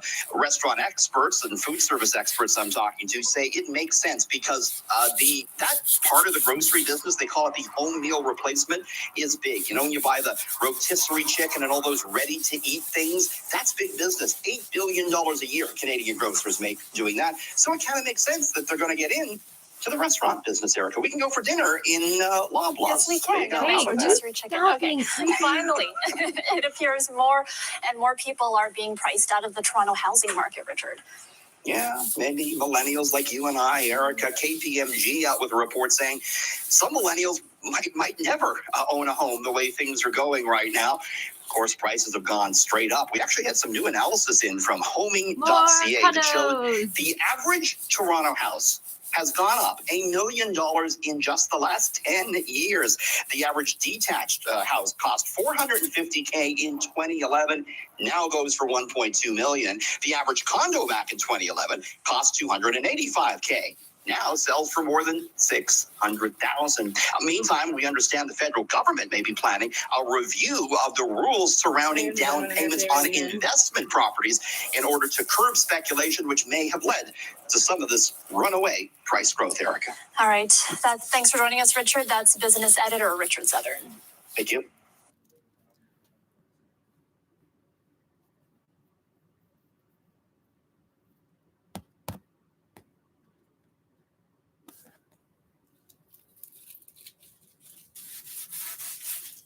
It's scary to see this kind of measure being taken. I totally agree with that because I really think we have to go back to normal life. Like 10, 20?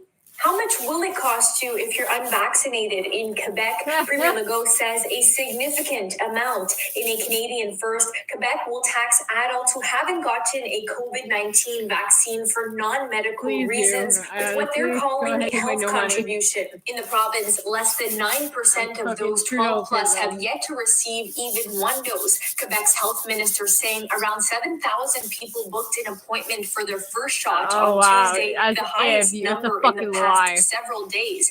Many already saying the vax tax could be a violation of charter rights. Putting marginalized people at a disadvantage, like a serious disadvantage. I mean, if you think about it, marginalized people have been the most affected by these disinformation campaigns. Just over 60% of the more than 1,500 Canadians polled December 20th by Maru Public Opinion agree with fines for the unvaccinated like a healthcare tax. Some in favor based on the unvaccinated now representing the majority of ICU beds in Quebec hospitals as the number of patients continues to climb. When your choice can pass to the point where you could cause my death because I would not have access to intensive care and be put on a side way because of you not vaccinated and wanting dying of fucking hypothermia. Do you give a shit about them? No, you don't. Not your right.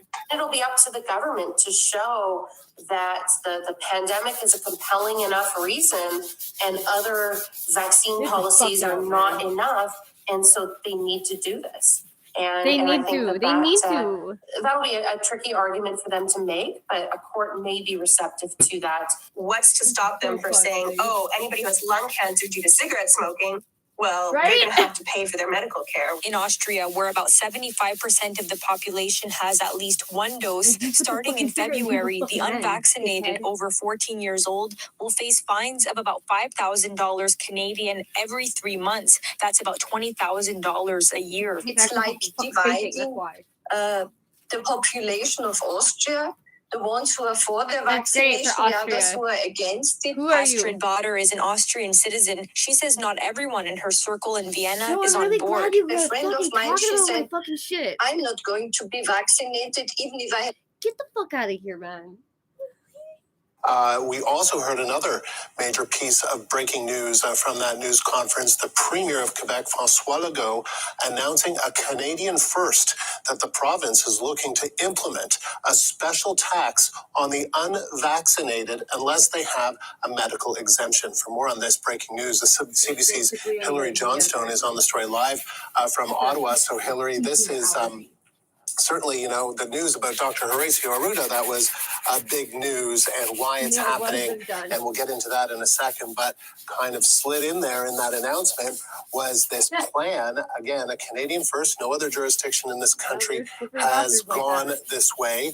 But the Premier talking about the burden that the unvaccinated are putting on the healthcare system. While it's only 10% of the population right now, it's 50% of the hospitalizations.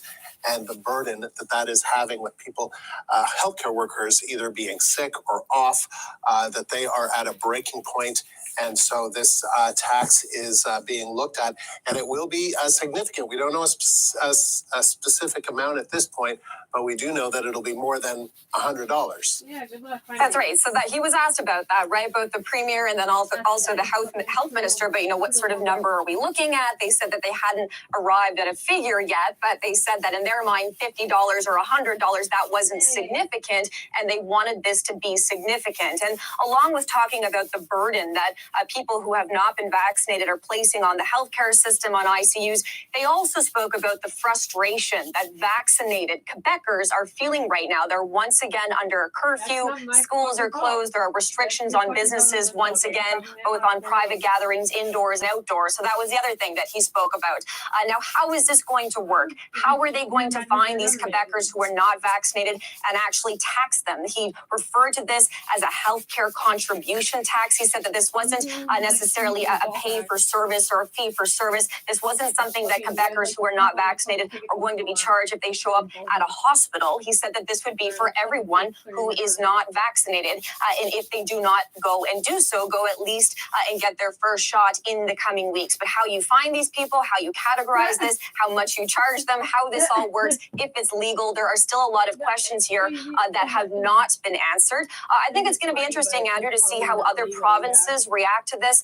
Of course, we've heard recently from the federal health minister, Jean-Yves Duclos, that he thought, in his opinion, that provinces might start to go harder, target those unvaccinated people even more in the coming weeks and months.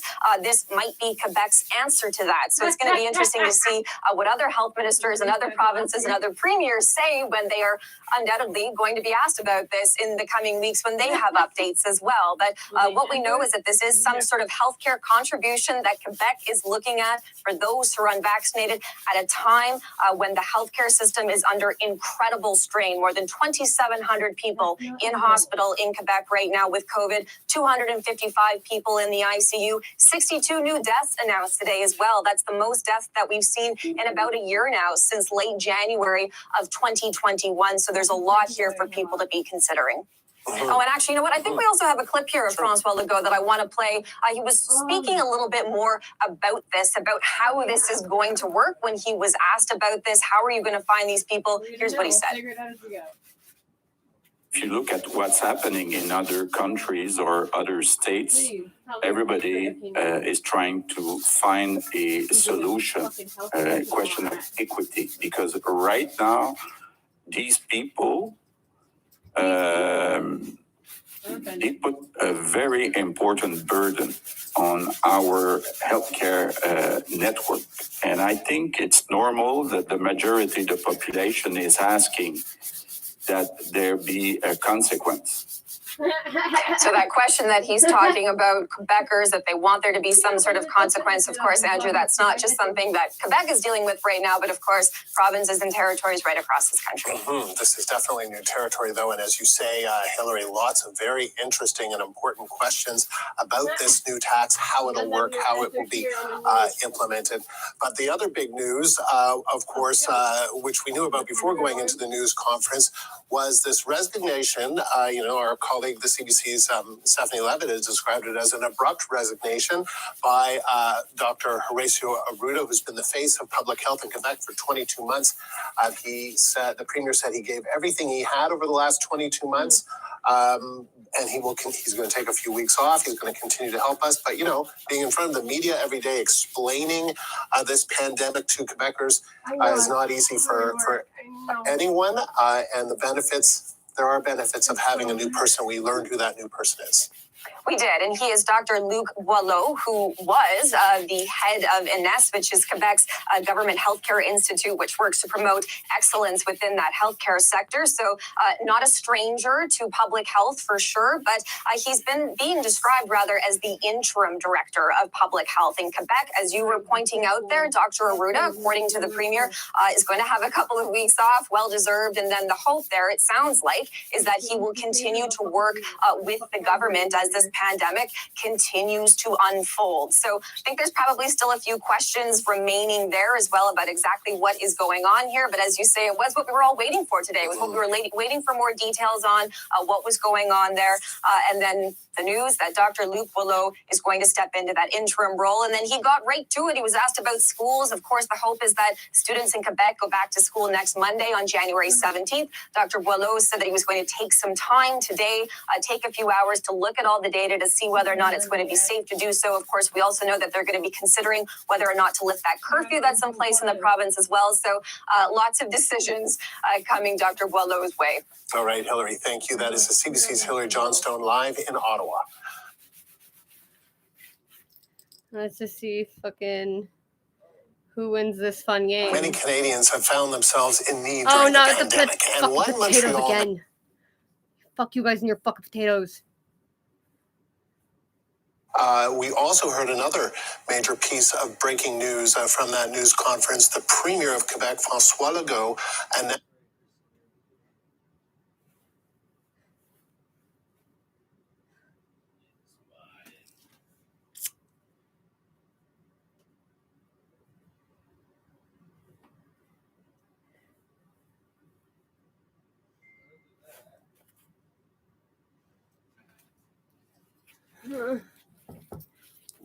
we believe that we do have elite athletes and we are elite.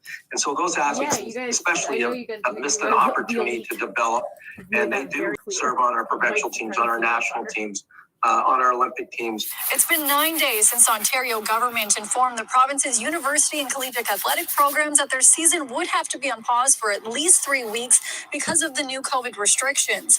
While several leagues are able to carry on, thousands of athletes across the province are confused and questioning why the government won't reconsider their status.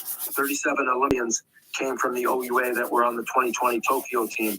That next generation of elite athletes that we would produce is being affected right now. Last year, Ontario University Athletics, or OUA, were completely shut down by the government and told the elite status would be looked at again. But much to the OUA's president's surprise, they've had their season put on pause again. The feedback is that everything's with the chief medical officer of health. But certainly, we look at that and say, well, if kids are going back to school and they're able to be in the classroom and all that, Does that not make sense that we're able to have small training sessions if that's happening? Frustrated and confused, students and alumni of the OUA made a video talking about the impact of another disruption to their season. And with over 6,000 signatures on the OUA petition, we are making our voices heard during a period of silence. I'll be honest with you, I think I might have gotten a little emotional there. I mean, it is personal. It's passionate. The passion that comes through. It's important for these student athletes. I just really hope that through us that people can put a face to all the stuff that's going on right now, and hopefully people can really see that we are elite and we should be given recognition as elite. Tejan and Jenna are both student athletes and helped recruit current students and alumni to help voice their concerns over their futures being put into question. Jenna even started a petition that has racked up just under 7,000 signatures. I have sent the Excel sheet to Minister McLeod, hoping that they'll see how many people are behind us and supporting us through this petition and movement that we're trying to change. Our medical committee has done research, have surveyed students. Students are struggling with this mentally. Again, others have been given this opportunity. We can't figure out why we haven't been given this opportunity. A major tournament showcasing women's hockey that was supposed to take place here in Toronto is on the move because of the province's current COVID restrictions. The Premier Hockey Federation was supposed to host their All-Star Showcase here at the end of the month, but they're now hosting it in Buffalo on January 29th. For City News in Toronto, I'm Lindsay Dunn.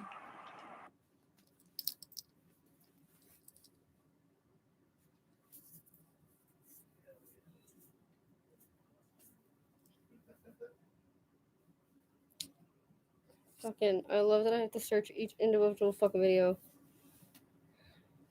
That algorithm, though.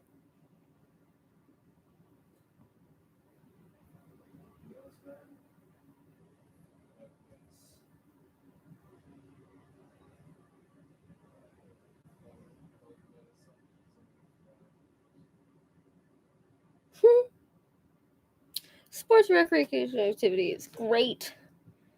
Oh, shit. Fuck.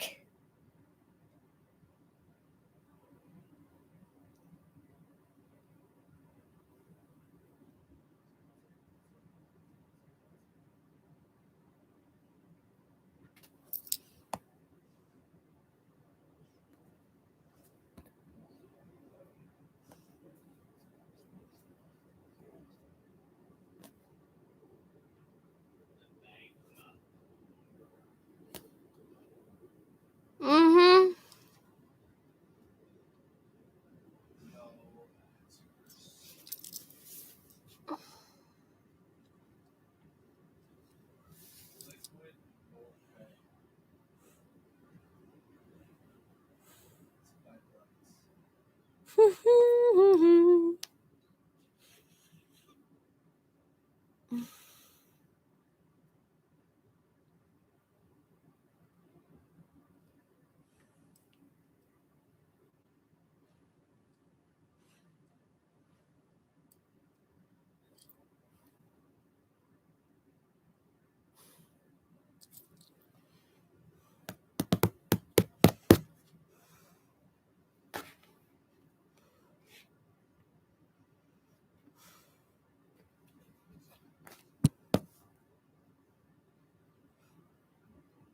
This is fucking nuts.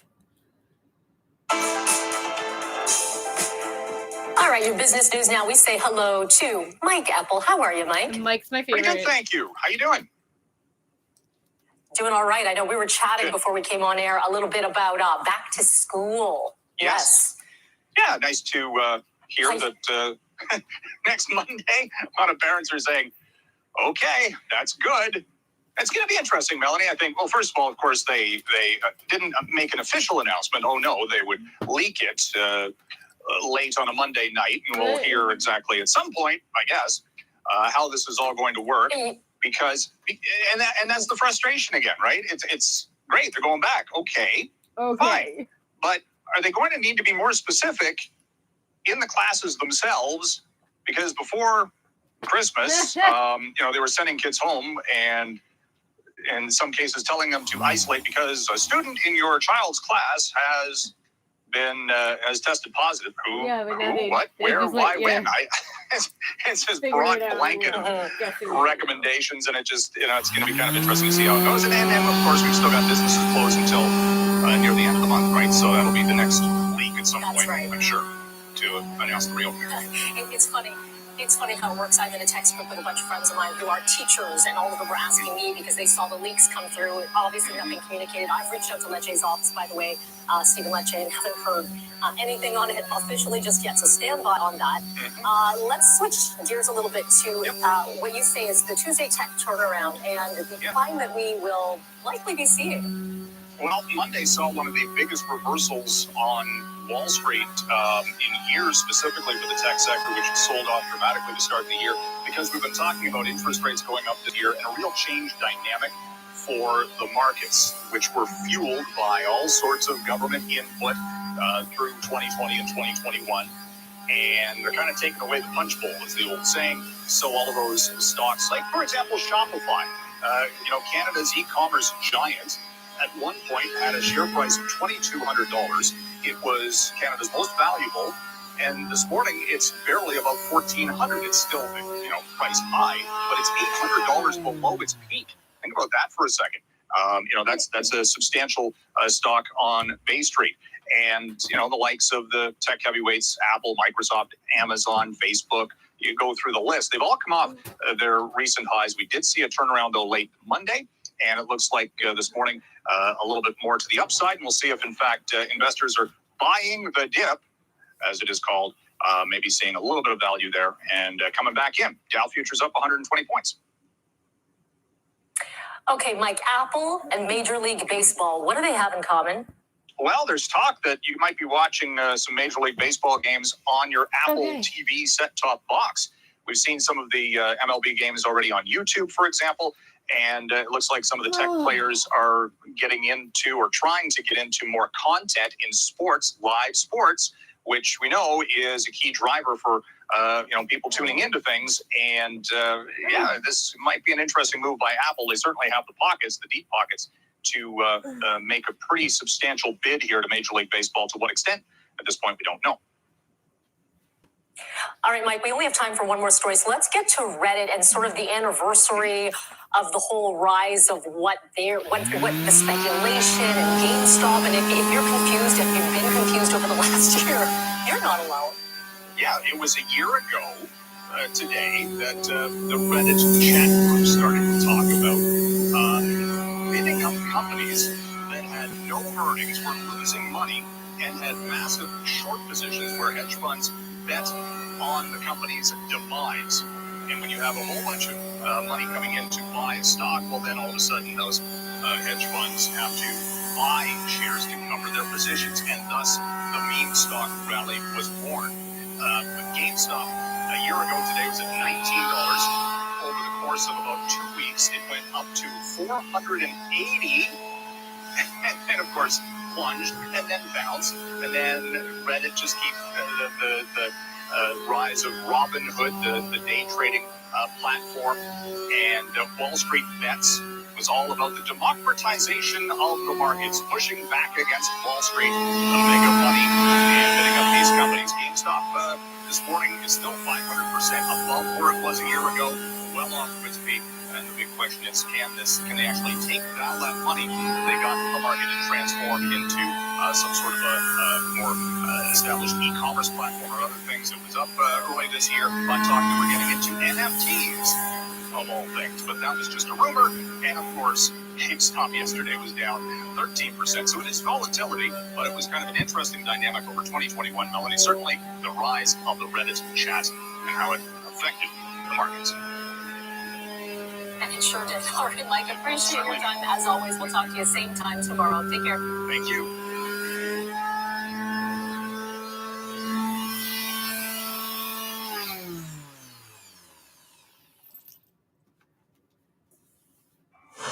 Say goodbye to gridlock and hello to a painless commute. It's a dream small towns know appeals to those fantasizing about escaping the big city grind. This promotional video encouraging us to consider moving to North Bay, a city of about 50,000, roughly 3 to 4 hours from the GTA by car. And now some recent data shows the message is being heard as North Bay is ranked the #1 U-Haul growth city 2 years in a row, followed by Belleville and Greater Sudbury. So where did Toronto place on the top 25 list? We didn't.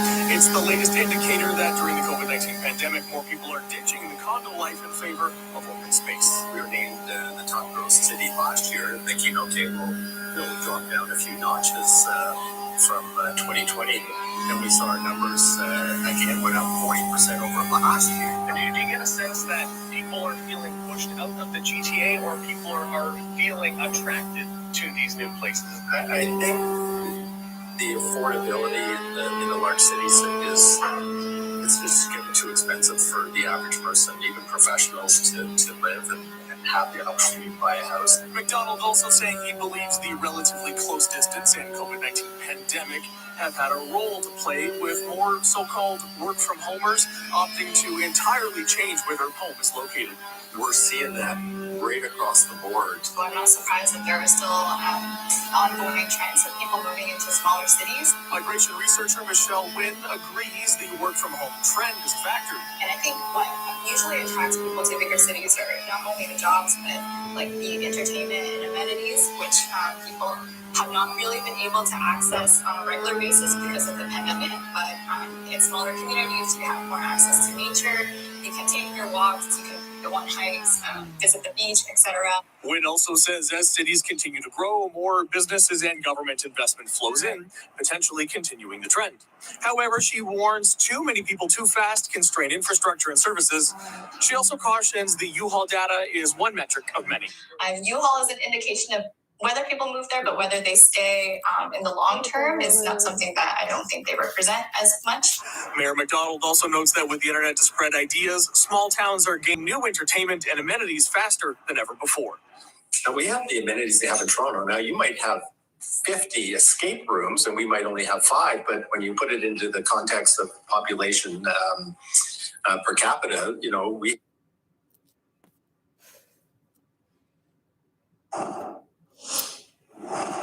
Richard Southern joins us now for the day's business news. And Richard, one of Toronto's most iconic shopping centers is... I love that I paid top dollar for this. Richard Southern joins us now for the day's business news. And Richard, one of Toronto... Just function. That's all I'm asking you to do. I know that I fucking paid out the ass for this, but fucking bare minimum is all I'm asking for. Not even a real computer. Your tablet. Pretending to be a computer. I'm curious. I would love to hear what you have to tell me about mask mandates at this point. I really do call on the entire public, all consumers, to, of course, make it as easy as possible for business owners who are simply just complying with current public health orders and restrictions. Keys, wallet, mask. I'm now ready to go shopping. However, there are still some people who refuse to wear one of these, putting business owners and employees in a challenging situation when trying to decide when to enforce the bylaw.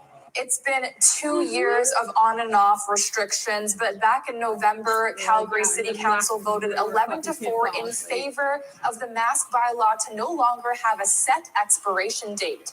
On top of that, indoor masking is also a province-wide public health order.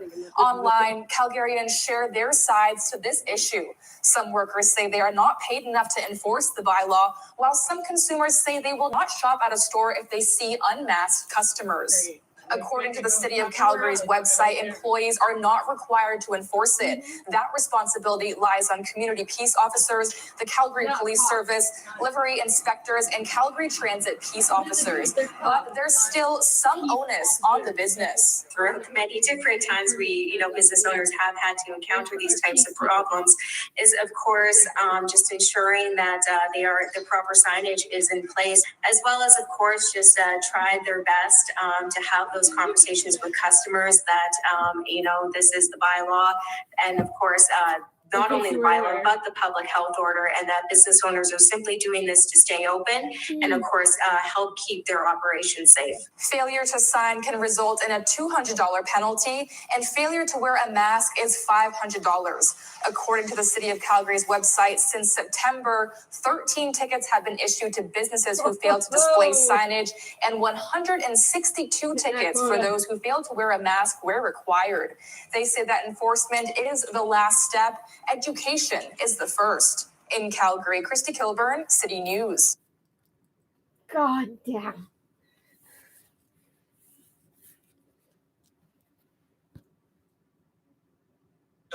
On a January winter night, 45,000 households in South Edmonton were left in the dark Monday night. Snuff now. Fly, fly, birdie.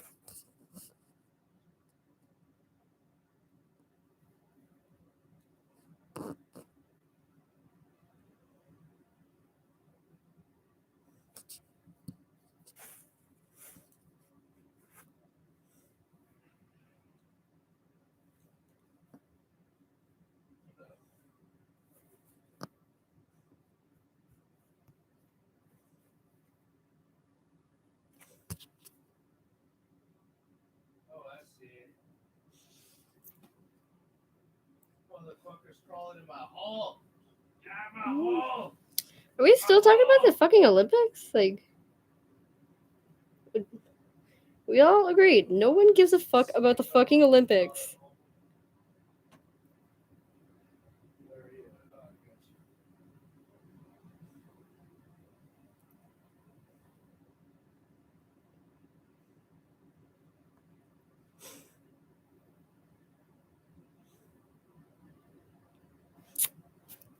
I want something from today. Anything that was done today. Mm-hmm. Thanks.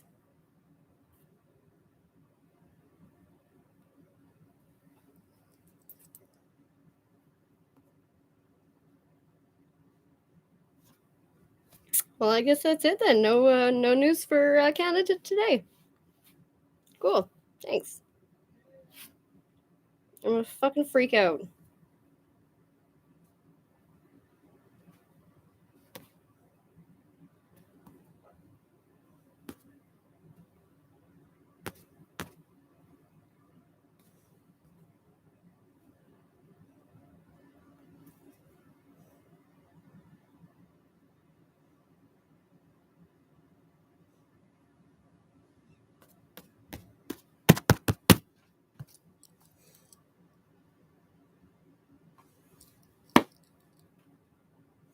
Okay.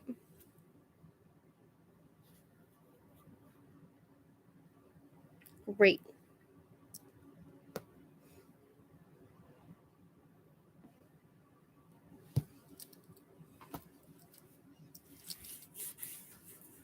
Fucking useless. Okay. Is cancel culture a con that's being used to silence everyone, no matter what side of the debate you're on? Let's think about it. I had an amazing conversation with the brilliant former footballer John Barnes, world-class athlete who obviously happens to be a black person as well. He's written a new book on race. There's a link to it in the description. And John Barnes' views are very surprising. I tell you why, because he incorporates ideas of class and is very keen to point out how ordinary people from any background can be turned against one another using the kind of ideas and motifs of cancel culture that we can't have open, fair discussions around race, gender, sexuality. And, like me, John Barnes believes that ordinary people have got to learn to get on with one another no matter where you're from or how you identify, and that actually most people truly believe that. Have a look at this video, stay to the end, there's genuine education in there, and if you enjoy it, perhaps consider signing up to Luminary, the podcast where these conversations take place every week under the skin. Have a look. Also, as a massive, footballer, one of the best footballers of your generation, one of the best footballers this country has ever produced, how come you've not been homogenized into not saying stuff like this? You know, like when you got stuck in with the Liam Neeson thing, you know, like that became one of those moments that the culture produces from time to time. Liam Neeson, it sounded like, was incredibly candid about something, and it created a real furore. And I noticed you were one of the people that spoke out about that because of the fact of a black man. You were able to speak about it in a way that other people wouldn't. How come you're willing to do that? And say, with regard to that particular incident, what do you think that was really about? Well, because I have to be true to myself. Ever since I was young, I can't do, because of course I've been offered positions in institutions, but of course you then have to toe the party line. As Rafiq Asima said, that he knows so many people are now being offered positions in these institutions to shut them up. But we as black people say, no, we want those positions in institutions because we'll make it better. Now we are wrong. He is right. Once you get into an institution, you have to be careful who you point the finger at. So the Liam Neeson situation, I listened to the context and the nuances surrounding that. You have to listen to the whole context. That's what I actually meant. The first telltale sign of what that was about was the question. The question to Liam Neeson was, has revenge, his film was about revenge, you talk about his film, has revenge ever played a negative part in your life? That's the question. Has it played a negative part in your life? There you go. He said, yes, it played a negative part in my life because for 1 week in the 70s, when my cousin got raped by a black guy, I wanted to kill any black person. For 1 week. He said, after a week, I was horrified and disgusted with the way I felt. I went to the priest, I sought help, I was introspective, and I never had that again. See, that's a problem. We didn't hear that. All we heard was, I wanted to kill a black person. So that's why they came down hard on him. Now, if anybody, we then can't talk about, well, why did he want to kill a black person? It should have been a black, whatever. We can't judge because we're not in that situation. He raped him because he's a Now, fucking rapist. can anybody come and have this honest conversation? Not about killing a black person, but if you're a woman and you're walking down the road and some black youths come towards you, you feel uncomfortable, you grip your handbag, you cross the road. Now, that's not wanting to kill a black person, but that is still because of negative perception of black people. Now, can she have that conversation after what happened to Liam Neeson? No, because you're going to get called racist and be fired and be cancelled. So we can't have an honest conversation about the way we have been conditioned to think, because as soon as you mention what is the way you feel, you're going to get cancelled. Now, a truth and reconciliation, like they had in Rwanda, is not just about the victims, it's about the people who actually did it, coming forward and saying, listen, this is what I did, but I was conditioned to do it, I was forced to do it, I was wrong, so please don't want to kill me or cancel me, let us now move forward together. In our country, we're not doing that. We're saying, as long as you keep your mouth shut, doesn't matter what you think, you'll get away with it. And we wait for the ones to get caught, point the finger at them, and then convince ourselves that everything else is okay, apart from the ones who get caught. Yes, because that's what's happened as well, isn't it? Is like the racism that exists is the result of cultural conditioning. The cultural conditioning doesn't take place in the minds of individuals. It takes place necessarily in the society. In society. Then the individuals act out on that acculturation. Then the society's changed its mind now because it's convenient and goes, the individuals. Yeah. But I say to these young people now, when you talk about language and talk about colour, because coloured people exist, regardless of whether we believe it or not. Because if you go to South Africa, there's a group of people who are coloured, and you can call them coloured, and you can't call them black. In Norway, you can't call people black.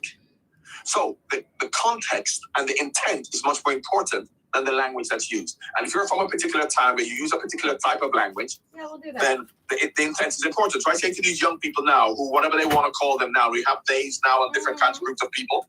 Now, in 30 years' time, when that language changes, are you then going to say, when you are now in your 60s, are people then going to cancel and sack you because you're used to saying a particular thing? So intent is always the most important thing, not the language. Wow. So what you're promoting then, John? An open... You gotta be considerate about the fucking shit that's in Silicon Valley, devices are an essential part of daily life.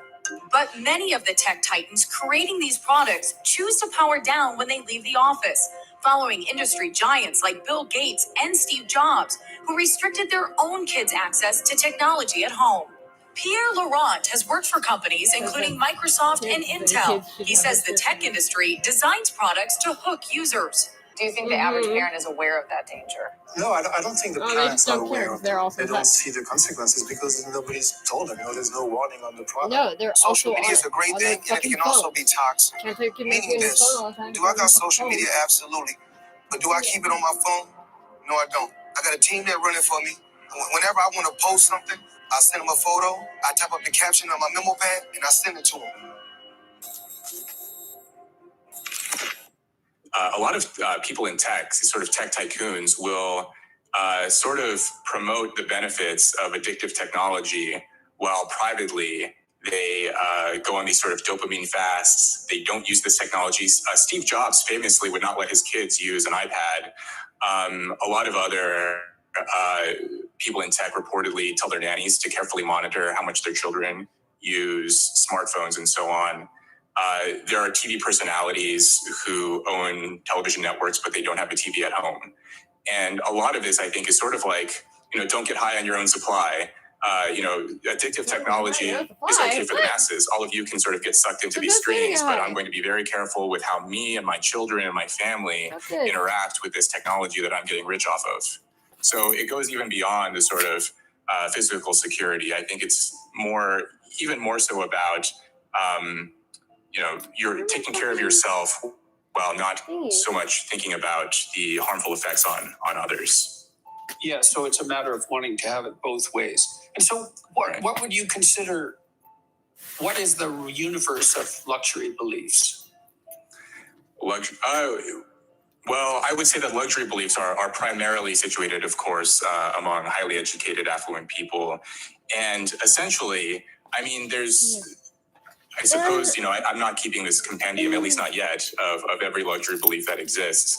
But essentially, if someone of a high social position expresses a belief, I think it's important for anyone who holds any kind of influential position in society to think about, well, what are the consequences of if that belief were to be implemented? And especially when it trickles down, what are the effects, for example? Yeah, well, I mean, conservatives are always concerned with unintended consequences, right? And so they don't presume that hypothetically benevolent social policies are going to produce a positive result. Sure, and I think there are social patterns that give reason for concern. So, for example, this idea of sexual promiscuity, I think the latest manifestation of this is polyamory. I had this conversation with a friend of mine, a couple of years ago. He told me, Rob, when I open up my Tinder app, this dating app, and I put the radius to just a couple of miles around. He also attends, a university. When I put it just to a couple of miles around, it's pretty much all of my matches. All of the other profiles I see are other women students at the university. And when I look at their bios, half of them say that they're polyamorous or they're interested in an open relationship or they're not looking for anything too serious. And then he told me when he extended the radius to match with women outside of the university into the town, which is sort of this working class town, he said that about half of the women that he saw on his app were single moms. And so, and it's the same age group, right? Like 18 to say 23 years old. So in the university, they're interested in having fun. And then the 18 to 23-year-old working class women are having a much different experience of life. And my claim is that the luxury beliefs of the former have basically trickled down and wreaked havoc among the latter. So starting in the 1960s, there's data from Robert Putnam and Charles Murray and others, which you may have seen, showing, for example, that in 1960, working class children born to working class families and children born to affluent families, 95% of them were born and raised by both of their birth parents. And if you fast forward from 1960 to 2005, the affluent families, the children of the affluent, had dipped slightly. So it was 95% in 1960, and by 2005, it had dropped to 85%. So it was a slight drop, but by and large, still overwhelmingly intact families. And for the working class, again, in 1960, it was 95%, and by 2005, it had dropped to 30%. So a completely different world, essentially. Out there, too, because there's an interesting progression between different ethnicities and races along that curve. So the first, correct me if I'm wrong, but I believe this to be the case, the first population that really affected was the Black population. Then it was the Hispanic population. Then it was the white population. But the curves match. They're just like 10 years apart. If you look at the same socioeconomic level. And so, yeah, that's a good example of policies that are hypothetically liberal at the high end having a devastating effect farther down. And, these people who claim that marriage, for example, is a patriarchal institution. Well, the best rejoinder to that I know of is then, well, why do the rich get married and the poor don't? they choosing to oppress themselves given their options. It doesn't make any sense. I mean, I think it's an absolutely foolish theory to begin with, but that seems to me to be a piece of data that indicates quite clearly that if you have a choice, that's what you pick. Or if you have the widest possible level of choices, that's what you choose. And so, yeah, it's a catastrophe. Although, the fact that it's a catastrophe is also hidden by a whole other set of luxury beliefs, like all families are of equal value, which in some sense is true, right? Because if Adults in Canada's second most populous province, Quebec, will be enforcing a health tax on people who refuse to get the coronavirus vaccine, the provincial government announced Tuesday. The Premier said that the 10% of Quebec residents who've not received any doses must not harm the 90% who have. The vaccine is the key to fight the virus. This is why we're looking for an health contribution for adults who refuse to be vaccinated for non-medical reasons. Those who refuse to receive their first dose in the coming weeks will have to pay a new health contribution. He added that the measure is a consequence of unvaccinated people putting what he called a burden on the health service, with the 10% unvaccinated accounting for around 50% of people in intensive care units. The no-vax pay tax policy will not apply to people who cannot take the jab for medical reasons, and the provincial finance ministry said the amount would not be less than $100 Canadian. Unvaccinated people are already banned from non-essential stores in Quebec, including shops selling alcohol and cannabis. Quebec remains one of the worst-hit Canadian provinces for new coronavirus infections, as the country struggles to contain the Omicron variant. Prime Minister Justin Trudeau announced Monday that his government had enough doses for all eligible Canadians to receive a booster and a fourth dose.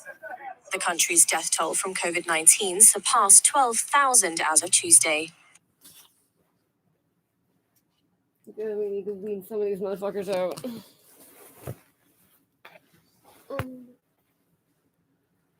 Fucking population. I want to turn now to the World Health Organization issuing a warning, saying that more than half of all Europeans could be infected with Omicron over the next couple of months. Our senior foreign correspondent, Ian Pannell, is in London for us this morning with more. Hello there, Ian. Yeah, good morning, TJ. That's right. Europe apparently is facing a tidal wave of Omicron COVID infections, as according to the World Health Organization. Like in America, the variant sweeping across towns and cities almost unhindered.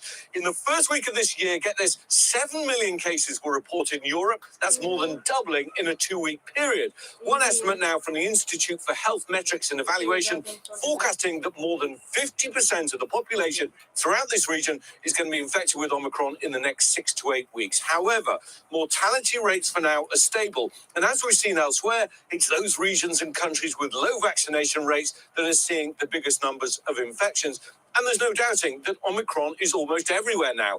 Every single country in Europe and Central Asia is reporting cases. The good news is that, as we're seeing here in the UK, the vaccines are providing generally good protection against severe disease and death. But because of the sheer scale of transmission, hospitalizations are on the rise. And as the variant moves to areas and countries with these low vaccination rates, the real fear is the impact could be even worse. George? Ian Pannell, thanks. Let's bring back our friend, Dr. Ashish Shah, the Dean of the Brown University School of Public Health. Dr. Shah, thanks for coming back. I know you've been extra busy right now. You're in the middle of a stretch of hospital duty as we face these record numbers of hospitalizations. Tell us what you're seeing. Yeah, good morning, George. Thanks for having me back. What I'm seeing is a lot of patients with COVID, some of them incidental, but a lot of people getting admitted for COVID. Almost all of them are unvaccinated. A few of them are people who are vaccinated, high-risk individuals who didn't get a booster. My personal experience in the last couple of weeks, haven't seen a single boosted person admitted to the hospital for COVID. So that's pretty remarkable given how widespread this virus is. It shows how powerful the booster can be. We also have that study out of California. Okay, yeah. 70,000 cases, no one on a ventilator. I get it. Yeah, no, this is another really piece of good news. No? Look, the problem is that for unvaccinated people or people who have not gotten boosted, who are high risk, yes, they may not end up on a ventilator, they're still getting quite sick from this. But it does show that Omicron seems to have less of an effect on lung disease, and that's hopeful. We're heading towards a peak of cases, also a peak of confusion. Walk through again your best guidance for people if they do contract Omicron, what they should do, how long they should isolate, what should be the aftermath. Absolutely. So the first 5 days after you've developed symptoms or test positive, those are your most contagious days. It's really critical you isolate during that time period. After that, what I have been recommending is you get a test.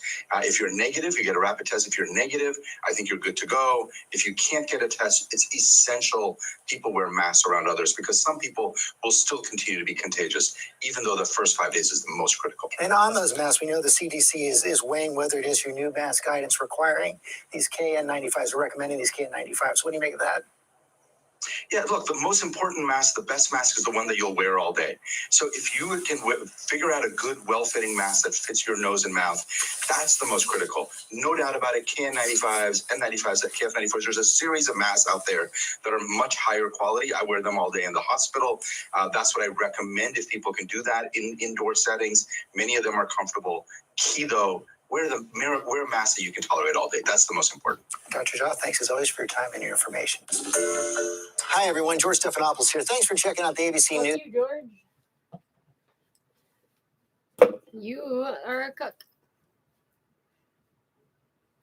Oh, a lockdown party. Great.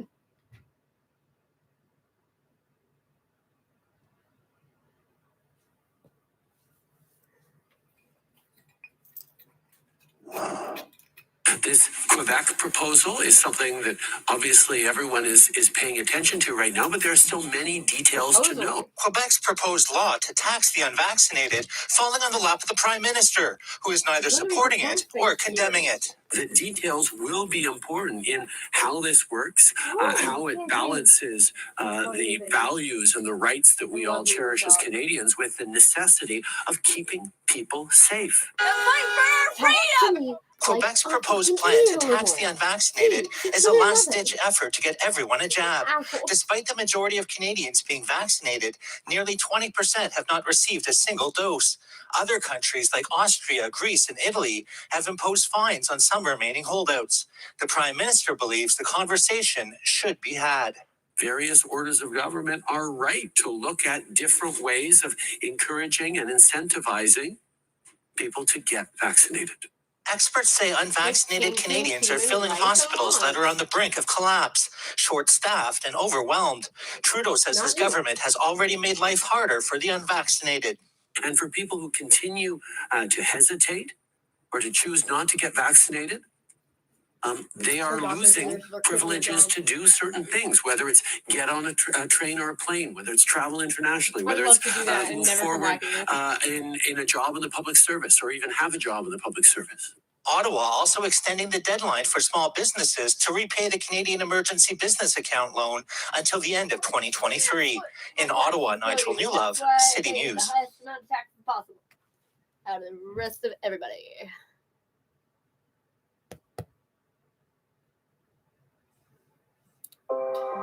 This is a photo of my mother. She's a ko Ina. She was called to report to this center in San Francisco, Japantown. So she's standing in line waiting to get her family number on a card by which they would be identified for the rest of the time that they're incarcerated. She's pregnant with my older brother in that photo. My name... Why the fuck? Jon Stewart has called the legacy media disgusting, and Joe Rogan has proven that individual broadcasters can become more powerful than the biggest blue church propagandist organizations. What does this mean for old media versus new possibilities for truth? Hello there, you 4.67 million glorious incarnations of the limitless oneness, temporarily held here in form before once again rejoining the great wonder. While we're here, let us embark together on a journey of powerful truth, including, where possible, every single one of us. Now, what did you think when Jon Stewart said that Newsweek were disgusting? I was kind of into it. I like Jon Stewart, and I feel like Jon Stewart's an interesting figure because he's so strongly identified with the left because of his time on The Daily Show. But He's got the nuts, the stones, the balls to speak out against the kind of entrenchment corruption that is evident in groups, organisations and platforms conventionally associated with his old alliances. I think this is well important because we need to create new alliances. We need to create new conversations. We can't just stay hunkered down in those old camps. We can't afford to anymore. New conversations have to happen. Now, of course, the whole thing hinges upon him having a chat on a podcast where he said the bankers in one of the Harry Potter movies looked very Jewish. And like I saw the clip and it looked like he was kind of mucking around. Now, Newsweek reported that as being Jon Stewart calls J.K. Rowling anti-Semitic. You can see that the model that's being used there is what is the worst we could make this? How could we inflate this? How could we conflate this? How could we get two figures and turn them against one another, even though that's not what's being said? Because if you think about it, J.K. Rowling wrote a book, then films were made about that book, then characters and puppets were designed, and all sorts of things happened, and masks and latex and prosthetics. It's not like J.K. Rowling went, here's my anti-Semitic agenda. Now, J.K. Rowling, she cops a lot of flack, let's face it, in all sorts of places and territories that I do not feel qualified or inclined to wander into. But what you can say for certain is that there are platforms that enjoy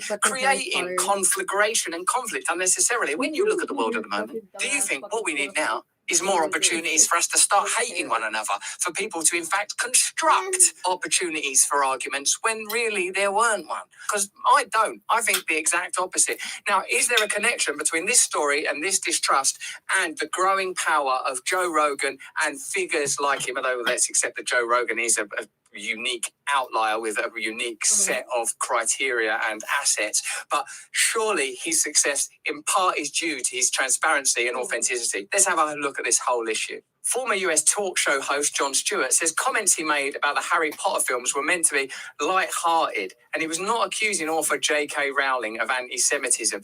Just the idea that something could be light-hearted and a bit of a laugh, doesn't that feel like a relief to you in some way? The idea that we can have a bit of a banter and a bit of a laugh, that Jon Stewart can make light comments about something that is serious, but not everything because it's serious has to be conducted at a serrated, jagged knife edge of us attacking one another.